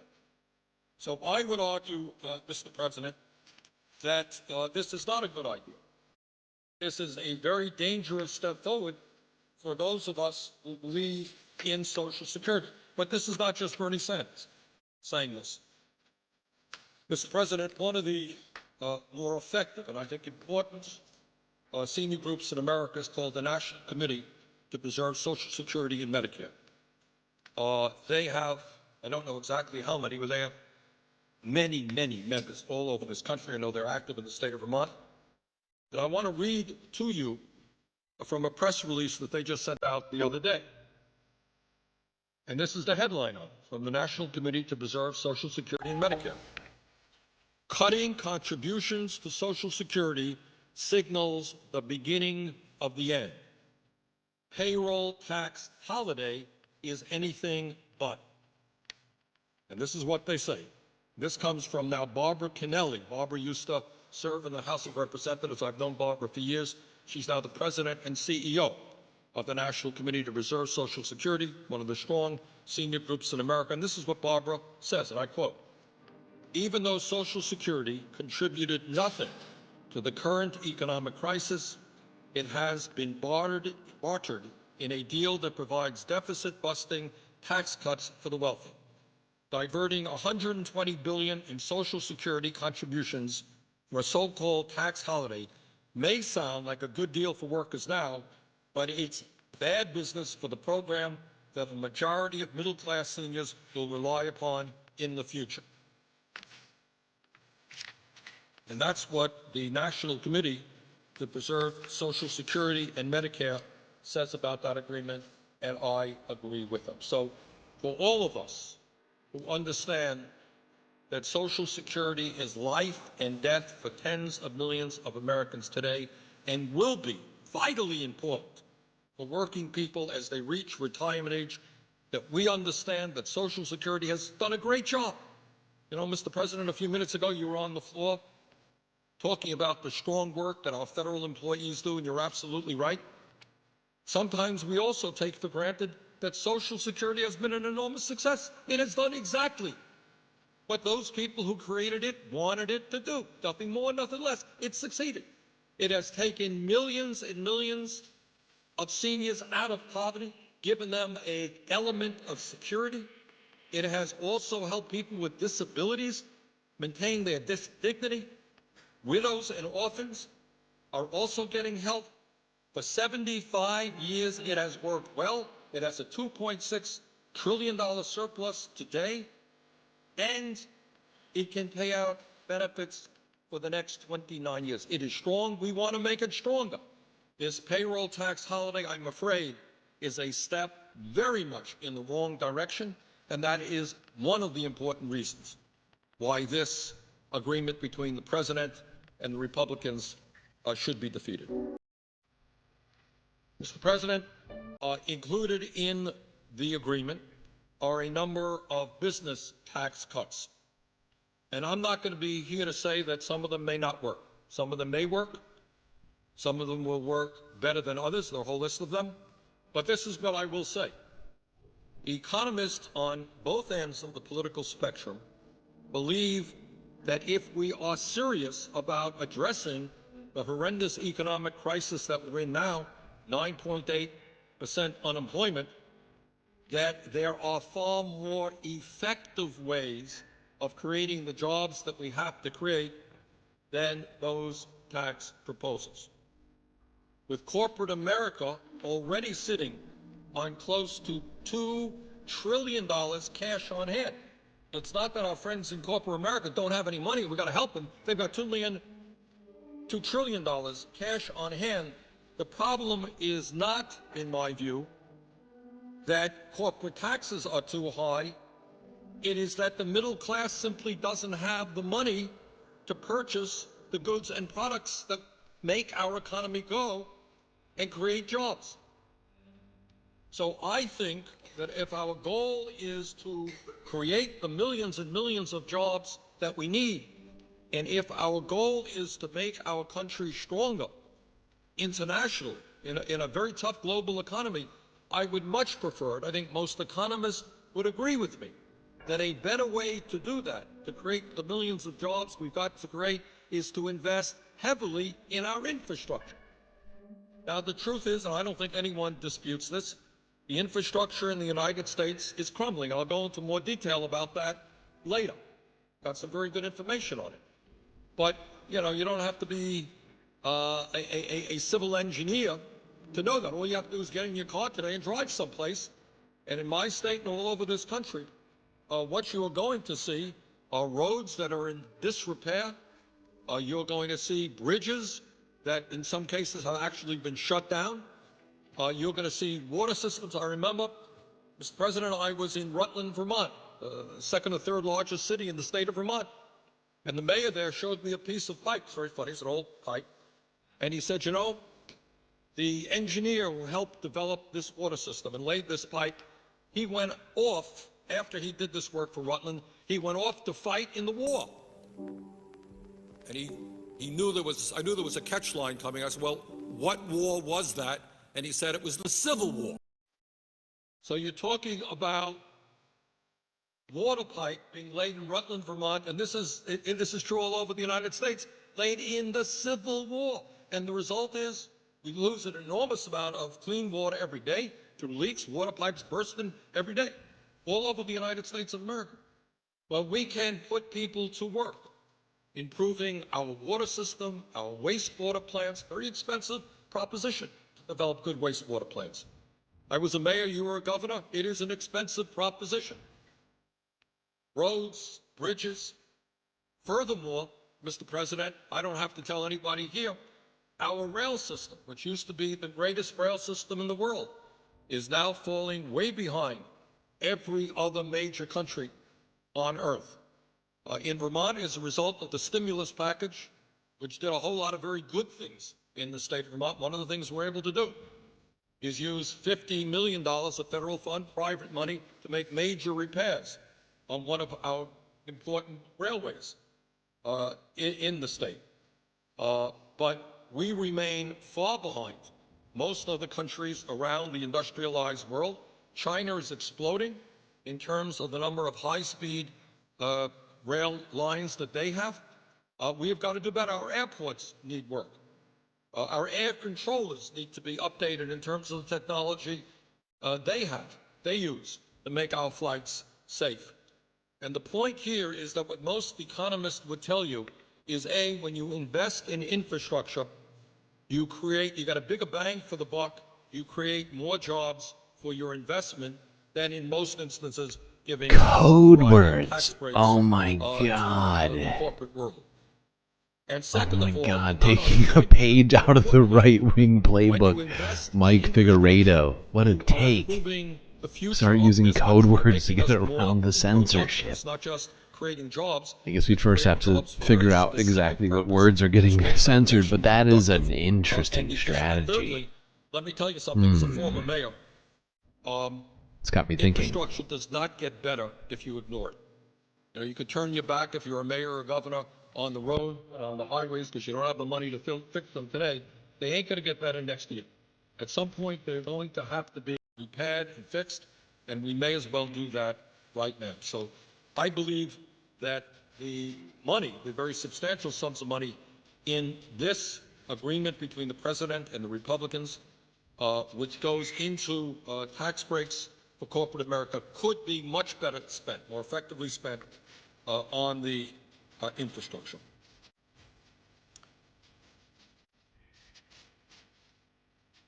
Point I want to make in opposition to this agreement is that what we have heard from the president and others is that, look, this is a compromise. You can't get everything you want. No? You can't get everything that you want around here. That's true. But one of the examples of the compromise is an extension of unemployment benefits for 13 months. Well, let me be very, very clear. In the midst of a serious and major recession, at a time when millions of our fellow Americans are not only out of work through no fault of their own, but they have been out of work for a very, very long time. It would be, in my view, immoral and wrong to turn our backs on those workers. Their unemployment benefits are going to be running out soon, and it is absolutely imperative that we extend those unemployment benefits for the 2 million workers who would lose them. But here's the point that I want to make, Mr. President. Some people say that this is a compromise. Well, the Republicans gave on unemployment, the President gave on extending tax breaks for the rich, et cetera, et cetera. But here's the point. I don't believe, honestly, that the Republican support now for extending unemployment benefits really constitutes much of a compromise. Because the truth of the matter is that for the past 40 years, under both Democratic and Republican administrations, under the leadership in the Senate and the House of Democrats or Republicans, it has been bipartisan policy that whenever the unemployment rate has been above 7.2%, unemployment insurance has always been extended. So what you have had is long-standing bipartisan policy. That's what we have always done. That is what we should be doing in the future. I do not regard that Republicans now supporting what their party has always supported, extending unemployment benefits when unemployment becomes very high. I don't see that as a compromise. I see that as what has been going on in this country and in the Senate for 4 decades. Now, Mr. President, I've talked about the negative aspects of this proposal, but I am going to be the first to admit that, of course, there are positive and good agreements in this. And what are they? What are some of the positive aspects of this agreement? Let me just tick them off. Number one, I believe very strongly, and I know the President does, that it is absolutely imperative that we extend middle-class tax cuts for 98% of the American people. I don't think there's been any debate about that. When median family income has gone down by over $2,000 during the Bush years, when millions of our people today are working longer hours for low wages, when people can't afford to send their kids to college or take care of child care, I think it makes absolute sense. I don't think anyone denies that it is absolutely imperative that we extend middle-class tax cuts, and that's what this provision does, and that's the right thing. Furthermore, in this agreement, we have an extension of the Earned Income Tax Credit for working Americans, and the child and college tax credits are also in there. Every one of these agreements is very, very important. These programs will keep millions of Americans from slipping out of the middle class and into poverty, and they will allow millions of Americans to send their kids to college. So I'm not here to say that there is not anything of value in this agreement between the President and the Republicans. They are. And we have got to fight to make sure that all of those programs remain in the final package when it is passed, when the final package is passed. But when we look at the overall agreement, we must put it in a broader context